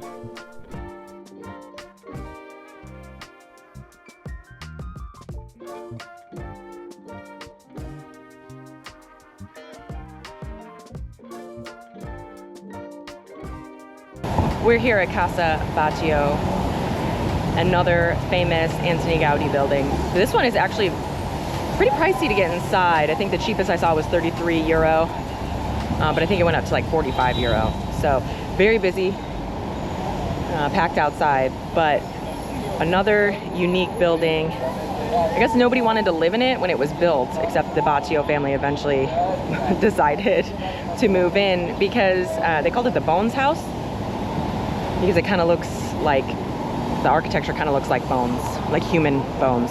If Antoni Gaudí was so famous, I'm surprised more people wouldn't want to live in his homes.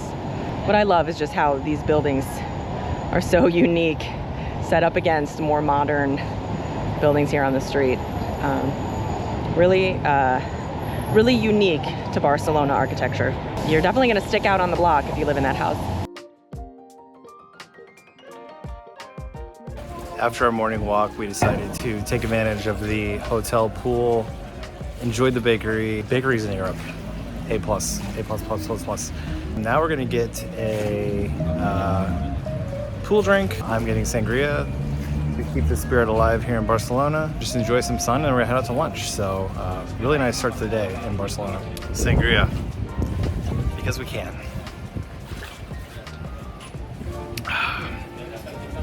Ed Sheeran would be proud.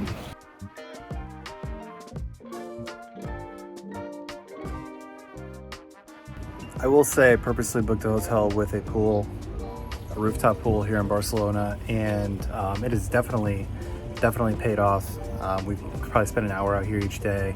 If you're here in the warmer months, I recommend it because the way the day kind of gets chopped up with businesses opening and then closing and then opening again, late dinner, it's a good way to kill time. And also, you know, if you're visiting, if you're on vacation, might as well enjoy a drink and some pool time.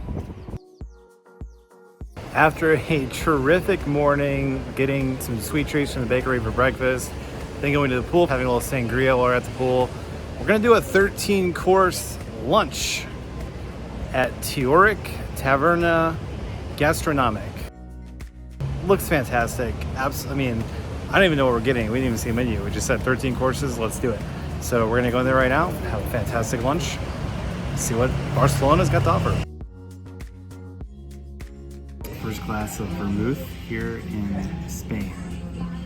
One of their more popular drinks. I have no idea what it tastes like. It's like a combination of triple sec and Jägermeister, but not as alcoholic. So, if I had studied abroad here in Barcelona, vermouth all night.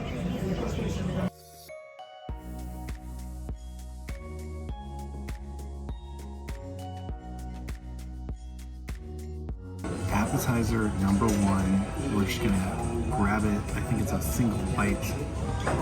This is a leek topped with basil, mint, hazelnut is in here. It looks beautiful. That leek is pickled. It's fantastic. Mine's already blown.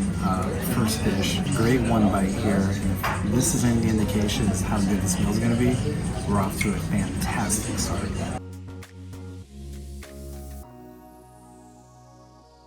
We've got seasonal toast with cod on it. It's got a pill sauce and green tomato on there. Again, beautifully presented. This is a 2 bites right here. Wow, that is fantastic.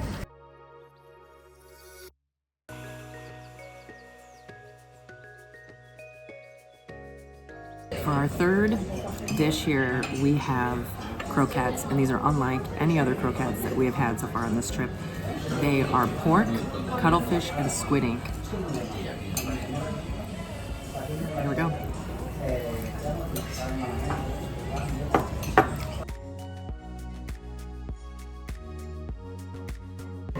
Appetizer number 4. This is a chicken skin with shrimp tartare on here.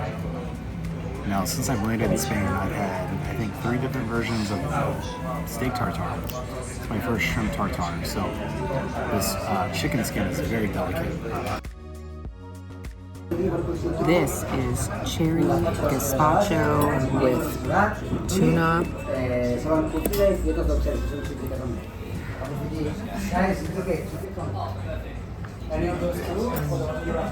All that cherry flavors there.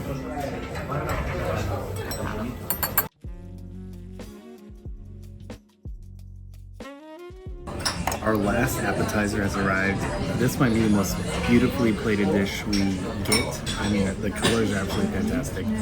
It's a tomato salad with a peach sauce base, 3 different types of tomato, a pickled onion, pickled zucchini, and then a basil oil on top. So we're gonna go in here, we're gonna get the orange tomato,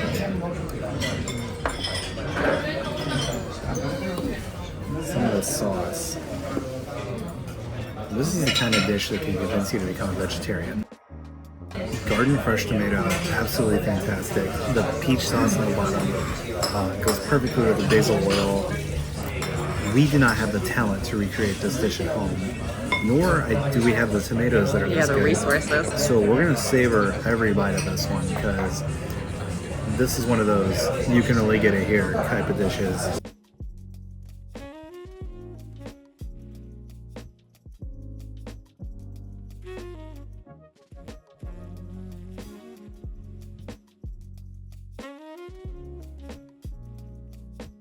Our first main course has arrived, and I said earlier, shrimp tartare. I've had a lot of steak tartare. We now have dry-aged steak tartare, and I'm smiling like a goon because it looks fantastic. There's pickled zucchini relish on top and pickled mustard seed. So what we're gonna do is actually take this and just kind of work it in together. This is a béarnaise sauce, so we're gonna take a little bit of that as well. And just kind of work it like that. That looks gorgeous.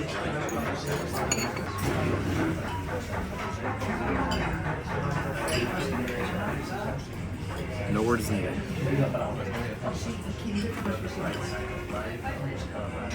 You know, steak tartare is one of those high floor, you like it, high floor dishes. It's hard to really do a lot of twist on it because you just need quality beef, dry-aged beef, as quality as you get, and those pickled mustard seeds, absolutely fantastic. This is an absolutely elevated version of this, and I couldn't be happier.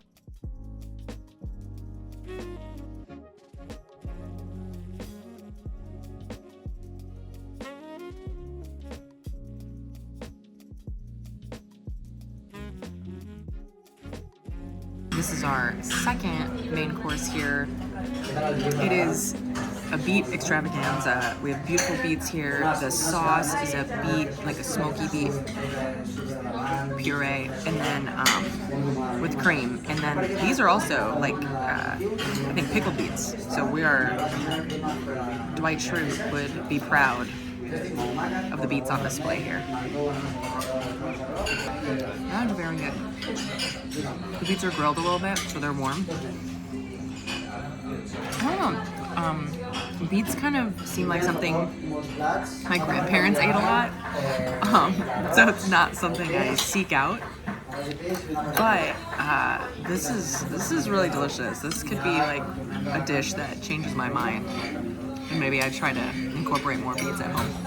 If you're wondering why Madeline and I are married, as I was holding the camera for her to eat that, I was thinking to myself, Dwight Schrute would love this dish.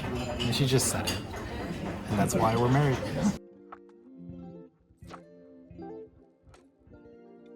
Our next main course is a fish course here. It is red mullet. We have gnocchi, green beans, and then it's covered in a fish cream sauce.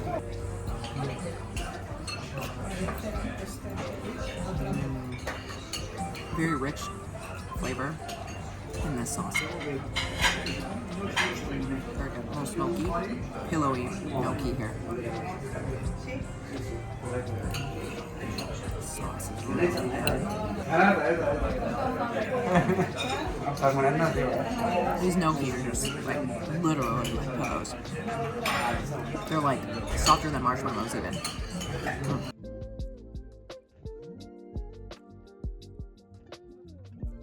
Here is a rice dish.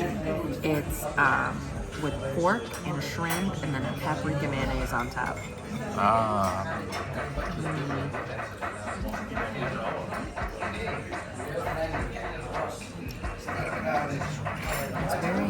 It's like a deep flavor. It's almost like a risotto.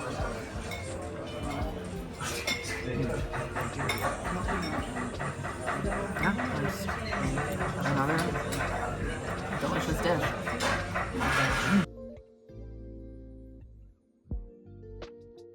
Our final main course has arrived. It's a chicken dish.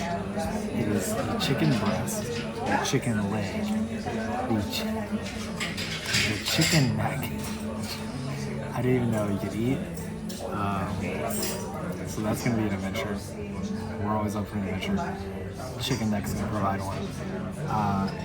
It's a baked apple with chicken sauce and pine nuts. So I think that we'll be least adventurous and just go for the chicken breast here with the chicken sauce and pine nuts on it. Beautifully cooked, crispy skin, just nice hearty bite of chicken. So let's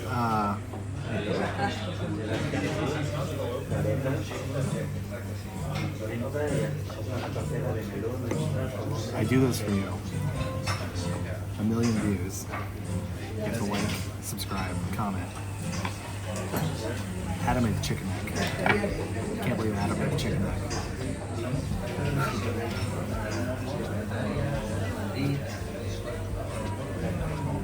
I can't tell myself it's chicken sausage.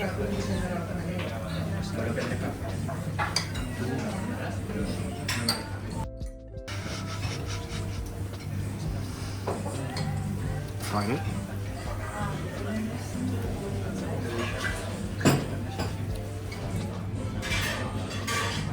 It's kind of got the consistency of like a duck pate or something like a moose liver mousse.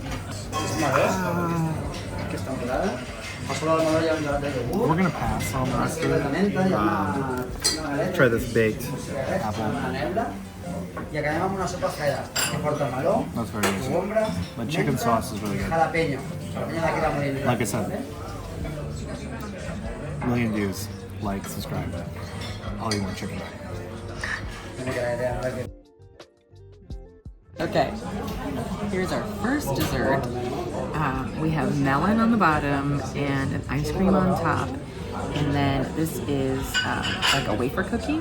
And then there is a sauce, served with a soup, they called it, with melon, mint, cucumber, and jalapeno in it. So let's get a bite of everything here. A little bit of melon soup.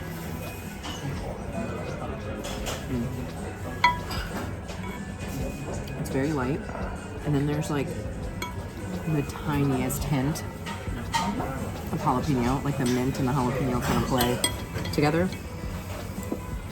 It's not spicy. It's just like, it's just kind of like this amazing hint.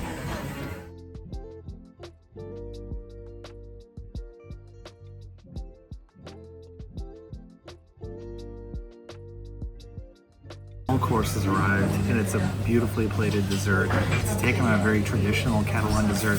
This is almonds, lemon, and cinnamon. And it's kind of a nougat. And then you take the ice cream and you mix it in there with it. What a great way to end this fantastic meal. What a fantastic afternoon we just had at Teoric. I don't think we've ever done something like that, like a 13-course gastronomic experience like that. And we thoroughly enjoyed it. Everything was delicious. Everything was fresh. They really stressed farm to table, organic, and incorporating dishes that are Catalonian. What a great way to spend the afternoon. We have been sightseeing. We have done some amazing things while in Spain, while in Barcelona, and that was just full-on entertainment. That was 2 hours of delicious food. Can't say enough great things.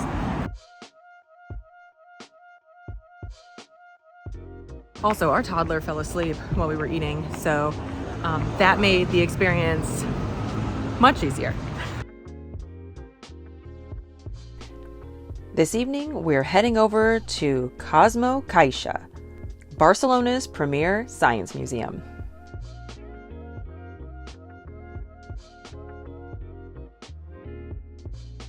After a phenomenal lunch, we are back at it after a siesta. Siestas, we found out, are mandatory in Spain, especially in the summer. I mean, the heat just comes down on you, and you're ready to take a nap at about 3-4 o'clock. So for this evening's activity, we decided to head inside. It's probably approaching 90, and we're heading to the Science Museum.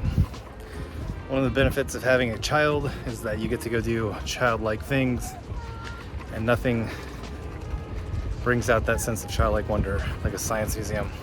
So it's highly rated. We're gonna check it out, and then figure out what we're gonna do with the rest of our evening.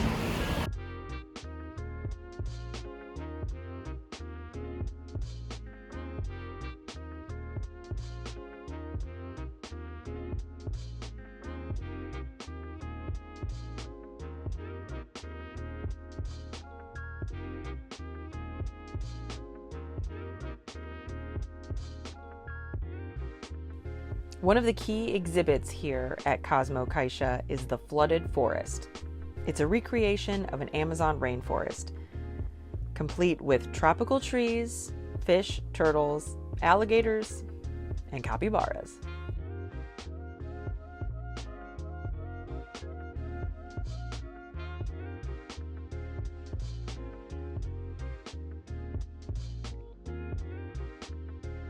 We had a lot of fun exploring the museum, interacting with the different exhibits, and getting out of the Barcelona heat for a little while.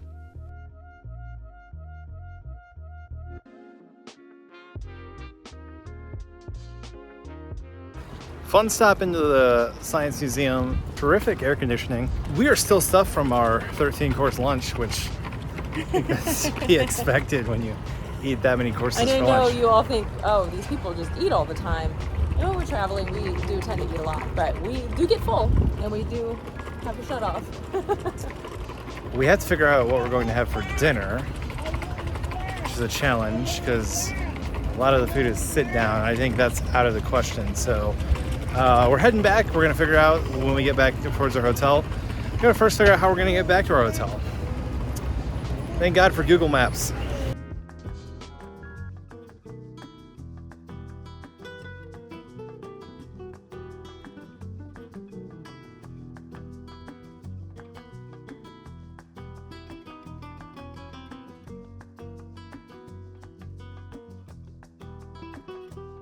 The bus has dropped us off in a part of town that technology told us to get off in. So we are now walking, and we will attempt, as we have most nights in Spain, to try and find an easy dinner. It could be Taco Bell. It could be some version of Taco Bell. It could be Mexican food. We'll see. You sounds like you want Mexican food or some version I of may Mexican have food. a Mexican place in the Google Maps as a jumping off spot. But again, I have no idea where in town we actually are. This is definitely a big city. There is, if you have any, it is a full-blown metropolis.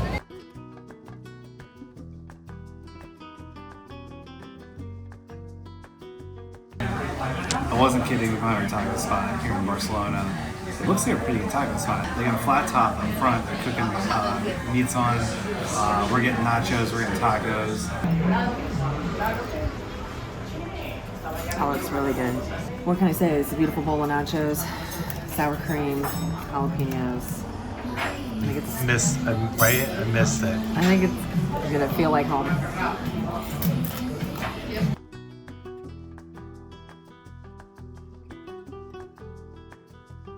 Chicken taco. Definitely the best Mexican food we've ever had in Europe. All right, here is the beef taco. Looks delicious. Jalapenos, beef. We always try to eat the food, the traditional cuisine of the country we're in, but you can only do so much. And Mexican food has just such a high floor. What we've experienced, not here, in other countries, what's called Mexican food, is just, it's not even the same planet. The dinner we wanted to wrap up a fun day in Barcelona. It's amazing that we're getting near the end of our trip here. We've had such a fantastic time in Spain. Still got some fun items in store. Today's big adventure was a 13-course meal. I don't think we're gonna get a better meal than that in Spain. We might try here in our final few days, but just another great day and can't wait to wake up and do it all again tomorrow. Another beautiful day exploring Barcelona. It's gonna be our last full day in this town. Really have had a terrific time here. I've had some great meals, have enjoyed the architecture of the city and some of the activities we've partaken in. And this morning, we're gonna partake in probably our favorite activity, which is waking up a little late and then going to a local bakery and getting some delicious treats to start our day. So we got another one picked out and we're heading over there right now.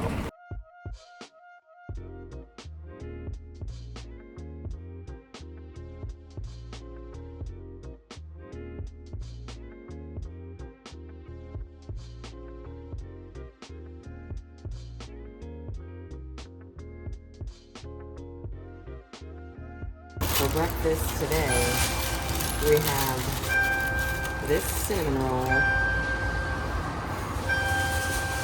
another beautiful display case. This is what caught our eye. That is very good. We also have here ham and cheese croissant. This croissant looks amazing. Oh, that's good. You could eat that any time of day though. This is the cutest little cup for my espresso. It's so dainty.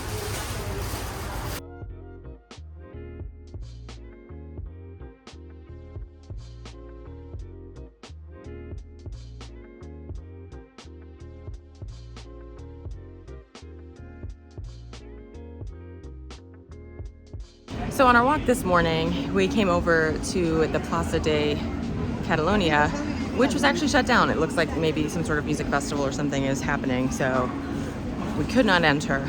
We're exploring this area. It really seems to be like a central business district. There's the Bank of Spain, there's like their broadcasting building. Just enjoying exploring different neighborhoods in the city and branching out from like where we're staying or just the main sites. So we're just continuing to explore this morning, and you know, this is our last day in Barcelona and we're just taking it all in.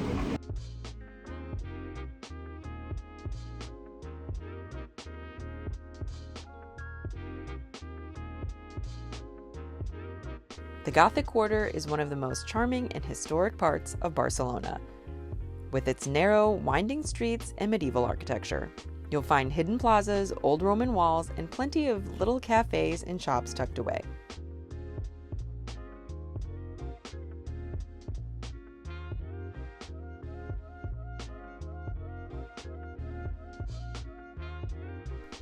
In the Gothic Quarter, you'll also find the Barcelona Cathedral. Built between the 13th and 15th centuries, it stands in the heart of the Gothic Quarter and serves as the seat of the Archbishop of Barcelona.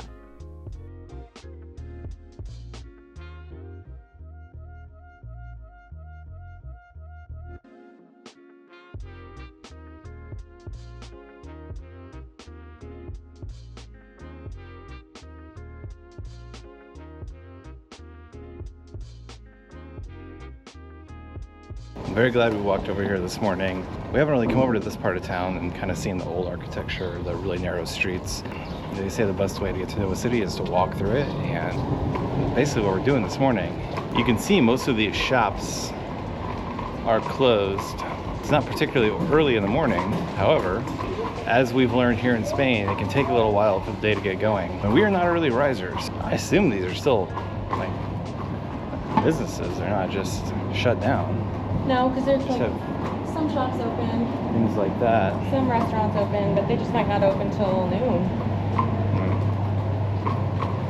When things start really getting busy.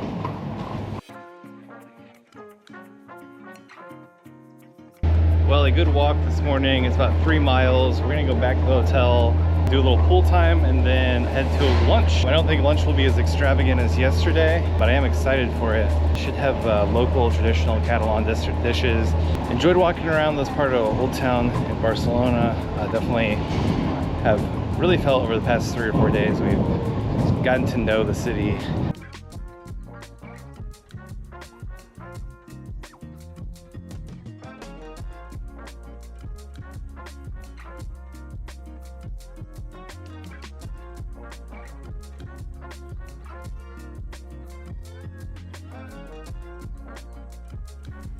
After our morning exploring, we are heading to lunch at Casa Amalia, where they have a tapa that was ranked number 3 in all of Barcelona. So naturally, we have to try it.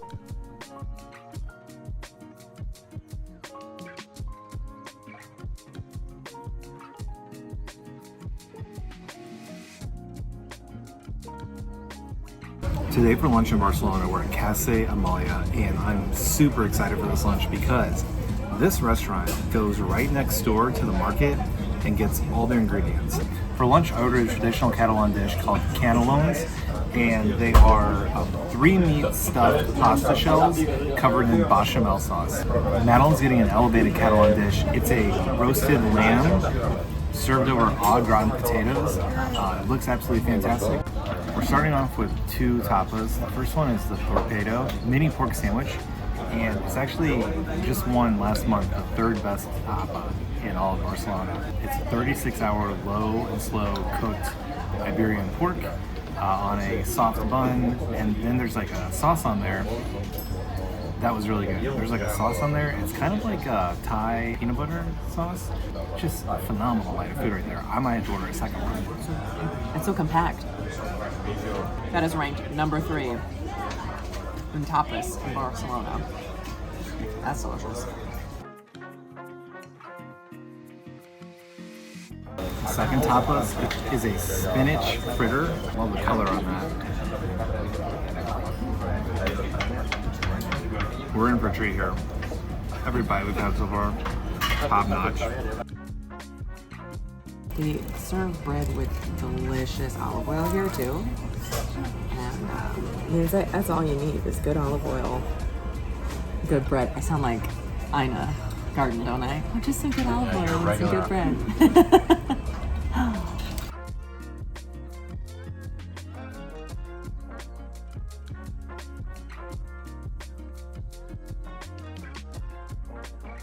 Here is my beautiful lamb dish, beautiful plating here. I got a piece of lamb right here, ready to go. So tender, so delicious. Oh my god.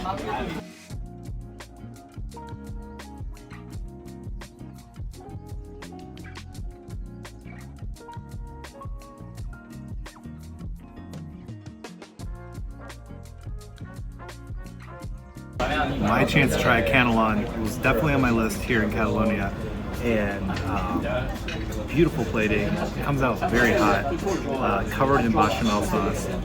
See the meat stuffed into that noodle there. You see the steam coming off it? Talk about comfort food. 100% comfort food. It is not always summertime here, and I imagine in the winter, in the 40s, 50s Fahrenheit, this is the dish you're hunting for, because it is absolutely delicious.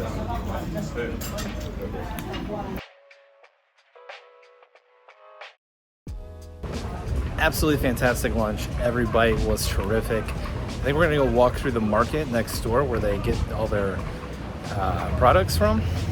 Just a home run. And we really had some great lunches in Barcelona.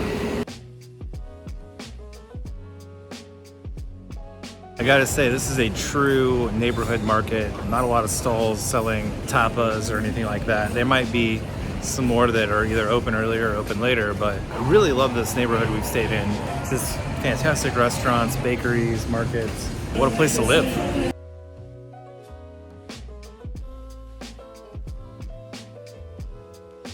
This afternoon, we hop on the bus and head to the Mirador Torre Gloria's observation deck for a 360-degree panoramic view of Barcelona below.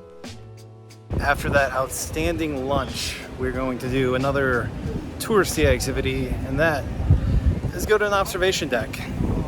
But I'm not going to apologize for it, because if someone from Barcelona was visiting Chicago, I would absolutely recommend that they go up into the Willis Tower / Tower or the John Hancock building.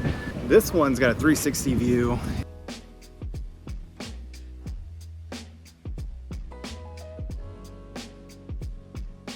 When you see this building from far away, it looks all glass, and then when you get up next to it, it's a bunch of little pieces of glass that can open and shut. It kind of looks like the egg building that they have in London. However, we're in Barcelona.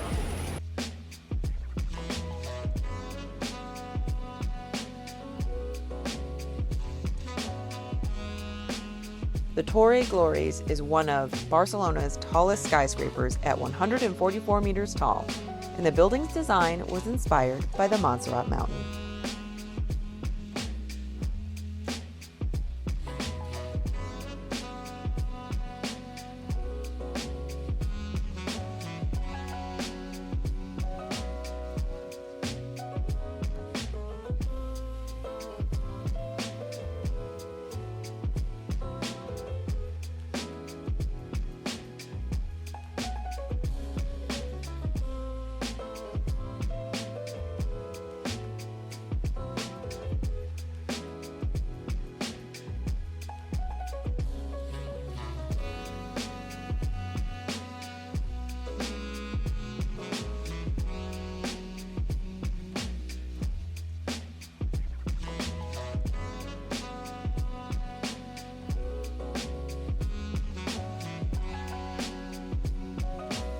well, the views up here are well worth it. You can see La Sagrada Familia up here.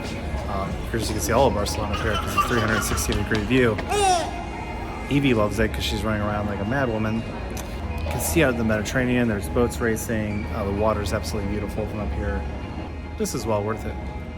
Additionally, there's these things that they call clouds over Barcelona, and it is something that I think you can climb, but I think it's only a portion that you can climb. We will not be attempting that. My fear of heights is not too bad up in here. It's all enclosed. However, whatever this thing is, I'm gonna pass. I think it's like 12 euros to do it. All in all though, absolutely well worth the trek up here to the top. You really do feel like you're taking on the whole city. No building can be taller than that mountain right there. And the La Sagrada Familia, which is that way, the spire is gonna be half a meter shorter than that mountain. So, judging by the height of this building, I think we're just about as high as you can build in Barcelona. Right there is a Westin hotel that's shaped like a sail fin. This video gets 500,000 views, we'll come back and stay there. You gotta like, subscribe, comment below. I like issuing these challenges because if the video gets that many views, then we'll come back and do whatever you want. You know, when you're in the city, you kind of forget that the water's right there, as silly as that seems.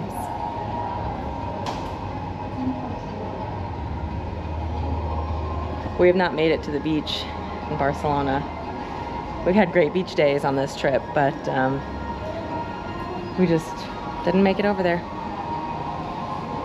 It's kind of sad.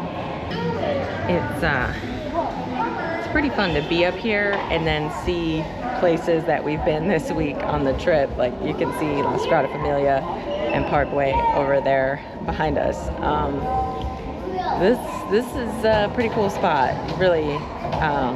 You know, Barcelona is huge, but when you see it laid out like this, it is an expansive, wide city. You know, I've lived in New York, I've lived in Chicago. Everything goes straight up, but here everything is very spread out. It's vast. It's an impressive view.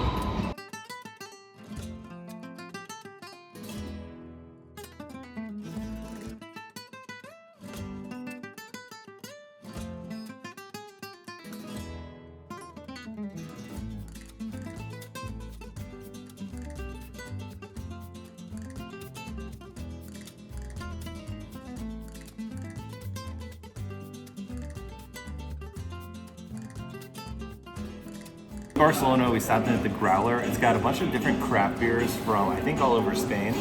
Craft beers here aren't as, I won't say they aren't as popular as they are in the United States, but in the United States you can literally walk like a block and find a craft brewery.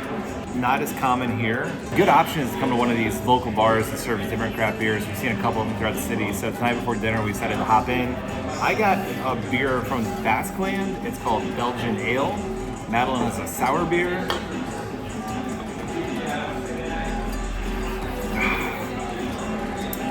Yeah, I mean, they know a thing or two about doing beer over here in Europe. Really good.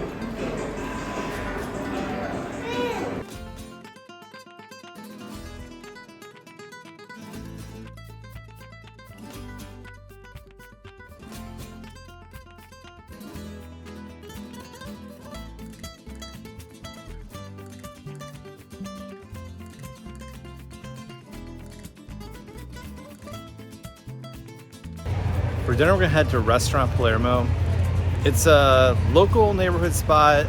I think it really is kind of a spot that locals eat at. It's got a huge menu full of Spanish and Catalonian dishes. Some of the items we've been looking for have been a little harder to find. We're really having a Catalonia day today when it comes to food. So we're gonna pop in there, good drinks over at the Growler, and now we're ready for dinner.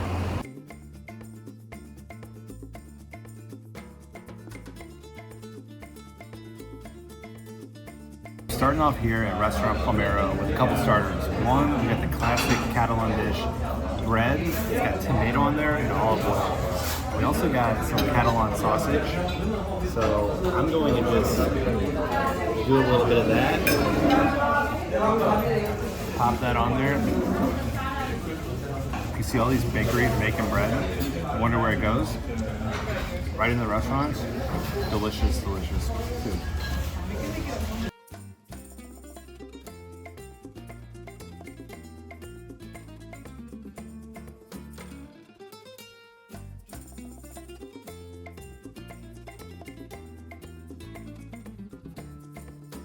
Our Vidua has arrived, and it is gorgeous. Now we've had paella already. This is pretty similar, but the instead of rice, it's kind of more of a noodle. It kind of looks like vermicelli, so it's like a long noodle or a long rice. I don't know. I think it's kind of in between. Beautiful presentation. Something that they do that I guess I didn't realize, or maybe when I've had paella in the past, they serve it all up to you. So it is everything that was in the big dish is on our plates here. It looks great. We have mussels, we have prawns, we have other seafood in here. So I'm just gonna go in.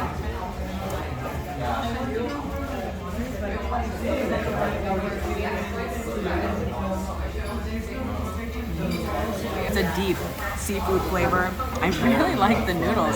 It's kind of like I said, we've had paella already, so eating it with the noodles is kind of a different spin. It's really good. I mean, it's a huge portion on both of our plates here.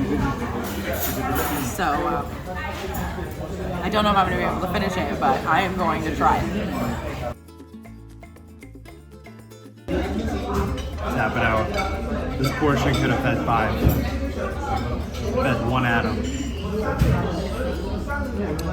Cafe Palermo was a delicious dinner. Fabulous service. We went early. We've been trying to go on the early side of dinner. So we got in before 8, and then like right at 8 o'clock, boom, place fills up. The Vidua was fantastic, and we're all 3 of us incredibly full after that meal. It's worth noting the food journey we've been on this trip. In Basque Country, we had so many meals that were made up of the pinchos, and those are absolutely fantastic. It was a lot of fun eating that way, but now that we've gotten into Catalonia here for the last week, we're getting meals, and we're just absolutely stuffed. The portion sizes there were huge. I couldn't finish it. I kind of liken that dish to a Spanish pad thai. Definitely tasty, but you got to order it for 2. I did notice earlier today they were selling it as a just kind of individual package dish at like a local cafe that you take home, heat up. Might be able to find different versions of it. We enjoyed that. The presentation of paella or Vidua, always fun when they serve it table side. That'll probably be our last one, paella-ish type dish here in Spain, but a good one to end on. So if you're looking for a really kind of a local spot, that's the one. Next thing we're gonna do is head to get some gelato. I feel like we've been slacking on the sweet treats here in Barcelona. Not because we haven't been eating them, but because we've just basically been eating like candy bars and gummy bears. Like every shop you go into has like a wall full of different Haribos, and we always end up grabbing one.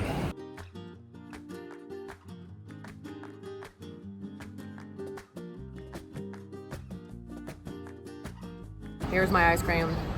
Dulce de leche with chocolate on the bottom. I think it has some caramel in it. Both very good. This dulce de leche with chocolate is like hitting the spot after a hot Barcelona day. Here's my gelato from Salva. It's honestly closer to a sorbet, in my opinion. Lemon and a couple of fruits I don't recognize.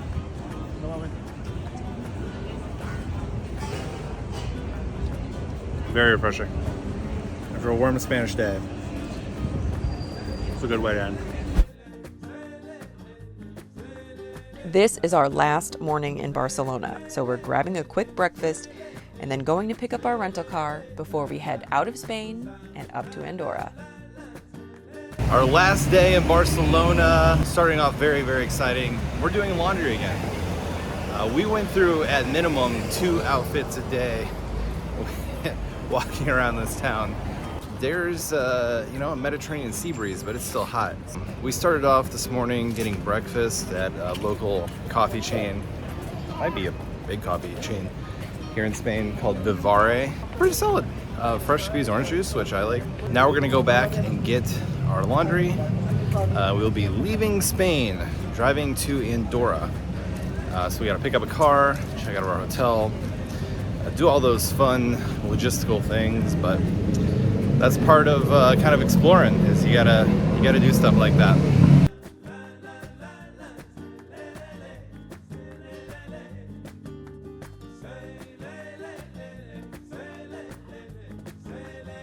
Just checked out of the hotel.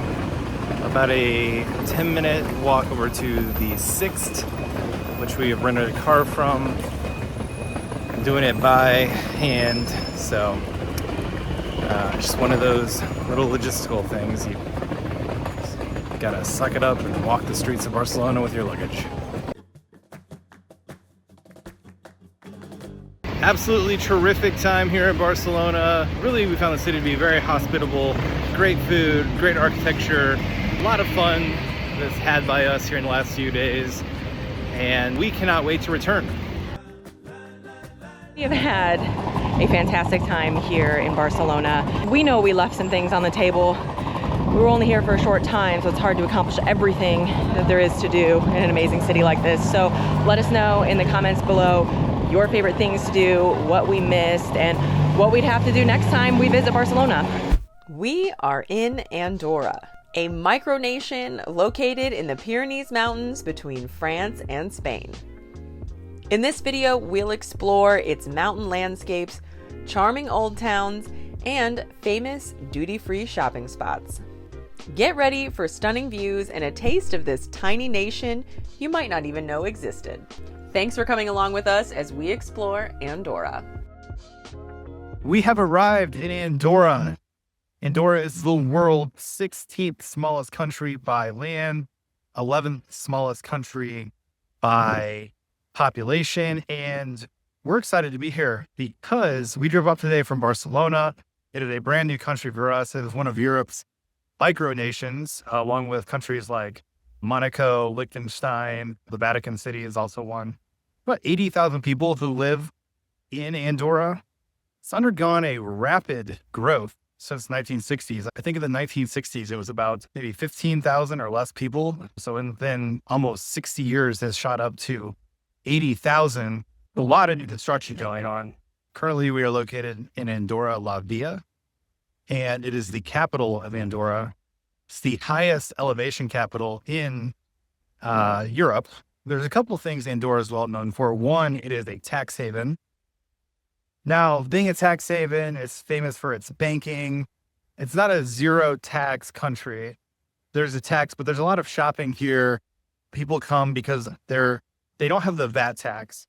So they can buy products much cheaper. Another thing Andorra is known for is being a mountainous country. It is located in the Pyrenees Mountains. Absolutely stunning. These aren't like tiny little hills. They are big old mountains, especially on the drive in from Barcelona today.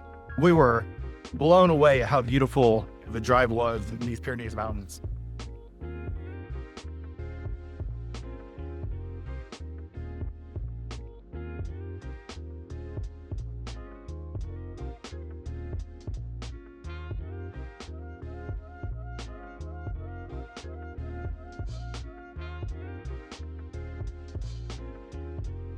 One of the major activities to do here in Andorra is shopping. They do quite a bit of like duty-free shopping here. So we're walking down the main drag and it's like shop after shop after shop, advertising sales. So if you're coming here, this is where you do your shopping. From our understanding, they don't have a VAT tax, and their sales tax is like 4% or around there. So I guess shopping does also tend to be a little bit cheaper here. Just kind of an interesting tidbit about Andorra here. And then I guess that's why there's so many shops, because it's kind of like a big open shopping mall that we're walking through right now. There's a good amount of like cosmetic shops and perfume, a lot of really big perfume stores, as well as like so many clothing stores and jewelry. I mean, we knew it was like this coming here, like in our research it had said it's a big shopping area. So, but it really is. You walk through it and it's like, oh yeah, it's a major pastime. It's kind of the thing you do when you come visit.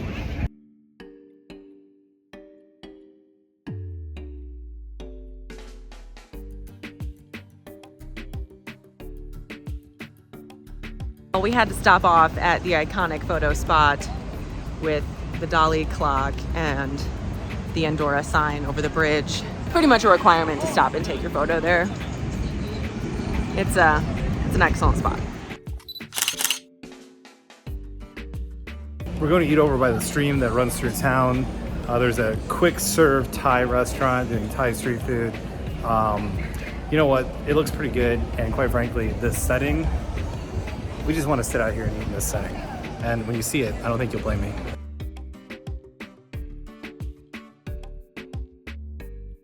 And as you can see behind me, the options were Italian, Burger King, Thai food, and then this is actually a wine bar. They look pretty good. We might be a Barrico hammed out for the time being. It's also packed. So, best choice was the street food. It's gonna be delicious.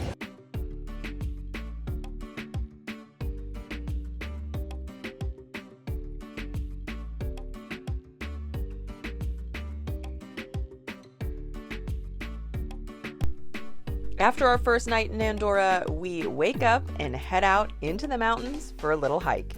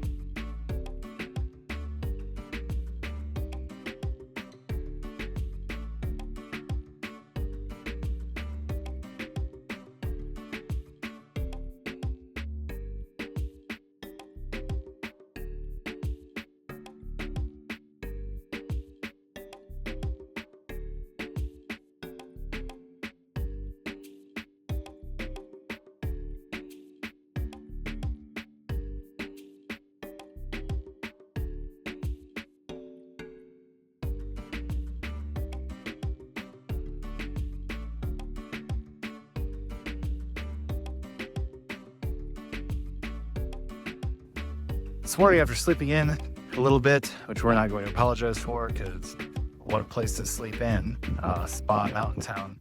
We drove up into what I believe is kind of the northern part of Andorra. I think it's about 40 kilometers from the Andorra La Vella to the French border. I think we're right now about five kilometers from French border. And we're just doing a very nice little stroll here through this mountain valley.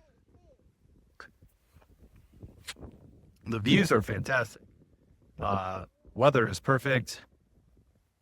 Nice mountain breeze rolling through. Andorra mountain breeze. That sounds like a fabric softener that we should buy. It is for a better way to start the day.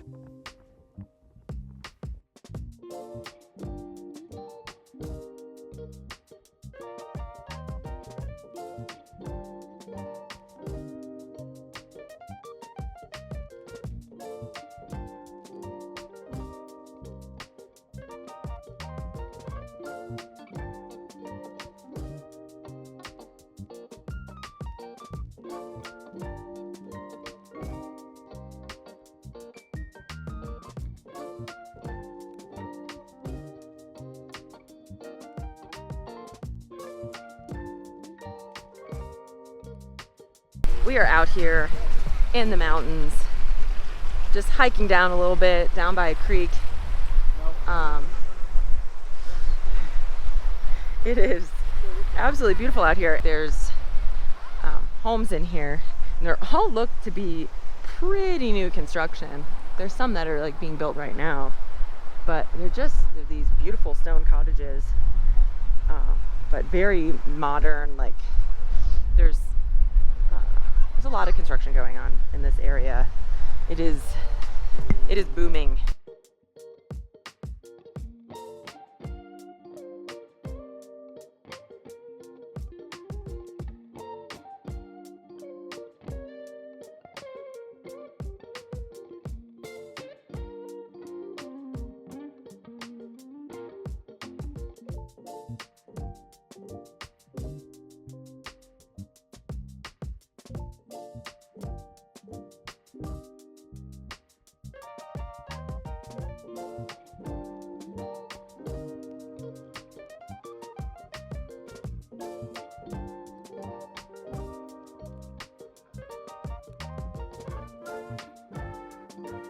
I'm Rick Steves, and I'm here in Andorra, a shopping mall with mountains and beautiful nature. Come along as I explore more Europe. I'm here in the Pyrenees Mountains, surrounded by beautiful pine trees, acorns, and campers, some of them with their tops off. That's Europe, baby.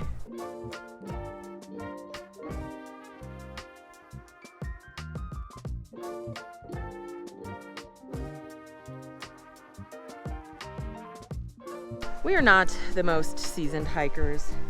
We dabble in the outdoors. We always joke that we're outdoor adjacent, but we wanted to make sure that we got out here. So we hiked a little bit on this trail that goes along the creek here. Well, it's probably probably the river, but it's pretty low right now. But we just wanted to get out here and take in the mountains because they are truly incredible, and we couldn't come all the way up here and make the trip to Andorra and not enjoy the Pyrenees Mountains just a little bit. I mean, my goodness. And I wonder about like the people who live in these houses and buy property up here. Like, do they come here? Do they live here full time? Like, what time of year do they come here? Is it just ski season? Do they come here in the summer? I just wonder what it's like living in one of these houses. I have a feeling a lot of the construction going on is like, you know, is probably people's like summer or winter homes. But this would not be a bad place to escape to, that's for sure.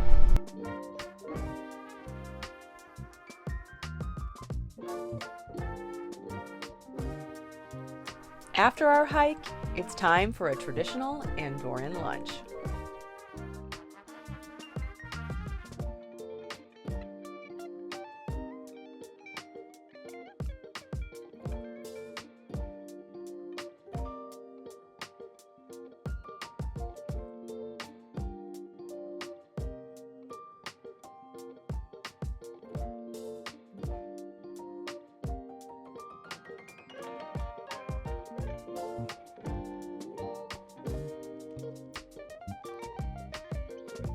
Lunch today, we're in a town about 30 minutes north towards the French border here in Andorra. We're going to a restaurant called La Carte de Paris. And I probably butchered that, but you know what? It looks great. I believe they cook on an open fire grill, and the mountains, look at them. I mean, we got ski resorts behind me, beautiful views, beautiful sunshine. Let's have a great lunch.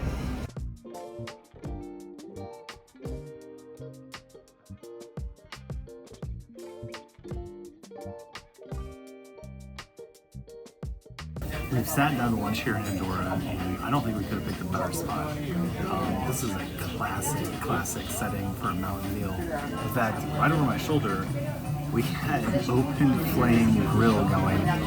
The chef has already brought out some of the items that people are ordering and is cooking them right here. The prefix menu, Madalyn has gotten a starter that has a brie with raisins and a sauce on there. I think it's an elderflower sauce. We don't know what that is, but we trust this place. And then I'm getting a grilled leek, which I think is getting grilled right now, with grilled asparagus, topped with a romesco sauce. Madalyn's getting grilled sausage. I'm getting the grilled steak with chimichurri sauce and french fries. I've seen it come out, looks fantastic. We're gonna watch them cook it in real time, so what more can you ask for?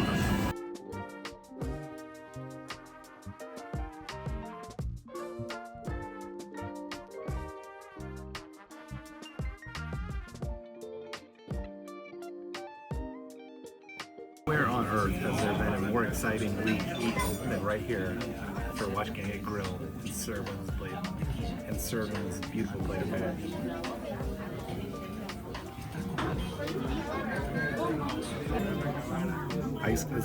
That's legitimately ice cream. It's got a little bit of a romesco-y cheese flavor. Ice cream on a leek, who would ever thought? So these are my goat cheese and raisin bonbons with an elderflower sauce. It's almost like a spring roll. Crispy on the outside and then just packed with salty cheese and sweet raisins on the inside. You kind of like get this sweet and salty play here. I think this was the right choice because this is right up my alley. Some raisins in there. Almost feels like a dessert or like a breakfast. No, more like a dessert. I'm happy. Here is my farmer's sausage, the white bean croquette, and a few of my french fries are missing already. And the sausage comes with like the aioli on top that is popular in Spain. The anticipation on this grew pretty large because we watched him cooking everything right behind us. So here we go. Here's some sausage hot from the grill.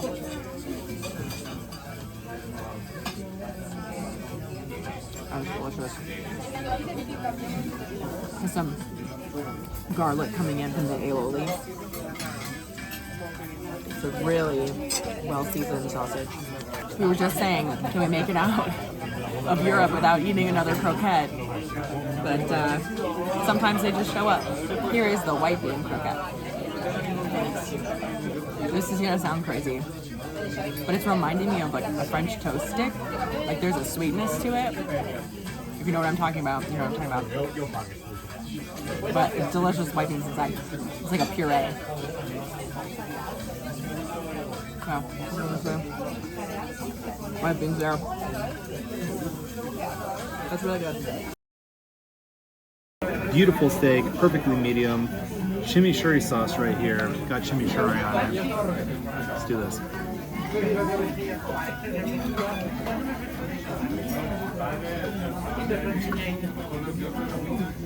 Perfectly salt and peppered. Fantastic cut of meat. Chimichurri sauce is immaculate, and what a gem we have stumbled into this afternoon, because this is the mountain meal of my dreams.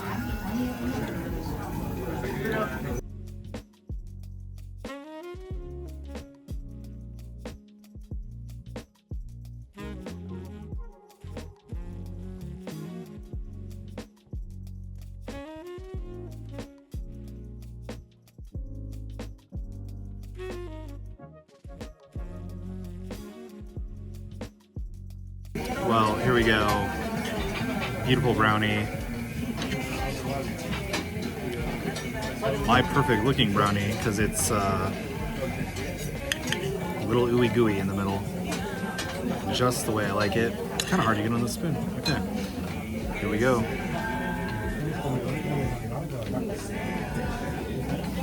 I didn't know until this moment I missed brownies so bad. Absolutely terrific lunch here. In Andorra. Just a fabulous setting here in the mountains. Love the open fire grill. I mean, how fun was that, just sitting there watching the chef cook the steak, the leeks, the sausage. Madalyn's sausage, I ended up eating about half of it. It was fantastic. And then my steak, I don't know if I've had many steaks that just eat that easy. And by that I mean you just bite into it, it melts in your mouth, and really just grilled on that open fire there, salt, pepper, absolutely terrific. The leeks to start, the dessert at the end was really good. So just all around A+ lunch. Probably going to recalibrate our dinner plans because we were thinking about going up to another little mountain town and having a dinner that would probably be similar in nature. And boy, we're pretty full after that one. So looking forward to continuing to explore Andorra. Great start to the day with the hiking and that lunch. I believe that was a traditional restaurant experience here in Andorra. They have restaurants that are called bordas, which are like supposed to kind of be like mountain cottages that you come in and you have a meal in. And so that definitely was the vibe of our lunch. Sausage was delicious, steak was delicious, apps, desserts, everything was top notch. I couldn't finish it. There was so much food, huge portions, but absolutely delicious. And after a hike and a big meal, it's time for me to head to the spa for a massage. We couldn't come to Andorra and leave without visiting their famous Caldea Spa.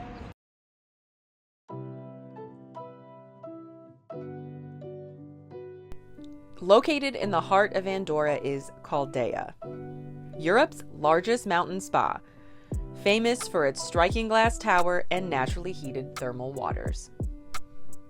I stop in for a massage and a little me time.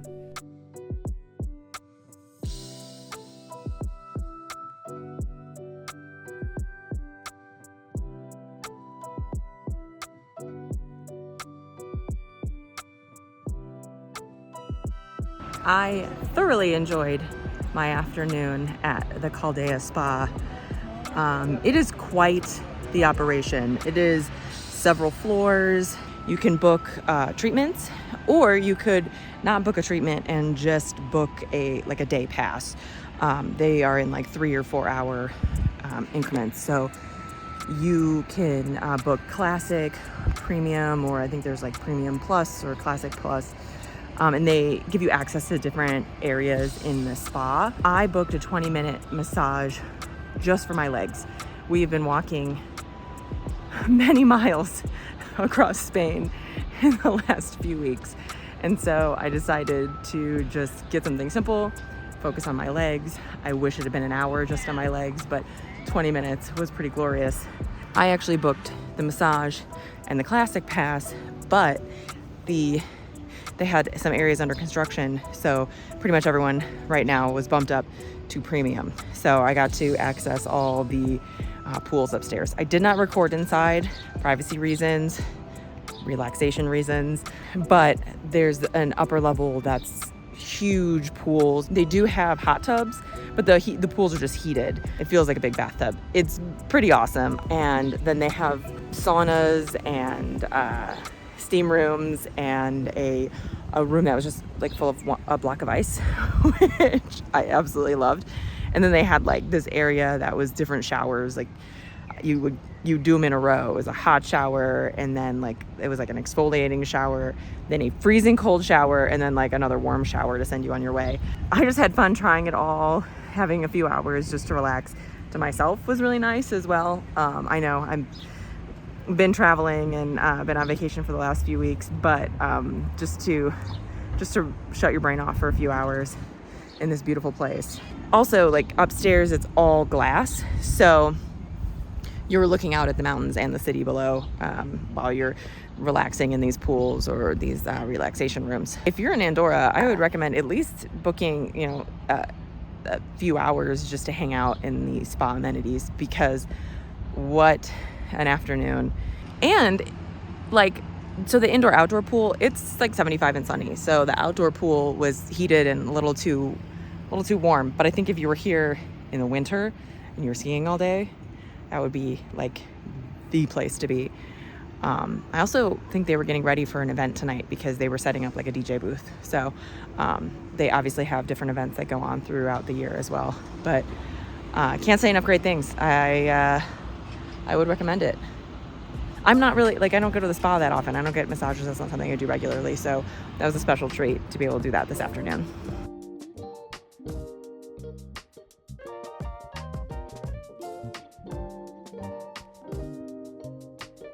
let's talk about shopping for a second. Andorra is just a big shopping mall.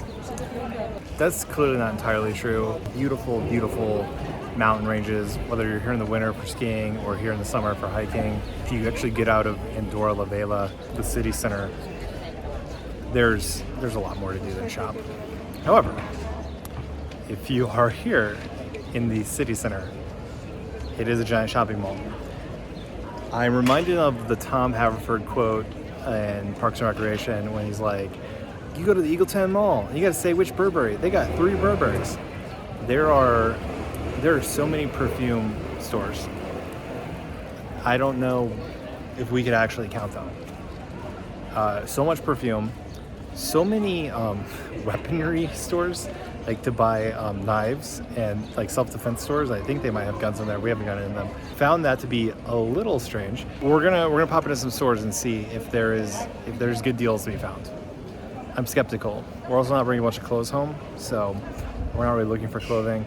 But we're gonna go shop for an hour and then eat early dinner. Okay.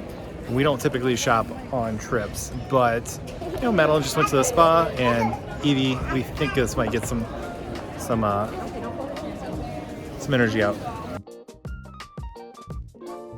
Just popped in the Ray-Ban store, polarized, which is the only way to go for Ray-Bans, about 200 USD. I think that's just about where they're at in the United States, so definitely not any sort of good deal there. But I think as a point of reference, it's like, you're not gonna come here and like, oh, they have these awesome polarized Ray-Bans for 90 bucks.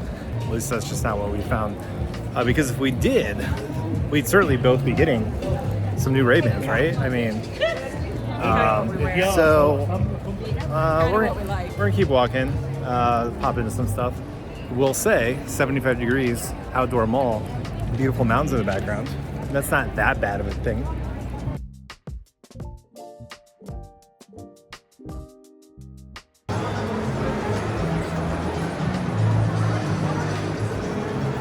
All right, this is an indoor shopping mall, and this is legitimately a shopping mall.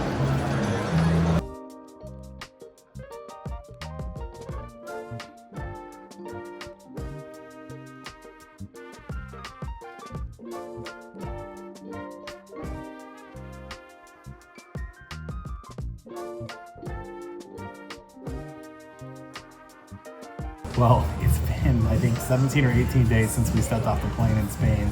Now, obviously, we're in Andorra, which is a different country, but right on the border. And we have finally broken down. If you've been watching our whole Spain trip, you've noticed that at various points in time, we've kind of said, yeah, we'd like a chicken sandwich, or we're going to stop at McDonald's. They have a restaurant here in Andorra called the Midtown. It's based on New York. I think they're going for Friends vibes, which we definitely are picking up, kind of a central perk. And after that big lunch we had, which was so good, with the chef grilling behind us, we wanted something simpler for dinner. So we're just getting a classic American crispy chicken sandwich, Caesar salad. Evie's getting mac and cheese. She's pumped. We said mac and cheese. She said yes. She knows those words. It's 27 months. And I may even be getting an unsweetened iced tea. That's to be determined, but if that happens, I will be the happiest person in Andorra. At several points on this trip, if we've passed like American food shops or American restaurants, we have been like, should we go in? Should we see? Because we're just kind of curious. Like at home, we don't, I mean, almost every restaurant's an American food restaurant. So, and we have, food from elsewhere that comes to us. So we just are curious what American food is in other countries. So They were open at American dinner time. And yeah, they were open 6:30. They were open at 6:30 for dinner, and we decided to try for an early dinner. But I feel like the second half of the trip, we have adjusted to dinner time, and we've figured it out. So we do go out on the earlier end of dinner. We might be sitting in an empty restaurant at 8 o'clock at night for dinner, but we found that works out pretty well for us. When we were driving through Andorra, we did see a Popeyes at a drive-thru. So there's chicken sandwiches in Andorra.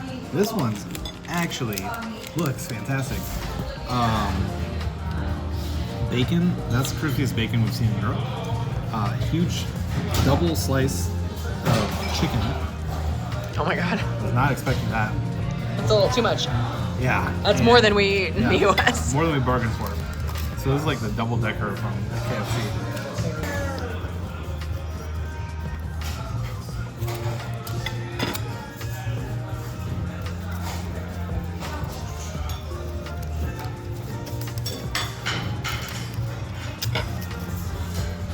Those are real tomatoes. That's great. They have real tomatoes in Europe. A plus. Well, as silly as it seems to be two Americans in Europe and go to an American restaurant, we've been curious what an American restaurant in Europe is like, and we thoroughly enjoyed it. The food was way too big. They're probably thinking they like big portions in America, and that was a lot of food, so we did not finish it. It was fun, and you know, we had such a traditional, like, Andorran style lunch today that it was good to mix it up and try something different, but kind of the same for us. I don't know. What I'm trying to say is we had fun.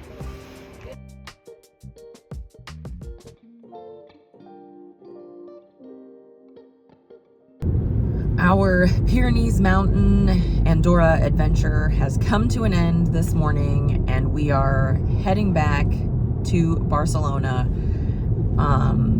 That's about a 2.5 hour drive. Now today is a big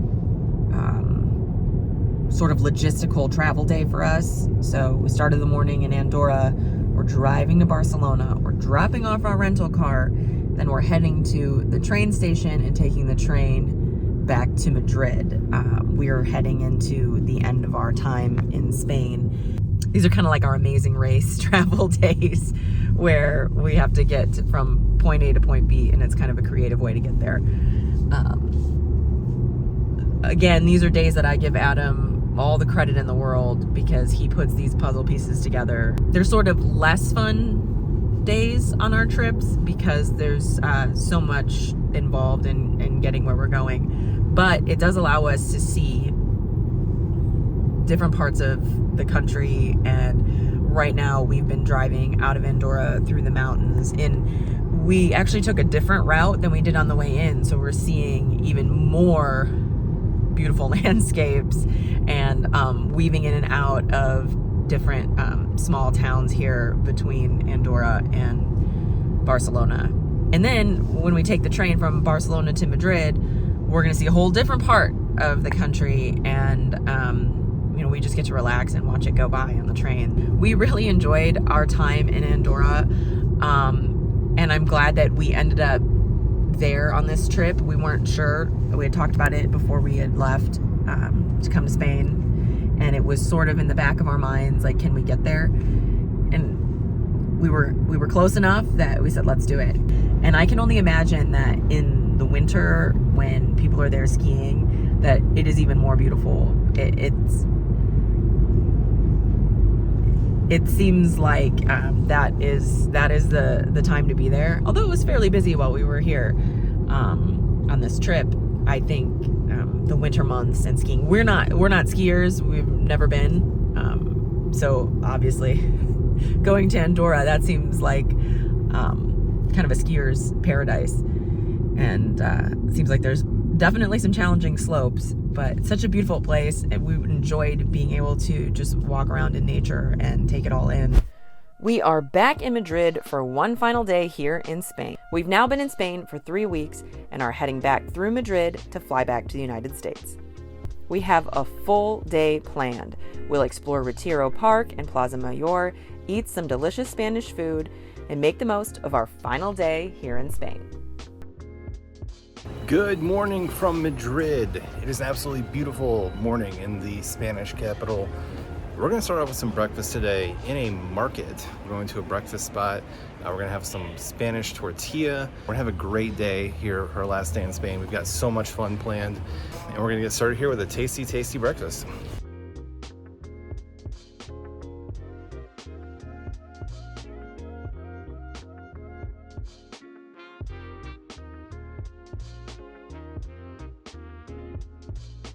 Breakfast has arrived. We're starting off with the classic Spanish tortilla. It's an egg and potato omelet. It's slow cooked with olive oil. A lot of times there's grilled onions in it. We've had a couple different versions here in Spain. This one looks absolutely fantastic. It's not as set up as the first one I had. And I wasn't sure if I'd like that, but I actually do like it a lot. We've got all this great bread here. We're probably gonna push some of the tortilla on as well.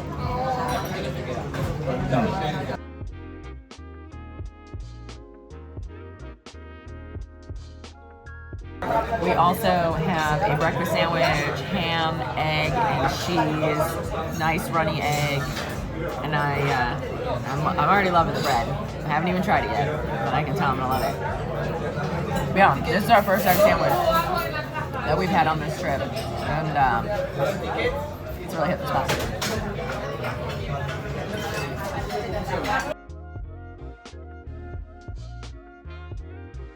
What a treat that breakfast was. Now we're gonna look around the market a little bit and then head to the park, but we're off to a great start here in Madrid.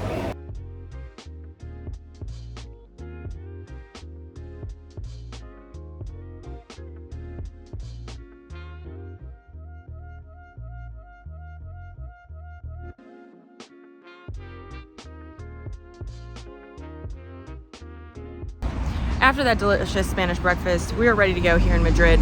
We are heading to Retiro Park. It's their beautiful park here in Madrid. It's a huge park and there's a lot to see inside. There are supposed to be peacocks in Retiro Park, so that is what I'm hoping to see this afternoon.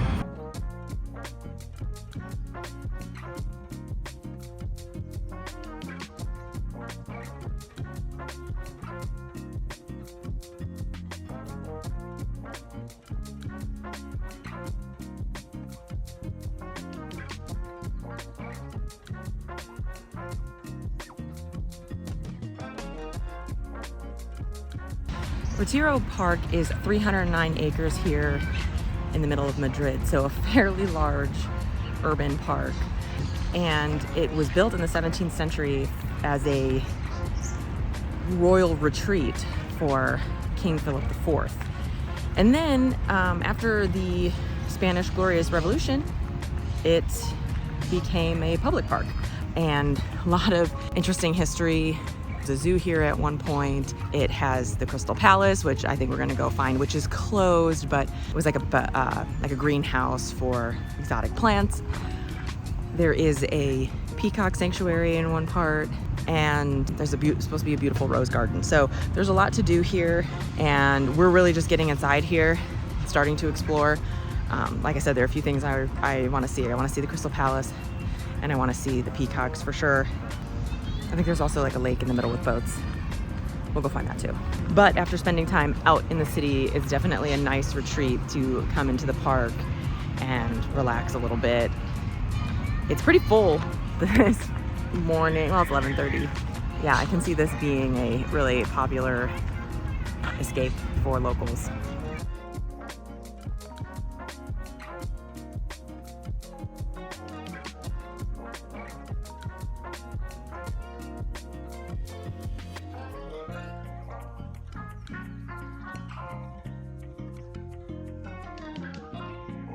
Behind me is the Great Pond.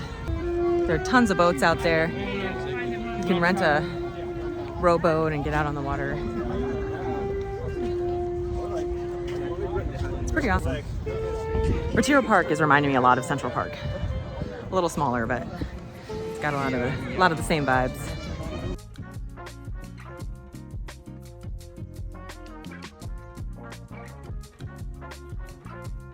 Loving the rowboats here in Retiro Park.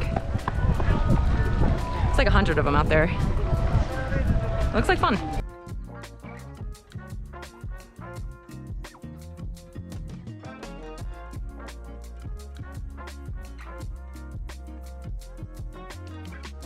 There are some huge fish in this pond. They're gigantic. It's kind of scary.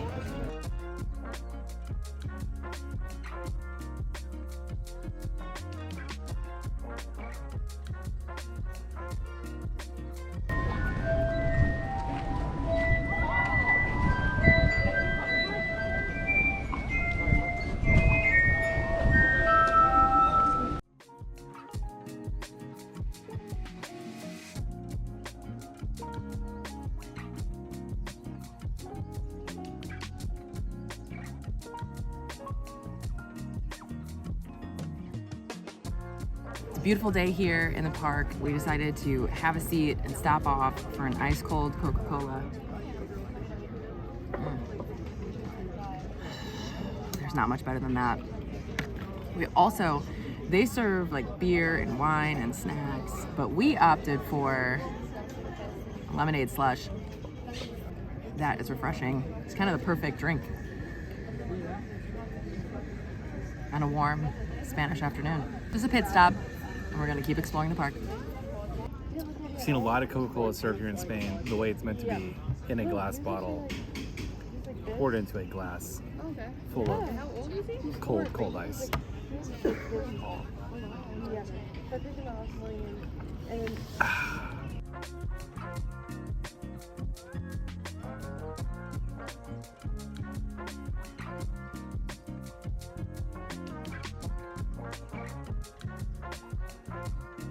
That was the Velasquez Palace. It's a beautiful building. There's a museum inside. It's free admission. Here we are coming up on the Crystal Palace. It is closed for, I think, like maintenance or some kind of work right now. So we can't go inside, which is sad, but it is a beautiful space.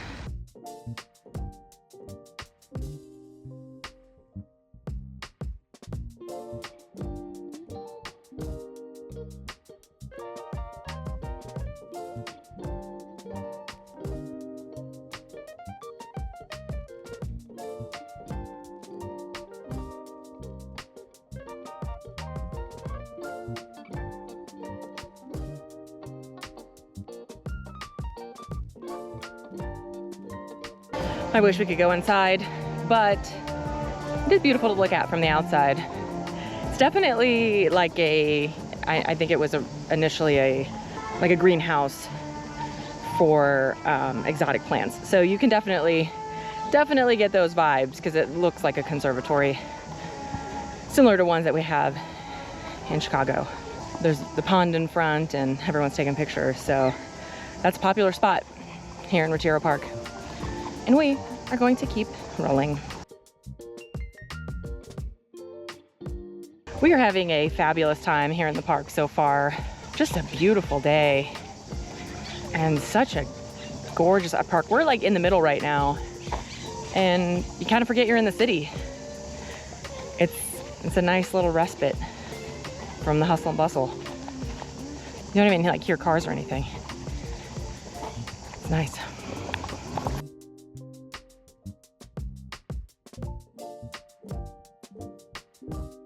Right now we're heading into the Cecilio Rodriguez garden, and this is supposed to be where the peacocks live.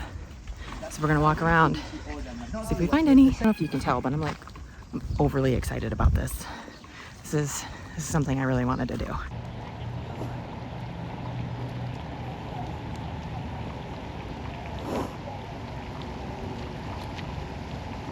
Oh, there's one in there.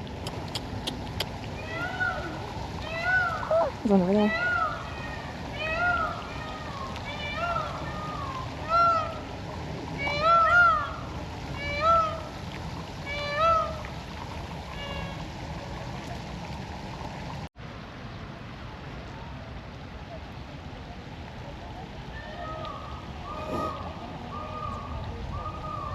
That's beautiful. I'm scared of you.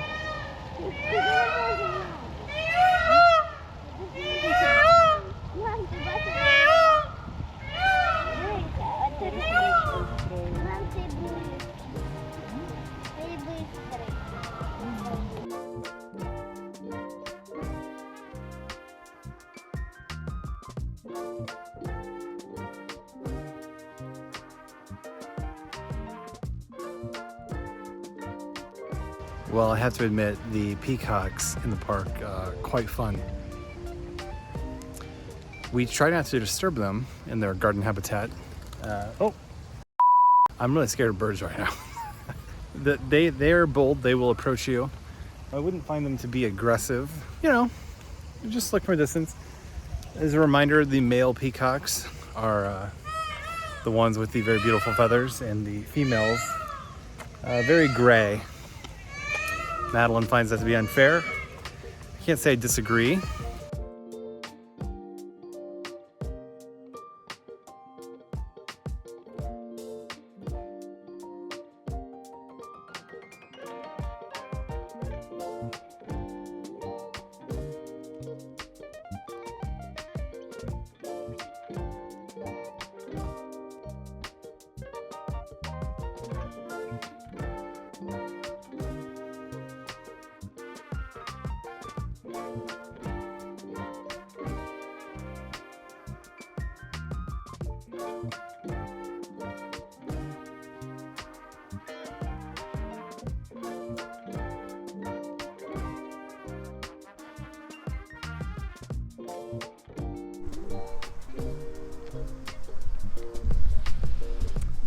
Okay, hanging out with the peacocks has totally lived up to the hype. They're vocal. They're very vocal. They kind of yell to each other, and they find the shade. Like, it's heating up a little bit, but they're really hanging out in pockets of shade here in the park. They're not afraid of us. They were walking up to us. I was trying to keep my distance, and they were walking towards me, which was slightly frightening because birds are unpredictable, and I'm trying to keep my distance. I'm trying to respect your home. But they're gorgeous. There are so many of them. And like I said, this totally lived up to the hype. This is something that I had on the list that I really wanted to do. Come to the park and hang out with the peacocks. And some people were getting really close, which made me nervous. And this surpassed my expectations. I loved it. Highly recommend. This is a beautiful area as well. Beautiful garden here. It's kind of off to the side of the park. It's not really hard to find. I read something that said it was harder to find, but it's really not. You just have to walk into this garden area that is kind of separated. I'm very glad we made it over here. I think there's a mom and a baby over here. I have to go see.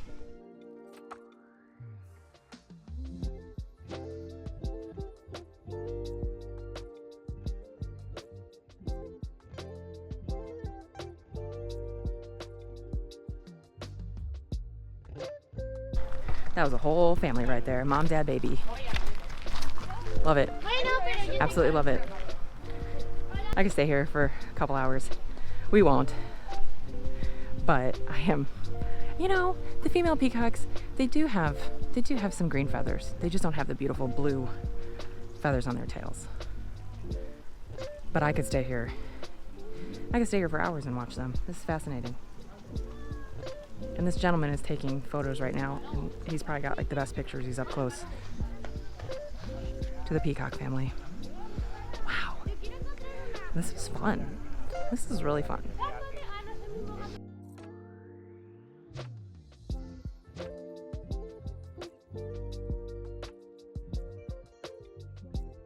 Sadly, we are now leaving the company of the peacocks. Stellar stop here in Retiro Park. 10 out of 10. Absolutely loved it. They're sad to see us go too. You hear them there? They're like, don't go, spend more time with us. They did seem like on one end there were like the bigger males, and then on the other end were a lot more of the females. So I don't know, maybe they're like, you stay on your side, I'll stay on mine. But we did see the peacock family hanging out there in the middle. Now we're gonna go head towards the rose garden, which is also supposed to be beautiful and has like a bunch of different species of roses. So that is the next stop. But this, highly recommend if you're coming to Madrid to just spend a little time with the peacocks.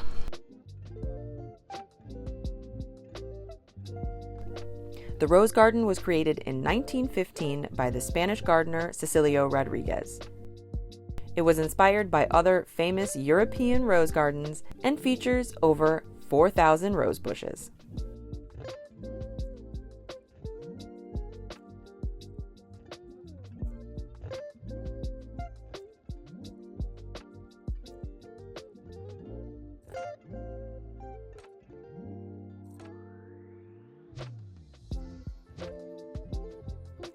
The roses also smell so good right here. It's nice. I've really enjoyed this time in Retiro Park. This is a great way to spend early morning, late afternoon. It has just been beautiful.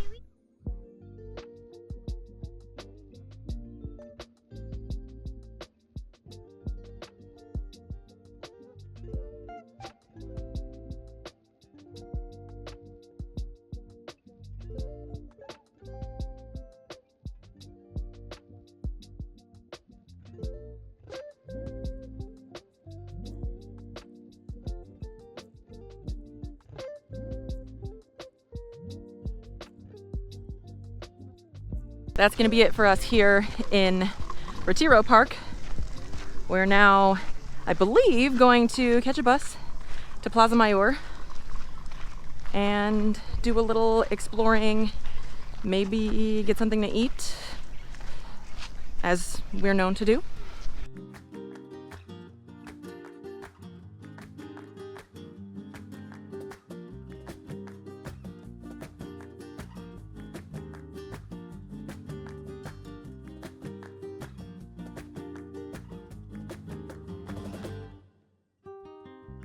On the bus to Plaza Mayor. A quick bus ride, and now we are heading over to Plaza Mayor. We found that the public transportation has been pretty easy for us to navigate on this trip. When you ride the train, you have to buy the metro card. I mean, that's what I call it, but the subway card, you have to purchase that from the kiosk. If you take the bus, you can pay just with your own credit card, so you don't have to worry about going down into the subway, buying the card, and then using it on the bus. You can do that. I believe the subway and the bus use the same card system, but yes, you can also use just your credit card when you get on the bus, but not on the subway. You have to my knowledge, buy the subway card. We're walking over now to Plaza Mayor, which is the big square here in Madrid. Big tourist destination. But we want to go, we want to see it, we want to check it out. It's what you do, we're tourists. So here in Spain, there are a lot of water fountains around, and you'll see people filling up at them. And that fountain specifically said not potable water, because I believe maybe even some of the fountains you can fill your water bottles too, but they have to put that sign on there saying hey, don't drink this water, or else people will fill their water bottles with it. That's just kind of a interesting fact. Pay attention to that. If you're really thirsty, it says no potable, don't drink it.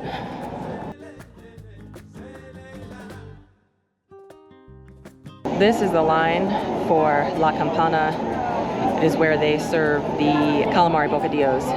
Very popular. It's like a must visit for many people. So line's pretty long. Don't know if it's gonna happen for us. We'll see.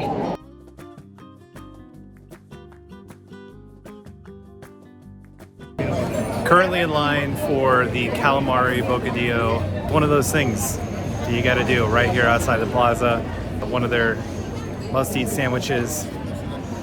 I'm not the biggest calamari fan. Madeline does like it, so she'll be eating more of this than me.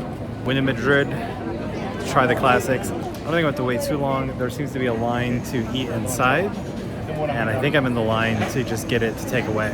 We'll see.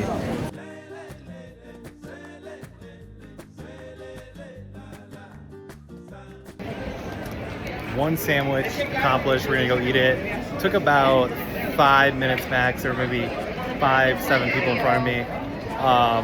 So we're gonna go here in the plaza and eat it.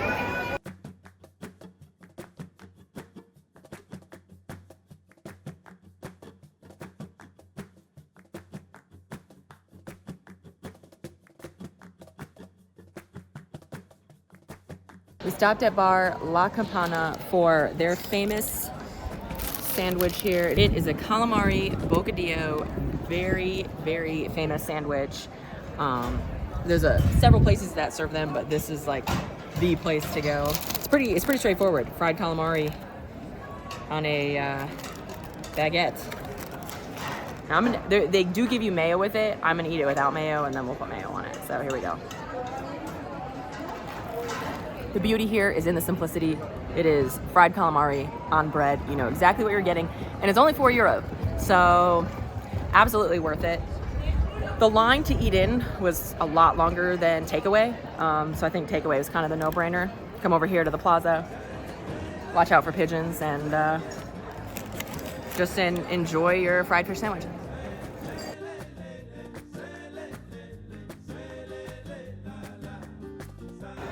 Here we go, got a little bit of mayo on there. You know, it just feels very Spanish right now, being in this plaza, looking at this, eating one of their favorite foods. The mayo, I think, is necessary, because the bread and the calamari, maybe a little too one note. Fresh squeezed lemon on there would be absolutely perfect.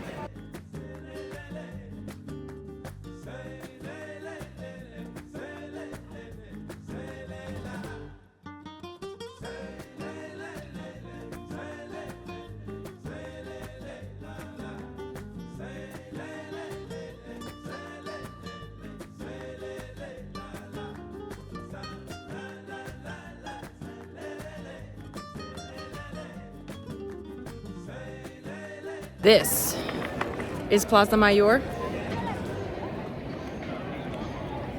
Beautiful space. It's not as touristy as I thought it was going to be. I mean, it's definitely like a tourist spot to check out, but I thought they'd be busier. We are here in the afternoon. It's not super crowded, but I thought it would be. It's beautiful. This is a great space to come and hang out. There's a lot of restaurants. You can stop, have a drink, sit in the plaza, and just enjoy the atmosphere. We have finished up in the plaza and we are now heading to Mercado San Miguel.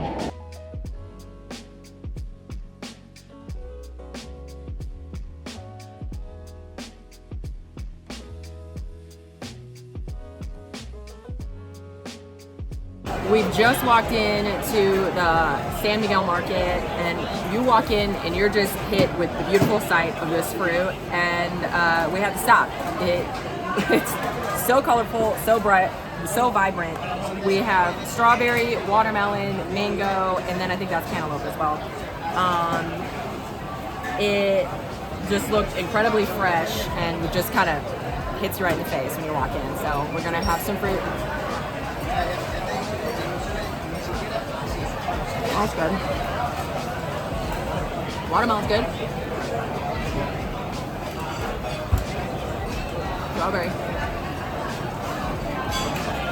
While I'm standing here eating this fruit, they are carving jamon right next to me. Which, it's quite a sight to watch. If you don't think we're getting jamon, you're crazy.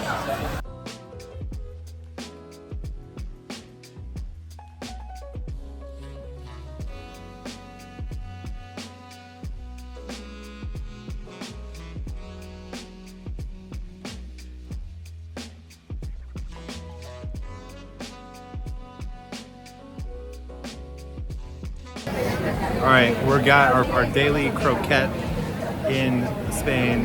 We've got one ham, one cheese.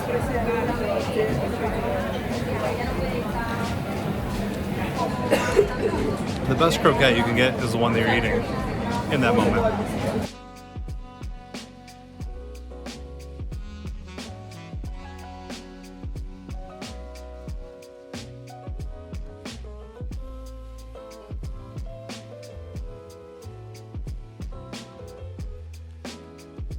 Got a beautiful bite of raw tuna here.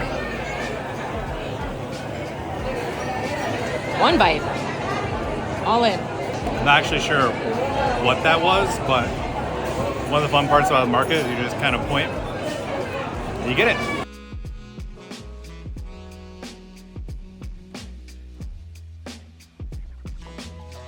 This is from Hermanos Pollo. Chicken Brothers.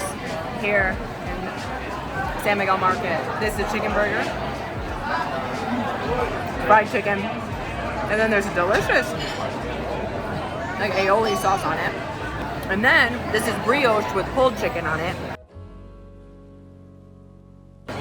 Both delicious. I love coming to the market and just trying a bunch of different things. It's a fun way to eat.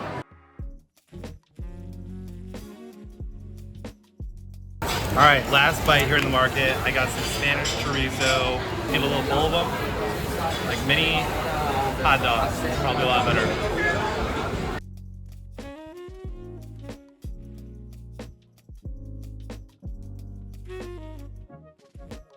Our grazing lunch near the Plaza Mayor has concluded. I'm not even sure all that we ate. I mean, we had the calamari bocadillo, fruit cup, the croquettes, I had a bite of tuna, we had the chicken pinchos, and we finished with those Spanish chorizos.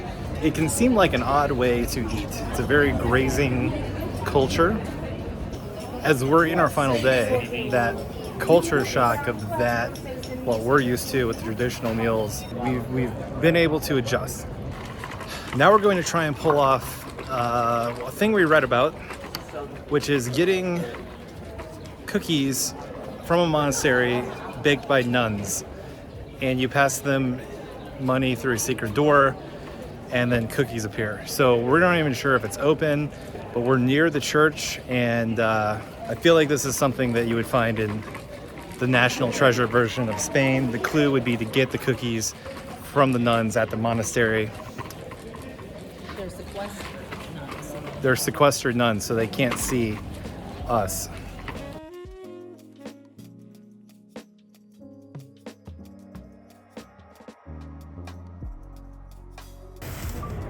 The nuns only keep certain hours for the cookies, and we're here right in the middle of their time, so they stop serving them at 1 and they come back at 4:30, so we can't wait around for 2 hours for cookies. And we're not coming back. And we're not gonna come back over here just for the cookies, but This is the door. this is the door. You ring this button here, you walk down a hallway, and you order in a revolving Lazy Susan. I am sad. This just goes to show that you have to do more research. We researched, but We were in the neighborhood. we were in the neighborhood. We thought we'd stop in. Turns out we couldn't. I am sad, but maybe we should just go find cookies somewhere else. That's a good idea.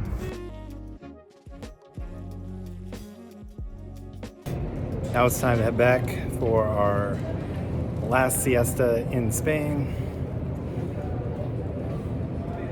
And sleeping baby, tired Madalyn.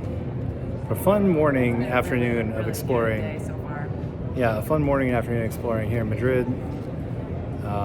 So after siesta, we will figure out. I think we're gonna try and find a rooftop. Get a nice view. Say our goodbyes to España. The siesta is over, and I'm gonna head over to the Reina Sofia Museum. I'm heading over there solo. You know, we're always honest with you in our videos, and one of the reasons why we skipped going to Valencia and went to Andorra instead was because we're here in July, and it is very, very hot. Temperatures increased from about 70 degrees Fahrenheit this morning, which was very, very pleasant. So we had a fantastic morning, went out to breakfast, walked around the park, went over to the city center. It started getting a little hotter, but was still pretty pleasant, probably around mid 80s. In the last 2 hours or so, since we went back to our hotel, it's jumped up to 95 degrees, and in this city, it feels like it's over 100. So we're not comfortable taking Evie out in this Spanish summer heat. So I'm gonna walk over to the museum, check it out myself. You travel when you can. Our availability to come to Spain for an extended period of time was in July. We knew it was gonna be hot, which is why we kind of had a rough outline of where we were gonna go in the country. and truly kind of plan things 2 or 3 days in advance based on the weather. We knew it was going to be hot in Madrid today. We're coming back because we're flying out of Madrid tomorrow morning. It's one of the things that's tough about traveling to a foreign country is you typically want to have that entire trip booked, planned out, and you really need to be very detailed in your planning. When it's hot, you know, I wouldn't recommend coming to, you know, central Spain when it's in the 90s for your vacation. This is a very walkable city. When the weather's good, it's charmed us. We've loved it. When it's been hot, it's really been tough to explore. So I'm about to head over to the museum right now, and we'll enjoy that.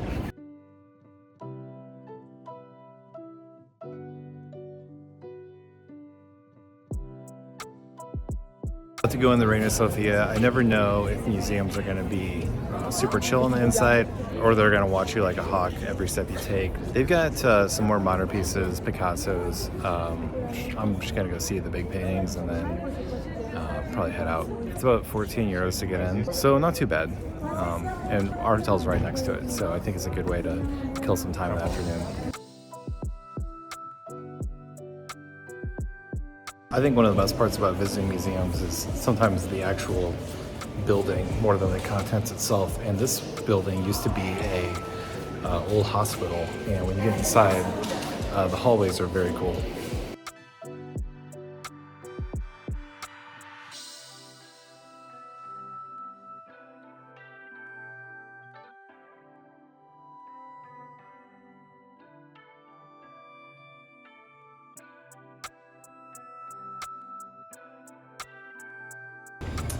That elevator ride is going to be the closest thing I can get to a drone shot.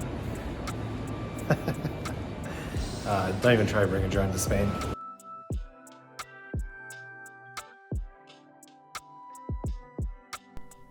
The Reina Sofia Museum is Spain's premier modern and contemporary art museum, featuring iconic works by Picasso, Dalí, and Miro, including Picasso's renowned anti-war masterpiece, Guernica. Originally a hospital in the 18th century, the building was transformed into a museum in 1992.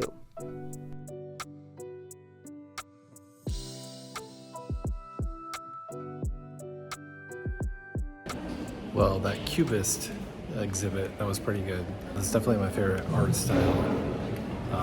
Just love the odd shapes, the way the colors pop, so I think that was worth the price of admission right there.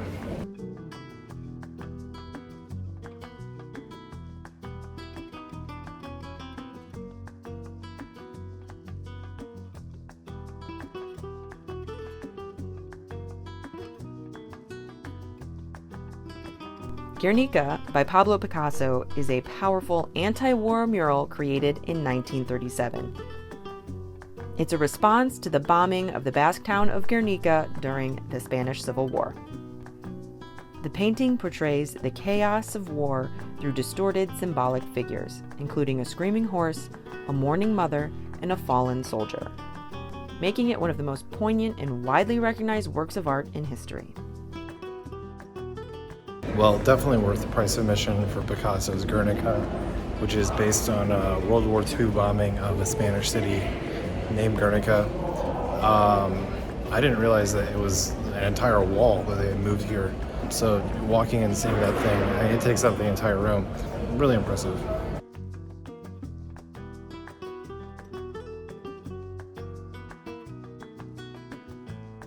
Glad I stopped in there. Enjoyable museum. My advice for museums is always this. If there's a topic that interests you, go. If it doesn't interest you at all, don't go. For me, Picasso and Cubism is relatively interesting. So if you find that stuff interesting, go. It's really impressive in there.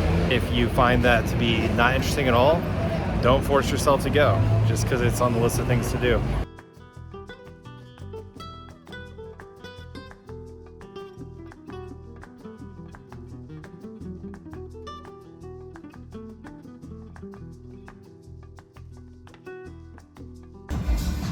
Tonight, we're starting out Madrid at Street Show. It is a Korean fusion restaurant, and we've got some interesting tapas items coming. We ordered dumplings, a Korean lasagna that has dry aged beef. That was my choice.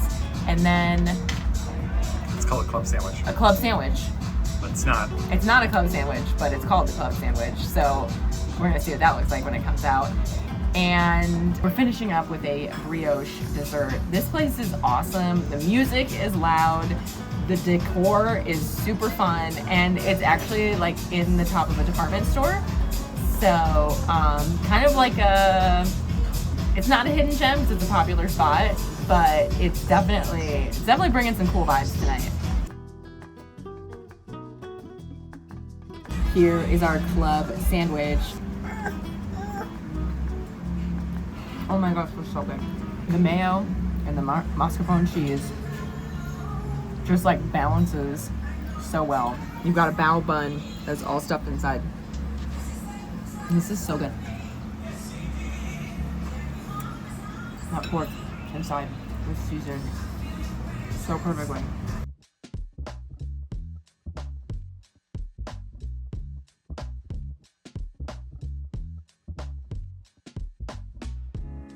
All right, here are dumplings. It's a Peking dumpling. We got a crispy pig's ear. It's a strawberry hoisin sauce. There's pickle here, and obviously there's dumpling. Nice and covered in that strawberry hoisin sauce. It's a really good dumpling. This hoisin sauce is fantastic. Pig's ear, covered in strawberry sauce. I'm a fan of pig's ear. I tried chicken neck on this trip. Pig's ear is greater than chicken neck. Pig's ear. Here we go. Okay.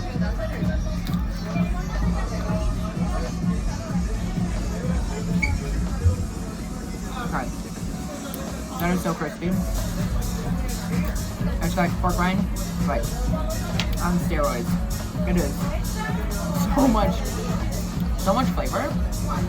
Pork dumpling.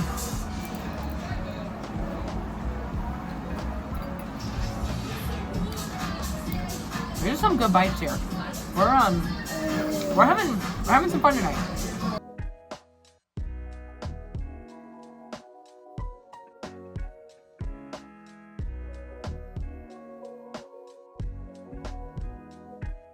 Here we have the Korean lasagna. It is dry aged beef. There is a cardamom bechamel sauce on top. Tomatoes. This is another tomato sauce that I can't remember exactly what it was, but it is really tasty. He said start at the top and I think he said use a spoon, so we'll use a spoon. Okay. First impressions, it kind of looks almost like a bolognese sauce. Okay. I'm gonna take a big bite here.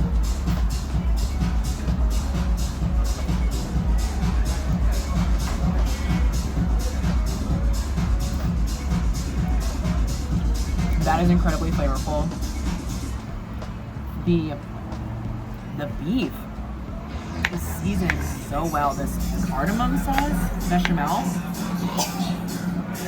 like this does not lack for flavor at all. Nothing we've eaten has. This was my choice, and I'm really happy with it. That's really good. Wow. All the dishes here have been beautifully plated and absolutely delicious. The lasagna was going to be our last tapas item before our dessert came out, but everything has tasted so good, and our server talked us into ordering another one. We said, you choose, surprise us, you know it's good, because everything has tasted delicious, and we're just going to trust him and see what he sends out. I'm excited.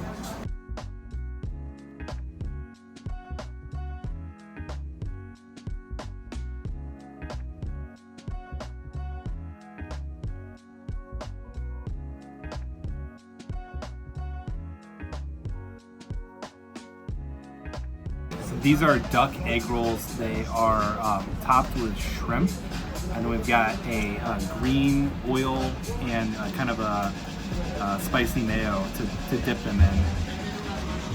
Look at that. That's just a beautiful, I mean, the colors, the presentation here was fantastic. That's legit. That is. A little spicy. Every bite we've had here, really, really good. Glad we got this extra one. Well worth it. But then you slosh it in the green. Oh yeah, okay.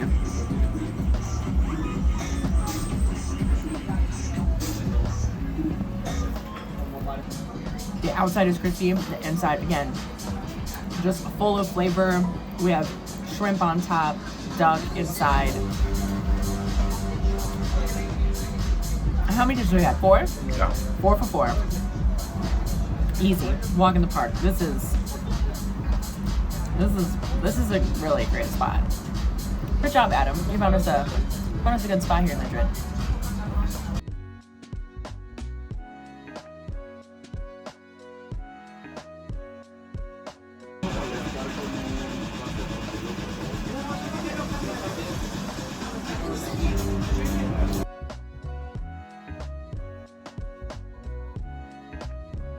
So this is our brioche dessert. There was a hot vanilla cream poured on top of it, served with mango. After we eat the brioche, we're gonna pour the mango in the cream. These are freshly baked. They smell amazing. They're covered with sugar. I think I can get one out of here. Oh my God, look at that. Look at that. Here we go.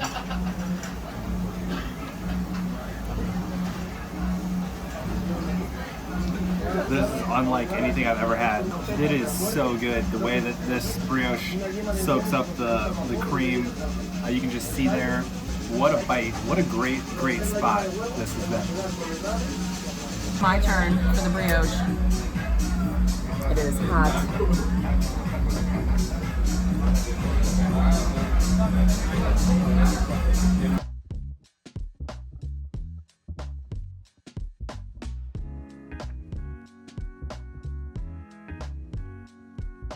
Like a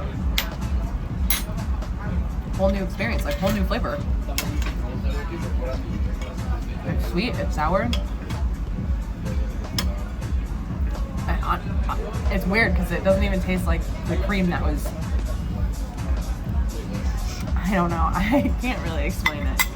This has been a culinary delight this evening. Street show was an amazing meal. Don't be thrown off by the fact that it is in the top of a department store. Those are the escalators down. And it is loud and it is funky. The decor is a little dark, but and the music, you can hear it. It is like a club atmosphere in there. But the food is phenomenal. Every bite we had was delicious. We're not overselling it. It really was that incredible. Every single sauce, every single thing that hit the plate was just chef's kiss. Really, really fabulous night here.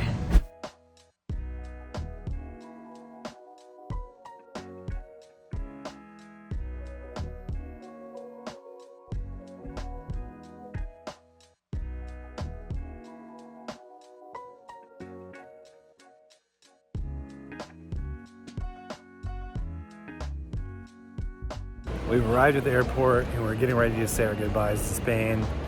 Got up early this morning, took a taxi to the airport. No joke, this is, I'm gonna check and see, this is one of the biggest airports I've ever been in my entire life. I think we gotta take like a 23-minute tram over to the other part of the airport. And this is just one terminal. Beautiful architecture, but we still have more journey ahead of us we didn't even realize before we get on the plane.